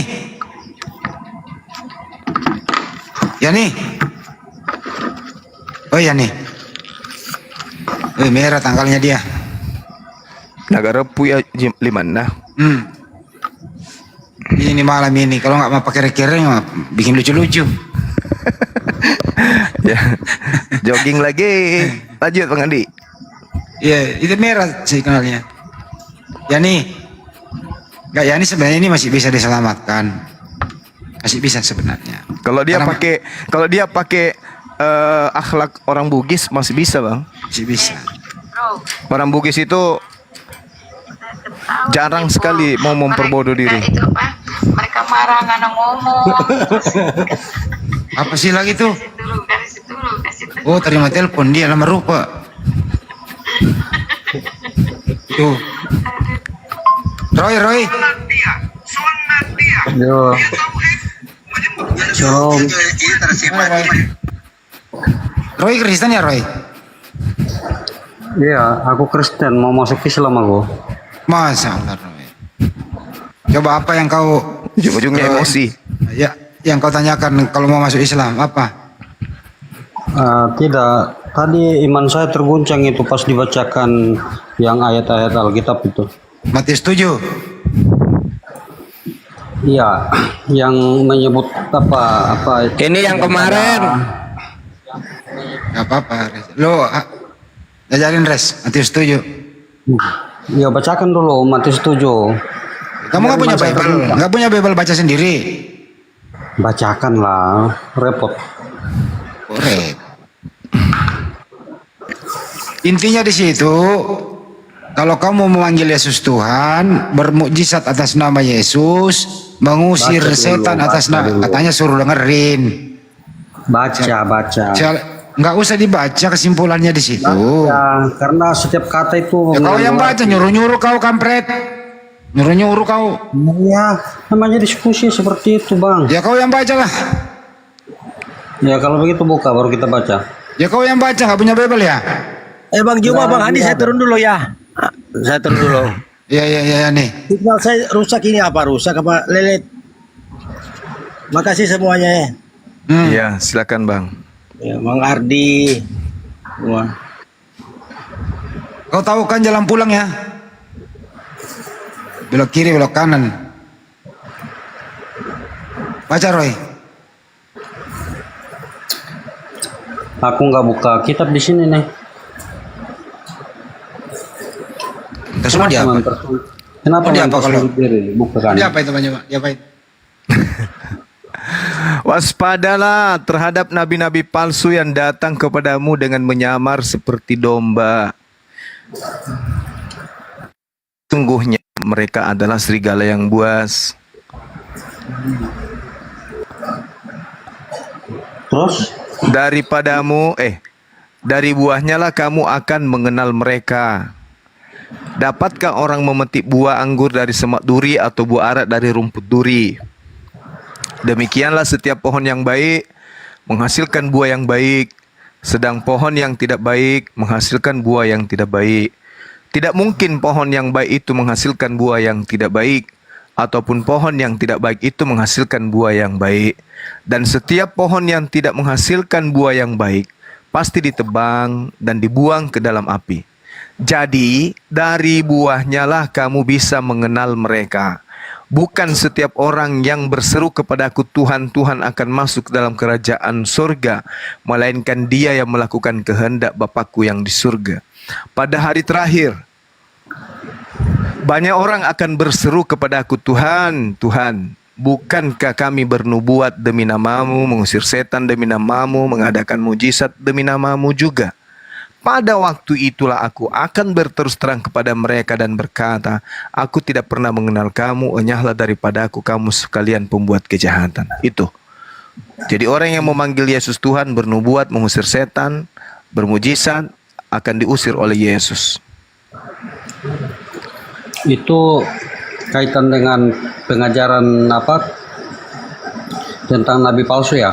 Iya. Ya. Nah, kalau menurut pemahaman kami, yang dimaksud dengan nabi palsu itu kan yang akan datang.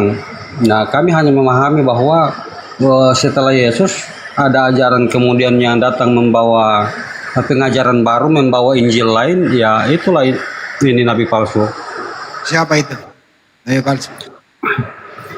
Kalau di Muslim kan kalian menganggap Nabi Muhammad, kalau kami ya Muhammad aja, almarhum Muhammad. Memang ada Nabi Muhammad di situ ditulis? Kan dari buahnya lah. Dibilang nabi palsu itu yang disebut-sebut Tuhan. Lu nggak baca? Gimana sih? Di situ Kenapa Nabi Muhammad ya? yang memanggil Yesus itu Tuhan dan tidak melakukan. Jadi kalau dia melakukan kehendak, nah itu nabi palsu. Itu nabi palsu. Memang Nabi Muhammad mengajarkan Yesus itu Tuhan. Dengerin, diam dulu. Bagus. Memang Nabi Muhammad mengajarkan Yesus itu Tuhan. Kan Nabi Muhammad mengajarkan kalian mengenal Allah. Mending Roy, mending lu yang jadi Kristus, Roy. Lu yang jadi Kristus mending. Lu bikin tuh itu kitabnya sendiri. Yang turun di Arab itulah nabi palsu gitu. Karena kalau Yesus gak bilang Arab. Yang mengajari kamu itu, yang mengajari kamu Yesus itu Tuhan, Paulus. Roma 14:9, Kisah 2:32. Itu loh. Yang mengajari kamu itu menuhankan Yesus, Paulus dan Lukas dan lain-lain. Yesus tidak pernah mengklaim dirinya Tuhan. Tapi setelah tidak ada Yesus, dibuatkan surat oleh Paulus dan Lukas bahwa setelah dia mati, hidup kembali menjadi Tuhan, dibantu dengan konsili orang Romawi. Kenapa Nabi Muhammad lu bawa-bawa? Mending gini Roy, mending lu yang jadi Kristus gua bilang. Karena lu lebih paham daripada Yesus. Kenapa di mute? Gimana kita mau diskusi kalau modelnya cuma modal mute? Ya makanya lu mending ucapan Roy, kitab Roy, lu tempel di belakang kitab Wahyu gitu. Baru lu masukin Arab. Kita kan di sini dialog yang tertulis. Sebenarnya disampaikan oleh Roy. Nah, Roy Kristus gitu bilang. Jadi Roy sang juru selamat gitu. Kalau Anda ingin mengetahui siapa sebenarnya yang dimaksud oleh Yesus di dalam kitab Injil Matius itu adalah Nabi Muhammad. Karena dari berarti Nabi Muhammad manggil Yesus Tuhan gitu maksud lu? Tidak. Ya udah kalau gitu. Buah dari pengajarannya. Ini malah udahlah, capek gua dengerin orang kayak gini. Udahlah bre, takut ya? Terima kenyataannya. Nabi palsu itu yang manggil Yesus Tuhan. Yang kemarin ini sakit dia gara-gara Roh Kudus. Di situ Nabi palsu itu mengajarkan kamu bahwa Yesus itu Tuhan. Karena waktu Yesus hidup tidak pernah mengajarkan dirinya Tuhan. Nanti setelah tidak ada di muka bumi, baru dibuatkan surat oleh Paulus, oleh Lukas. Yesus itu Tuhan. Atau enggak Roy jadi anak Allah yang maha tinggi. Bikin tuh baru Arab gitu kan. Muhammad langsung lu tulis di situ gitu. Ya Roy, anak Allah yang maha tinggi gitu. Lu lebih pintar dari Yesus kalau gue lihat gitu. Dan gue yakin lu ketika disalib lu 3 minggu bisa bertahan. Yesus ke 3 hari lu 3 minggu. Justru di Al-Quran itu yang diajarkan oleh Nabi Muhammad yang mengatakan Nabi Isa itu Tuhan, kafir kuadrat. Kucluk gobloknya, minta ampun ya para oten-oten kucluk semua nih. Kena lagi report ya Banyuwa. Iya. Bukan Bang Handi, lucu juga rupanya Bang Handi. Kan Al-Quran sudah mengatakan itu Bang Handi, bahwa mereka apa dalam surah Al-Baqarah, apa itu dikatakan oleh surah Al-Baqarah ayat 173. Ada yang bisa baca? Apa tuh? 171 Bang Handi. Al-Baqarah 171 ya? Iya, coba dibacakan. Lucu itu artinya. Terus baca terus Pak dulu.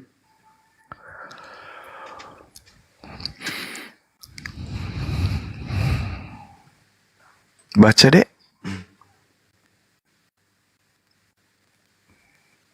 Cek yang mana? Qala innahu yaqulu inna, itu ya. Wa mathalul ladzina, Al-Baqarah ayat 171. Oh 171. Iya. 171 saya.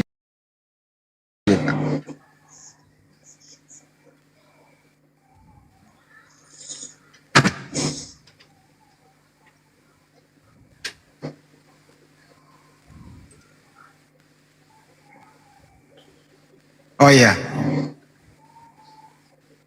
Perumpamaan penyeru itu orang kubur adalah seperti itu ya? Iya. Oh iya. Perumpamaan penyeru orang-orang yang kufur adalah seperti pengembala yang meneriaki gembalanya yang tidak mendengar memahami selain panggilan dan teriakan saja. Mereka tuli bisu buta. Oh itu sehingga mereka tidak mengerti. Berarti tadi kita teriaki sapi. Iya. Oh iya. Tadi sapi-sapi semua yang kita teriaki itu masa nggak ngerti? Amsal 27 Bang Andi, nomor 22. Amsal 27:22 ya. Iya. Iya. 27:22 ya. Ya, Bapak. Sekalipun engkau menumbuk orang bodoh dalam lesung dengan alu bersama-sama gandum, kebodohannya tidak akan lenyap daripadanya. Astagfirullah. Ya itulah kena tadi kan. Kena semua dia itu. Al-Quran kena, kitab nabi-nabinya orang Yahudi kena. Perjanjian baru kena 1 Korintus 4:10. Kenapa bisa begitu? Ada nggak yang tahu alasannya menurut Bible? Ada nggak? 1 Korintus 4 nomor 10. Ada lagi yang lain? Filipi 1 18 dong. Ada lagi yang lain? Waduh banyak juga. 1 Korintus 9 21 nomor 3 Guru. Ada. Di mana? Yang jikalau aku di rumah orang Turki, aku seperti orang Turki gitu deh. Bukan itu. Bukan. Ada lagi. 2 Korintus 10 nomor 5. Mantap baru ini weh, segar. 2 Korintus 10 nomor 5. 2 Korintus 10 nomor 5 ini baru dapat. Kami mematahkan setiap siasat orang dan merubuhkan setiap kubu yang dibangun oleh keangkuhan manusia untuk menentang pengakalan akan Allah. Salah. Kami menawan segala pikirannya dan menalukannya kepada Kristus. Itu pasti lain. Iya, elai ini. Kalau original teksnya, terjemahan aslinya begini.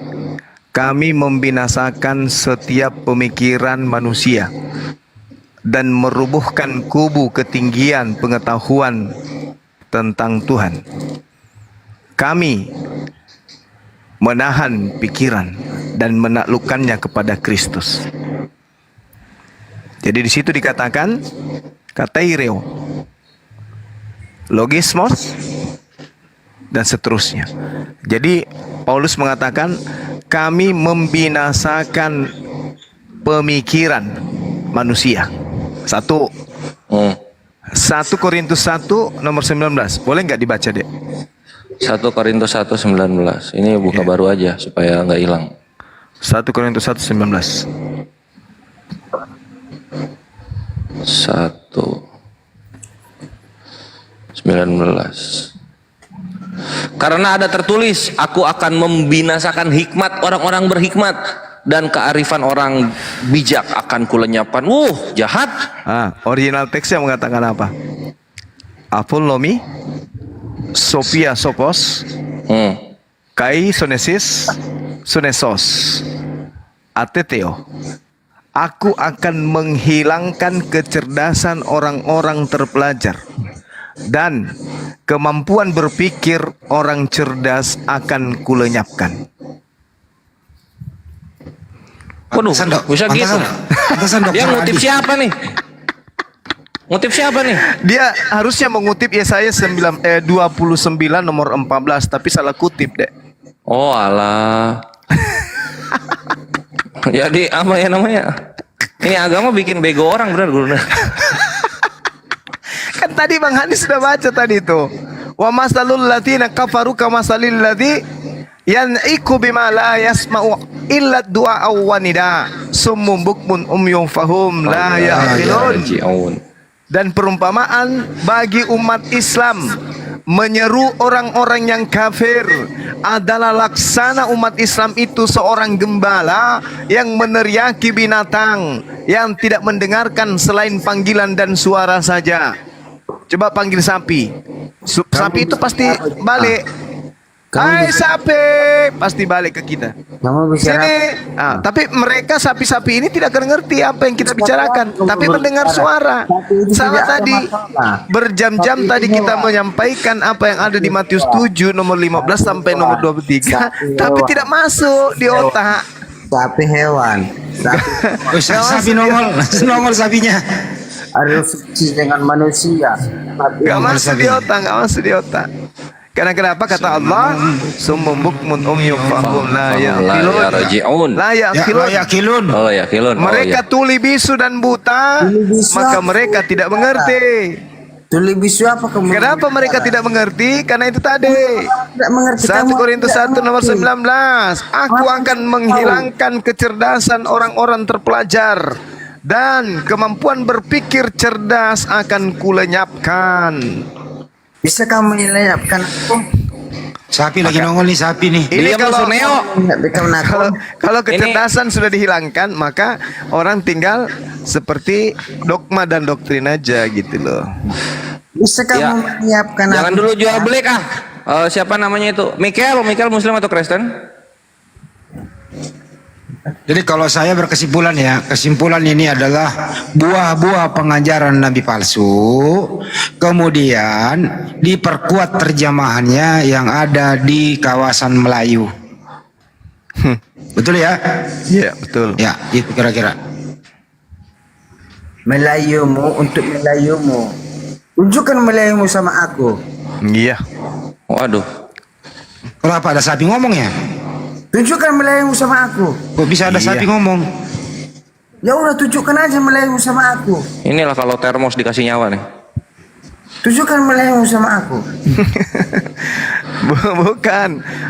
bukan terus dikasih nyawa, tetap di manusia, cuman ruhnya cuman sampai tenggorokan ke dada. Oh iya. Ke atas tidak. Jangan kamu Mati di atas, mati lumpuh. Oh, bagian bawahnya itu tempat pembuangan air. Jangan kalian menjelekkan Yesus. Iya ampun. Kalian menjelekkan Yesus. Kutujurin kalian semua. Buset. Justru kita membela Yesus di sini. Di mana Andalah yang menghina Yesus. Apa tijuri? Kutujurin kalian meludah Yesus. Maksudnya Bahasa apa dia, itu? maksudnya dia mau tidurin kita. Waduh, jangan. Aku lanang, Mas. Pera bicara. Aku juga apa, bang, Pera? aku Lawan masih Pera. SMA. Belum tahu Bicara apa-apa apa, Pera? bang. Mestinya Katanya mau tidurin gua. Jangan. jual beli mestinya kau cari keturunan Yahudi itu, keturunan Yahudi yang pernah meludah Yesus, lu carilah itu. Jangan kamu yang kau salahkan. Di mana ada tertulis Yesus itu diludahi? Waduh, nggak pernah baca, Res. Tampilin, Res. Mana? Tunjukkan datanya, bos. Tampilin, Res. Bos. Aduh, ini kayak mana? Tampilin, Res. Mana apa kamu? Mana petinggimu? Tuh. Tunjukkan petinggimu yang lebih tinggi. Yohanes 19 ya. Iya. Oke, mana? Lu di gereja apa badminton lu ya? Lukas, Enggak, ini ya. Lukas bisa. Mana? Tunjukkan leluhurmu. Lukas berapa? Lukas 22 lah. Matius 26 juga bisa. Ya, itu juga bisa. Mana? Ini udah Lukas 22. Yang lucu ini deh, Matius 26 aja, 67. Ya, itu Matius aja. 26. Iya, Mana? Matius 2. Sekali ngisap sama aku.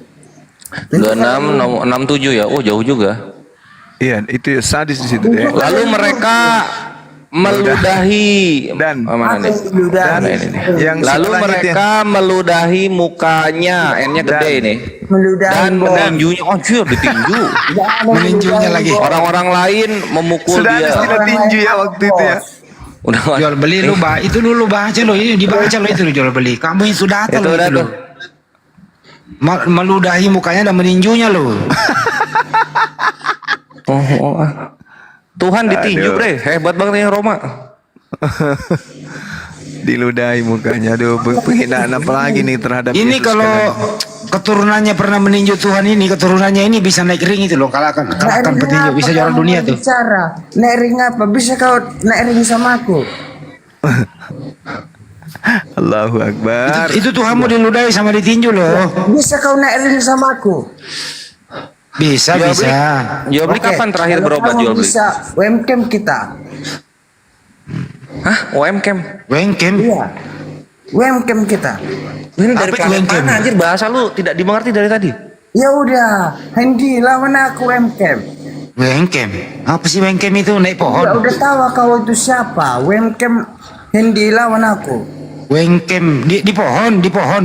Ya di pohon. Wemkem Di apa antara lengkeng? pohon Apa lu banyak perang akar. lengkeng? Di pohon katanya manjat pohon lengkeng. Kalian jangan kalian sakitin Yesus. Yesus itu orang benar. Jangan kalian sakitin. Bukan tutin kalian semua. Mati ya. Aduh, Bukan bahaya kalian nih. semua. Si Gung kalah kayaknya sama Kentut. Yesus. Jangan kalian sakitin Yesus. Aku Ya. tidak menyakitin Lu salah Muhammad ngomongnya. Harusnya lu ngomong 2000 tahun yang lalu. 2000 tahun lalu apa kamu ketahui? Jadi pas dia kentutin kita ya kan, dia balik kan pantatnya ke kita ya kan. Nah, aku kasih toples. Toples apa kalian Nah, kasih? toples aku pasang di pantatnya, Salam baru lebaran. tutup. Habis Salam itu lebaran. aku pegang tangannya dua-duanya, toplesnya aku masukkan kepalanya. Kepala apa? Kepala apa? Kepala kalian itu aja tuh bukan. Juma. Pingsan dia, cium kentutnya sendiri dalam toples. Perlu kamu tuntutin. Bawa apa itu ya kira-kira ya? Nginap berapa minggu dulu baru dibuka. Jadi anggur asam itu. Anggur asam. Begitu kepalanya aku masukkan ke toples, langsung otomatis apa itu? Kenapa? Bulu hidungnya memanjang 2 jengkal.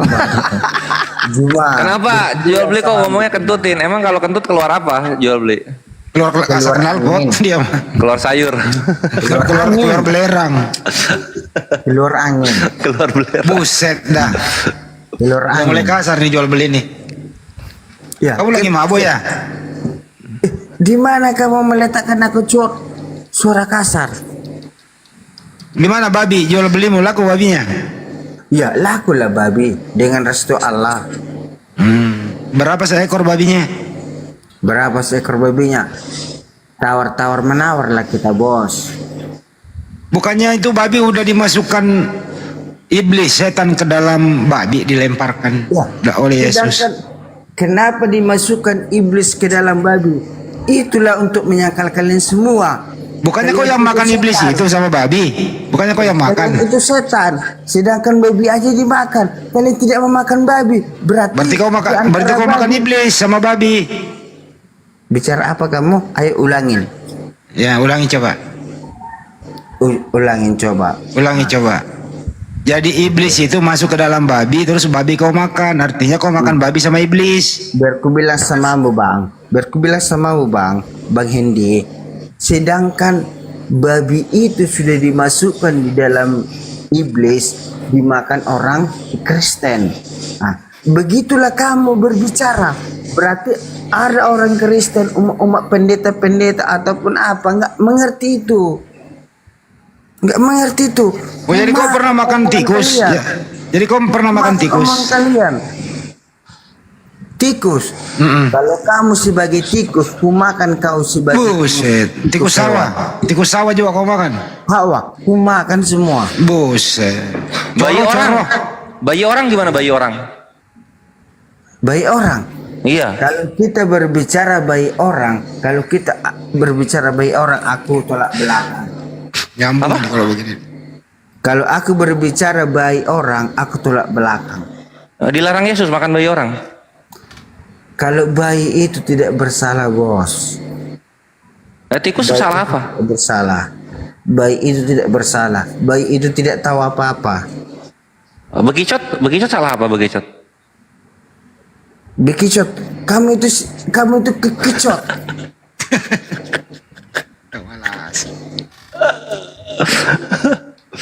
Berarti makan ini napi. Napi dimakan napi. Sahabat dulu itu si Mikel tuh, Mikel. Kenapa Pera? Goyang kau Pera? Iya ini gue goyang ya. Otak goyang gue. Goyang kau Pera? Tunjukkan otakmu. Ini. Lihat. Kenapa Lihat ini cuma? otak saya. Iya. Di mana bagus. kulihat otakmu? Di mana Di kulihat sana. otakmu? Yang Di sana. kulihat otakmu suara si Dewa. Menurut informasi jual beli katanya urat sarafmu putus 2 ya? Putus 2 apa kamu? Menurut informasi jual beli otaknya beli di Tokped ya. Mau kencu kamu, kencu menghilang. Di download. Mau kencu menghilang kamu. Apa itu? Iya, Hanjo itu menghilang-hilang. Kalau Hanjo ini kan dia tinggalkan dirinya, tapi bayangan dia itu mengalahkan orang-orang, tapi orang-orang itu pandai mematikan dia. Inilah ya ibu-ibu, terutama ibu-ibu muslimah yang baru menikah dan baru mempunyai anak. Inilah bahayanya ketika kita memberikan kecubung kepada anak balita umur 2 tahun. Kenapa jual beli? Jual beli kemarin ini loh, tetangganya ngomong gini. Dia lagi haus. Terus dia lihat air putih di situ, ternyata kalau panas dia minum begini jadinya. Kamu itu tahu nggak tetanggaku itu siapa? Tetanggamu namanya ini loh. Siapa? Siapa namanya? Pak Alek. Pak Alek. Siapa yang menuliskan namanya Pak Alek yang kamu tahu? Tetanggamu itu yang jual anggur campur-campuran itu.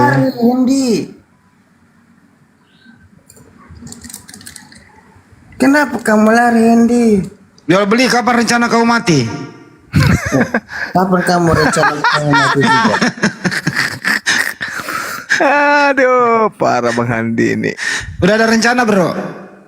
Apa kamu sudah punya rencana juga? Enggak, saya tanya duluan. Kalau kamu bertanya sama saya, apakah kamu bisa menjawab pertanyaan saya? Pertanyaannya Bang Handi.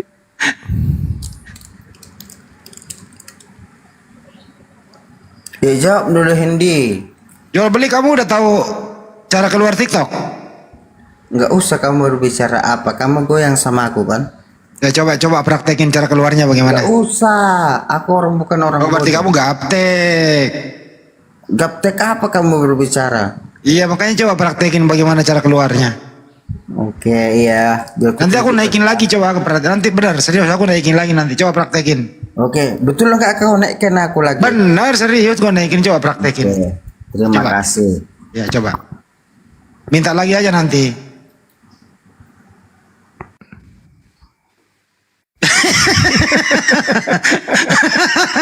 Dia praktekin beneran.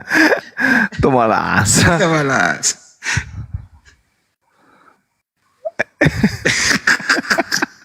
Dia praktekin beneran. Aduh, Mas Aki. Minta lagi dia naik, enggak? Minta enggak nih naik?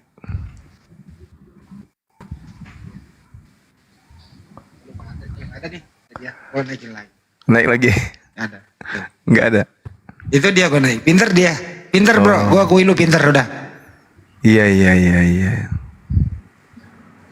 Udah? Iya. Udah, Hendi. Gua kan menepati janji kan naikin lagi. Ya udah. Kalau kamu sudah. Coba kau salami dulu kau yang moderator. Coba kau salami yang baru naik itu Atuna. The True. Coba panggil dia The True. Tuh, samping kamu. Panggil coba. Kau yang moderator deh. Dan turu. The Truth tuh. Beli, panggil beli. Detrut, mana ada berbicara Detrut? Itu di sebelahmu. Oh, itu jangan disenggol. Karena orang Panggil dia, bilang halo, selamat malam gitu. Apa kayak gitu. Oke. Selamat malam para pendeta atau Mikana atau Bom atau Borta. Lucu juga kawan kita ini ya. Terus dipanggil terus. Mikana, Bom atau Dortal atau Cipto atau Christian lawan adu komal. Masa kalian seorang pendeta, seorang umat bisa melayani orang ini semua aman di antara kalian? Kenapa kalian tidak bisa berbicara? Ayo, Aku ini seorang pendengar. Tunjukkan jati diri Anda. Jangan hanya banyak omong. Ketika Yesusmu di komal-komal mereka, kalian pandai berasumsi mencari cuan. Mereka pun cari cuan. Kenapa aku masuk di asumsi mereka, aku aman dibuat mereka? Kamu naksir sama Mikana? Bukan. Ada satu yang pandai berbicara, Elia. Elia itu laki-laki atau perempuan sih? Perempuan. Wah, laki itu. Enggak, perempuan dia. Menurut saya sih laki loh. Laki. Enggak, perempuan dia. Ucapkan omonganku. Dia perempuan. Tahu dari mana kalau dia perempuan?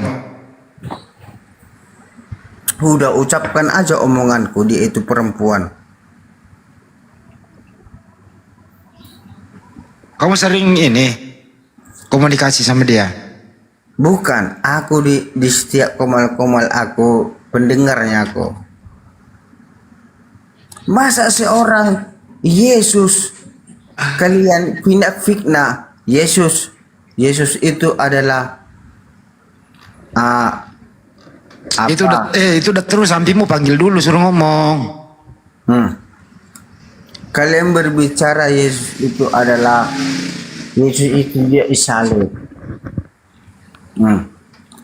Pernah nggak kalian mendengarkan kata-kata si blender kasar orang Aceh? Bentar dulu, gue panggil udah terus selamat malam pagi. Kasar omongan dia. Lalu jual beli lu diam dulu. Aku tidak suka orang yang kasar. Ya, diam dulu ya. Udah terus selamat pagi. Pagi bro. Pagi. Ada yang mau disampaikan bang? Iya, saya mau tanya nih bro, terkait saksi Muhammad ketika di Gua Hira. Anda Muslim apa Kristen bang? Saya Katolik. Apa? Katolik. Katolik. Pertanyaannya apa bang? Saya mau tahu siapa saksi Muhammad di Gua Hira ketika mendapatkan pakai apa? Al-Quran, ketika diturunkan Al-Quran. Suaranya kok gini banget ya? Dilipat-lipat lidahnya, kenapa sih bang? Iya, saya sudah mau. Memang udah malam bang, kita juga malam kok nggak gini-gini amat. Ya, inti pertanyaannya adalah siapa saksi Muhammad ketika di Gua Hira, ketika dia berbicara dengan malaikat Jibril. Ya udah ntar dijawab ya. Coba ngantuk. Ya nggak apa-apa dijelasin lah. Dia minta saksi. Iya, baik. Jadi saksi Nabi Muhammad ketika beliau menerima wahyu itu ya Gua Hira itu sendiri.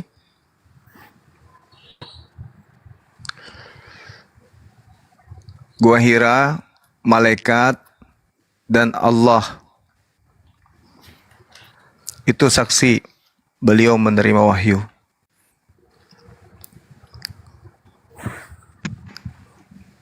Sebagaimana Boleh saya potong pembicaraan? Sebagaimana Yesus juga bersaksi berdua, cuman bersama dengan Allah. Di dalam Yohanes 8, Yesus dan Bapa bersaksi tentang kerasulan beliau. Akulah yang menjadi saksi dan Bapa yang menjadi saksi. Aku berdua dengan Bapa menjadi saksi tentang kerasulanku. Cuman dua. Kalau Nabi Muhammad bersaksi malaikat Jibril, batu yang ada di Gua Hira, kemudian Allah, dan juga berikut istrinya Khadijah menjadi saksi kerasulan Nabi Muhammad yang Anda pertanyakan itu. Di dalam kitab Yosua 24 bisa nomor 27. dipercaya? Gimana? apakah kesaksian batu bisa dipercaya? Alias Yosua tidak 24 sama nomor sekali ke sana? 27. Baca Yosua 24 nomor 27. Kata Yosua, kata Nabi Yosua kepada seluruh bangsa itu, sesungguhnya batu inilah yang akan menjadi saksi terhadap kita. Sebab telah didengarnya segala firman Tuhan yang diucapkannya kepada kita. Sebab itu batu ini akan menjadi saksi terhadap kamu, supaya kamu jangan menyangkal Tuhanmu. Jadi di agama Yahudi batu pun bisa menjadi saksi. Batu dalam bahasa Ibraninya eben. Eben, batu. Berapa ayat berapa tadi? Yosua 24 nomor 27. Bahkan menurut Yesus batu bisa teriak-teriak.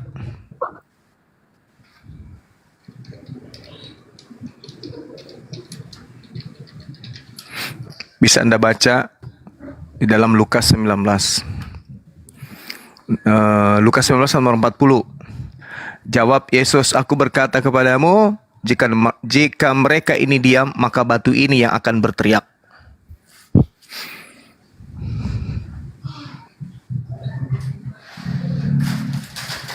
Oke. Jadi pengajaran nabi-nabi, batu itu bisa jadi saksi.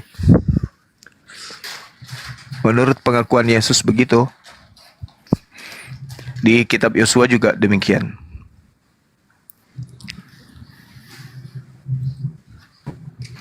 Tapi kalau di Alkitab tersebut tidak bisa dimaknai tapi terkait alegorisnya, apakah Oh, tidak di bisa. Alkitab memang seperti Karena itu? di dalam kitabnya orang Yahudi, keledai pun bisa berbicara.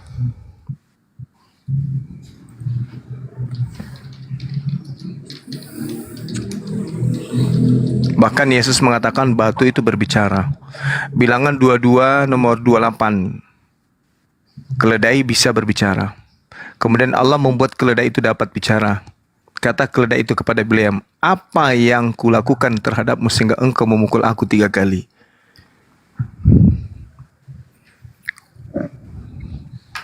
Batu itu jadi saksi. Yosua 24 nomor 27. Yesus mengatakan, aku berkata kepadamu, jika mereka ini diam, maka batu ini akan berteriak. Itu perkataan Yesus. Litos, teriak itu kemudian dalam bahasa Yunani disebutkan dengan kata apa? Krazo.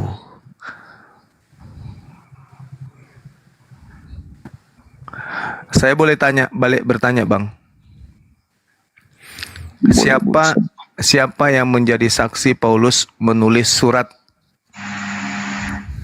14 surat yang dia tulis, siapa saksinya? Kalau dia kan mengaku bahwa Injil yang kutuliskan ini bukan dari manusia, tetapi dari Yesus Kristus. Di Galatia berapa itu teman-teman? Jadi maksud saya dalam arti lain tadi tidak ada saksi manusia ya. Siti Khadijah kan? Dia hadir di situ melihat Jibril memeluk Muhammad, mengatakan bacalah. Aku tidak bisa baca. Pada saat sebelum kejadian, Nabi Muhammad SAW itu kemudian sudah menceritakan tentang mimpinya. Lalu diceritakan mimpi itu kemudian kepada Warakah. Dan Warakah mengatakan yang datang kepadamu adalah malaikat Namus yang dulu juga datang kepada Nabi Musa alaihissalam. Namus itu artinya hukum. Jadi Namus yang datang kepada Nabi Musa itu datang membawa hukum. Namus yang datang kepada baginda Rasul Muhammad SAW yang adalah Roh Kudus juga adalah datang membawa hukum. Itu sama itu. Sehingga Nabi Muhammad SAW kemudian bertahanus dalam Gua Hira dan benar-benar Roh Kudus datang. Maka diperintahkanlah kemudian Iqra bismi rabbikal ladzi khalaq. Itu bisa Anda lihat di dalam Yesaya 29 nomor 12 kalau saya nggak salah. Mudah-mudahan saya tidak lupa. Tapi kan, apabila kitab itu diberikan kepada seseorang yang tidak dapat membaca dengan mengatakan baca Iqra, maka ia akan menjawab aku tidak dapat membaca. Jelas itu. Digenapi oleh baginda Rasulullah Muhammad SAW. judulnya di Yesaya itu apa? Yang jelas tidak ada seorang nabi pun yang pernah didatangi perintah untuk membaca sebuah kitab termaterai selain daripada baginda Rasulullah Muhammad SAW. Mau judulnya si buta mengintip, si gundul nyisir rambut, atau si ompong sikat gigi, yang jelas Yesaya 29 nomor 12, tidak ada satupun nabi yang menggenap itu selain daripada baginda Rasulullah Muhammad SAW. Karena di situ adalah nubuat. Apabila kitab termaterai itu diberikan kepada seorang yang bisa atau tidak bisa membaca, maka orang itu kemudian berkata, aku tidak dapat membaca. Itu nubuat. Karena di situ diawali dengan kata ceper. Ceper itu artinya sesuatu yang akan datang. Cerita atau berita atau sebuah kitab atau sebuah ketetapan yang akan datang, yang akan diberikan dalam bahasa Ibrani Natan. Nah, siapa yang diberikan kitab yang tidak bisa dibaca, diawalinya tidak bisa membaca? Siapa? Ada selain Nabi Muhammad? Tak ada. Sekarang pertanyaan saya bisa dijawab. Dengarin dulu pertanyaannya. Pertanyaan saya bisa dijawab. Siapa saksi Paulus menerima wahyu?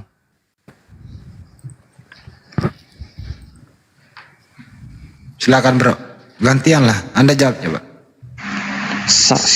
Saksinya itu saya tidak tahu karena saya tidak mendalami. Paulus mengatakan menerima Injil dari Yesus. Nah, Injil yang diterima itu katanya yang dituliskan, yang diberitakan kepada kalian. Pertanyaan saya, siapa yang menjadi saksi pada saat itu? Dia menerima Injil dari Yesus, dan Injil yang mana tuh yang diterimanya?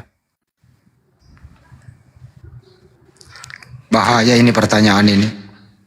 Iya, karena di dalam Galatia 1 nomor 11 nomor 12, sebab aku menegaskan kepadamu saudara-saudaraku bahwa Injil yang kuberitakan itu bukanlah Injil manusia.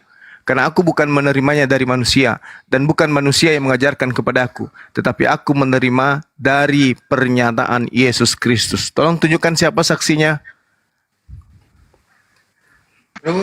Dan Injil yang mana? Injil Paulus itu yang mana Injilnya dia?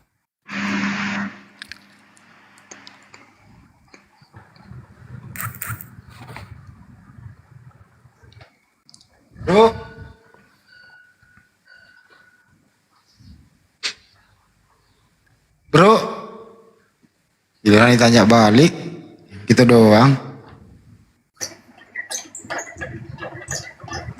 Aku juga pernah nanya itu siapa saksi waktu Paulus menulis surat dalam penjara. Kitab Roma, Filipi. Ya, banyak sekali surat ditulis dalam penjara ya. Siapa saksinya? 4 Korintus. 2 tahun loh dia menulis di dalam, kan 2 tahun di penjara dia. Pindah-pindah tempat Bang Andi. Kira-kira siapa ya? Kedua, siapa saksinya yang melihat Yesus duduk di sebelah kanan Bapak?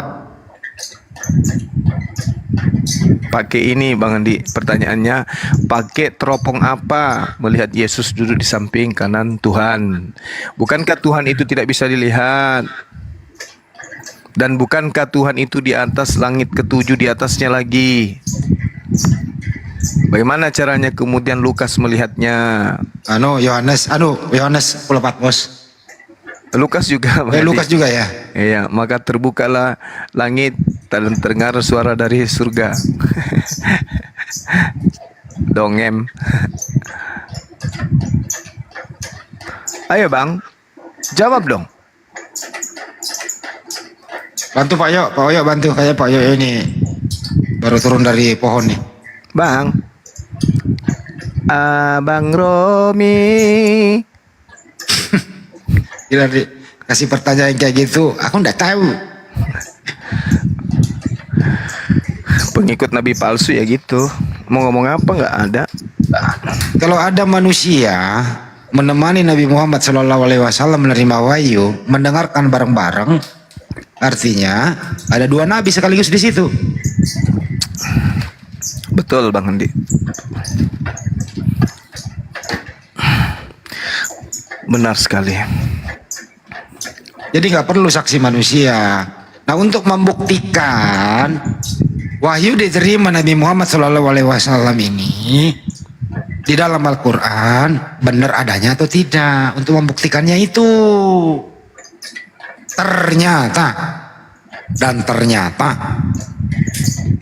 dengan ajaran Nabi Muhammad SAW ini masuk ke Indonesia dipakai untuk melawan penjajah yang membawa Bible. Nah, itu ekses dari salah satunya ya, belum yang lain-lain begitu. Belum masalah sains, ilmu pengetahuan dan lain-lain gitu. Nah, kalau untuk membuktikannya cek isinya, malah isinya itu kan menantang, disuruh membuat untuk menandinginya ya Bang Joma ya. Iya. Nggak ada yang sanggup. Begitu kalau diskusinya tuh, kalau akademik sih. Tapi kalau curut diajak ngobrol sama sapi gimana? Nggak bisa kalau curut. Ini Pak Yo tidur kali Pak Yo. Pak Yo. Ini komen dari Pak.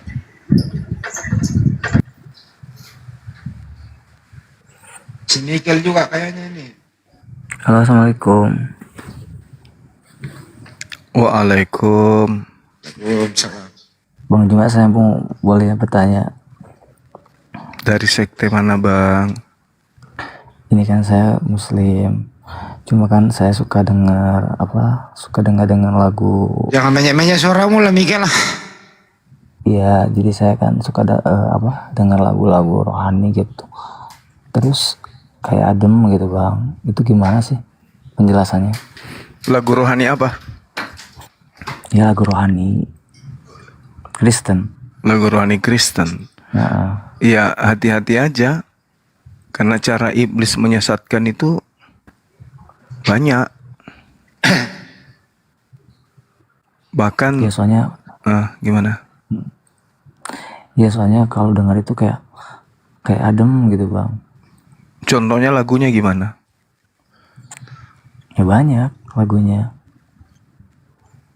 Ada di TikTok juga ada. Ya kayak mana itu?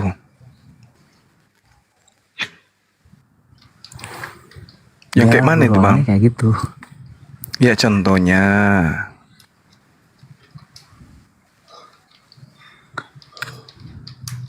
Contohnya gimana ya? Saya nggak bisa nyanyi. Kan Al-Quran mengatakan iblis itu berkata, Rabbi Tuhanku, bima aqwaitani la uzayyinanna lahum fil ardi wa la ughwiyannahum ajma'in.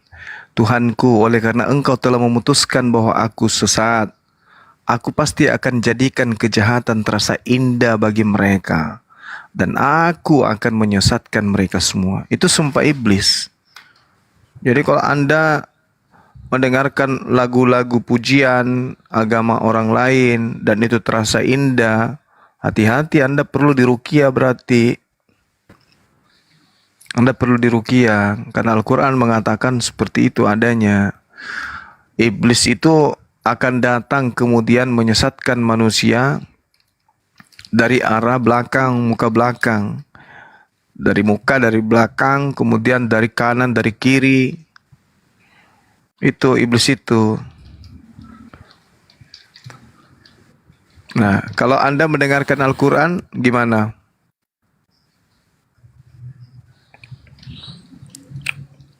Ya sama sih. Kayak ada kayak damai gitu, kayak gitu. Kayak adem juga. Ya, saya rasa bukan cuman lagu rohani. Orang dengarkan seruling Sunda aja itu bikin adem. Nah, sekarang yang kita gunakan ini adalah akal.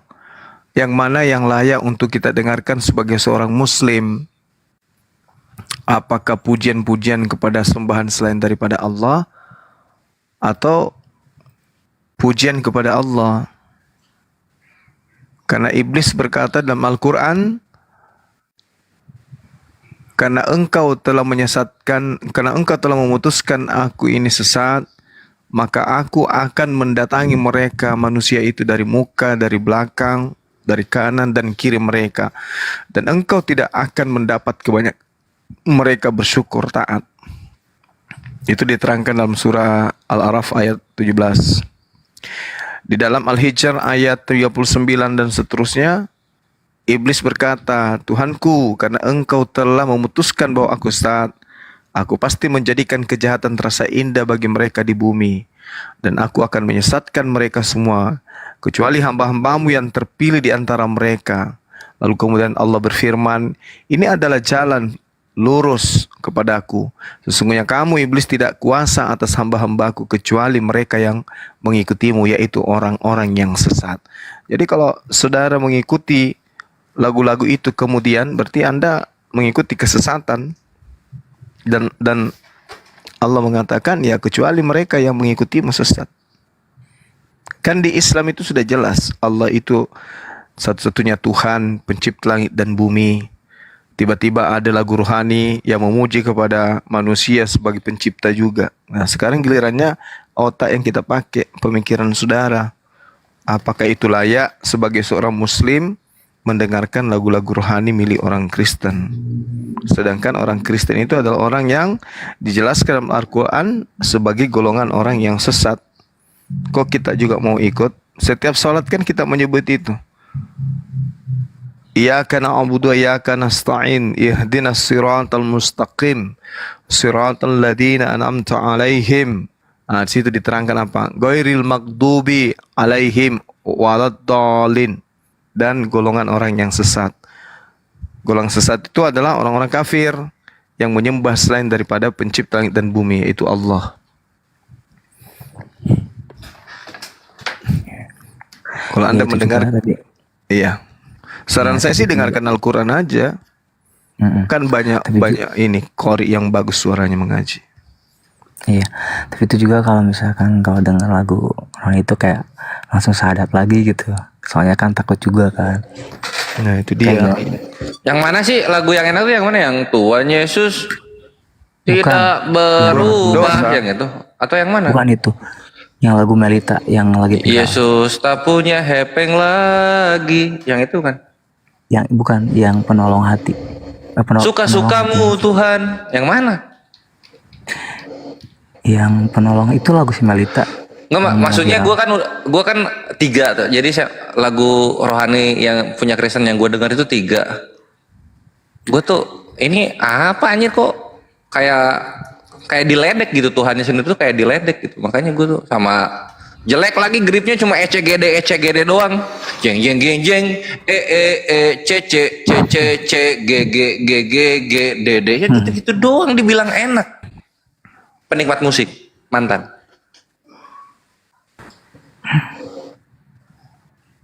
Cuman nanti akan ada saatnya ketika lu mempelajari agama, lu mengenal, kemudian lu makin mencintai Islam, di situ semua akan indah. Nah indah itu datang dari mana? Hidayah dari Allah. Banyak-banyak istighfar bre. Lu sedang mungkin istidros kali ya Gurunda. Gitu Michael gitu.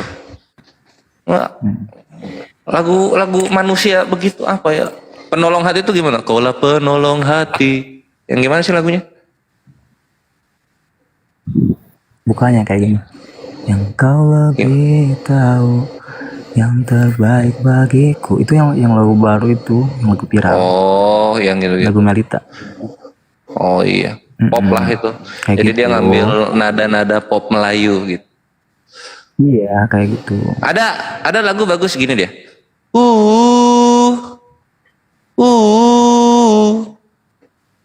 Lagu Yesus melulu, atas nama Yesus semuanya begitu fana. Tahu nggak itu? Guys. Yes. Akunnya Bang Juma udah habis, nggak ada lagi tersisa. Waduh, pinjemin atuh yang ini yang MMCI atau sahabat Bang Zuma yang 0102. Oh, lagu Yesus. Kena lagi Bang Juma ya? Iya. Tapi nggak ada oten juga. Ya udah kalau gitu kita tutup aja kali ya. Ya. Bebas, boleh. Ya di sana udah jam 3 juga sih. Ya udah tutup aja res kalian res.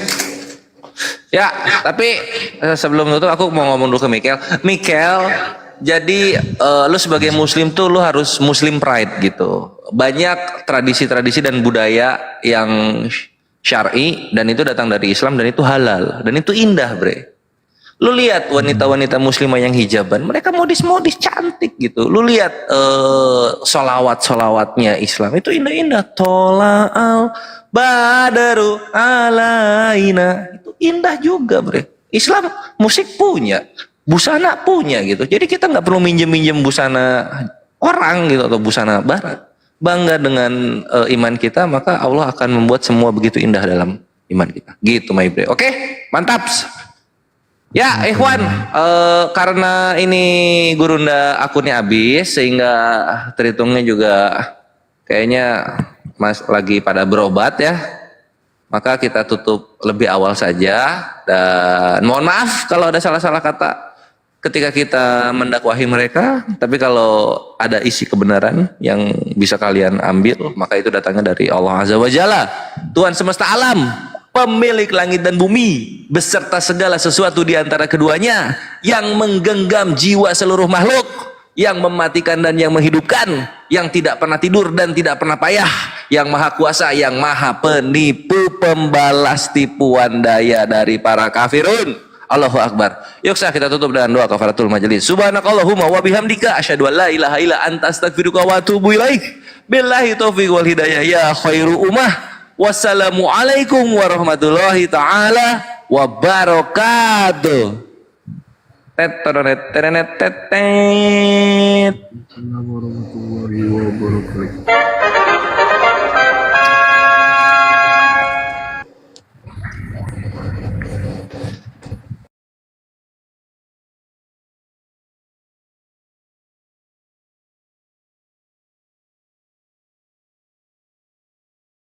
Tradisi saya bilang. Makanya itulah sebentar bang. Makanya saya bilang, kenapa Tuhan tadi abang bilang mengambil tanah dari bumi? Nah, itu kan, padahal Taman Eden ada di bumi. Kan gak lucu kalimat itu. Artinya apa? Ada kesalahan di sana. Yang benar itu menurut Islam itu benar. Bahwa Adam diciptakan di sorga. Itu yang benar. Ketika Allah menciptakan Adam dan mengambil tanah dari bumi, itu selaras. Tapi kalau abang mengatakan bahwa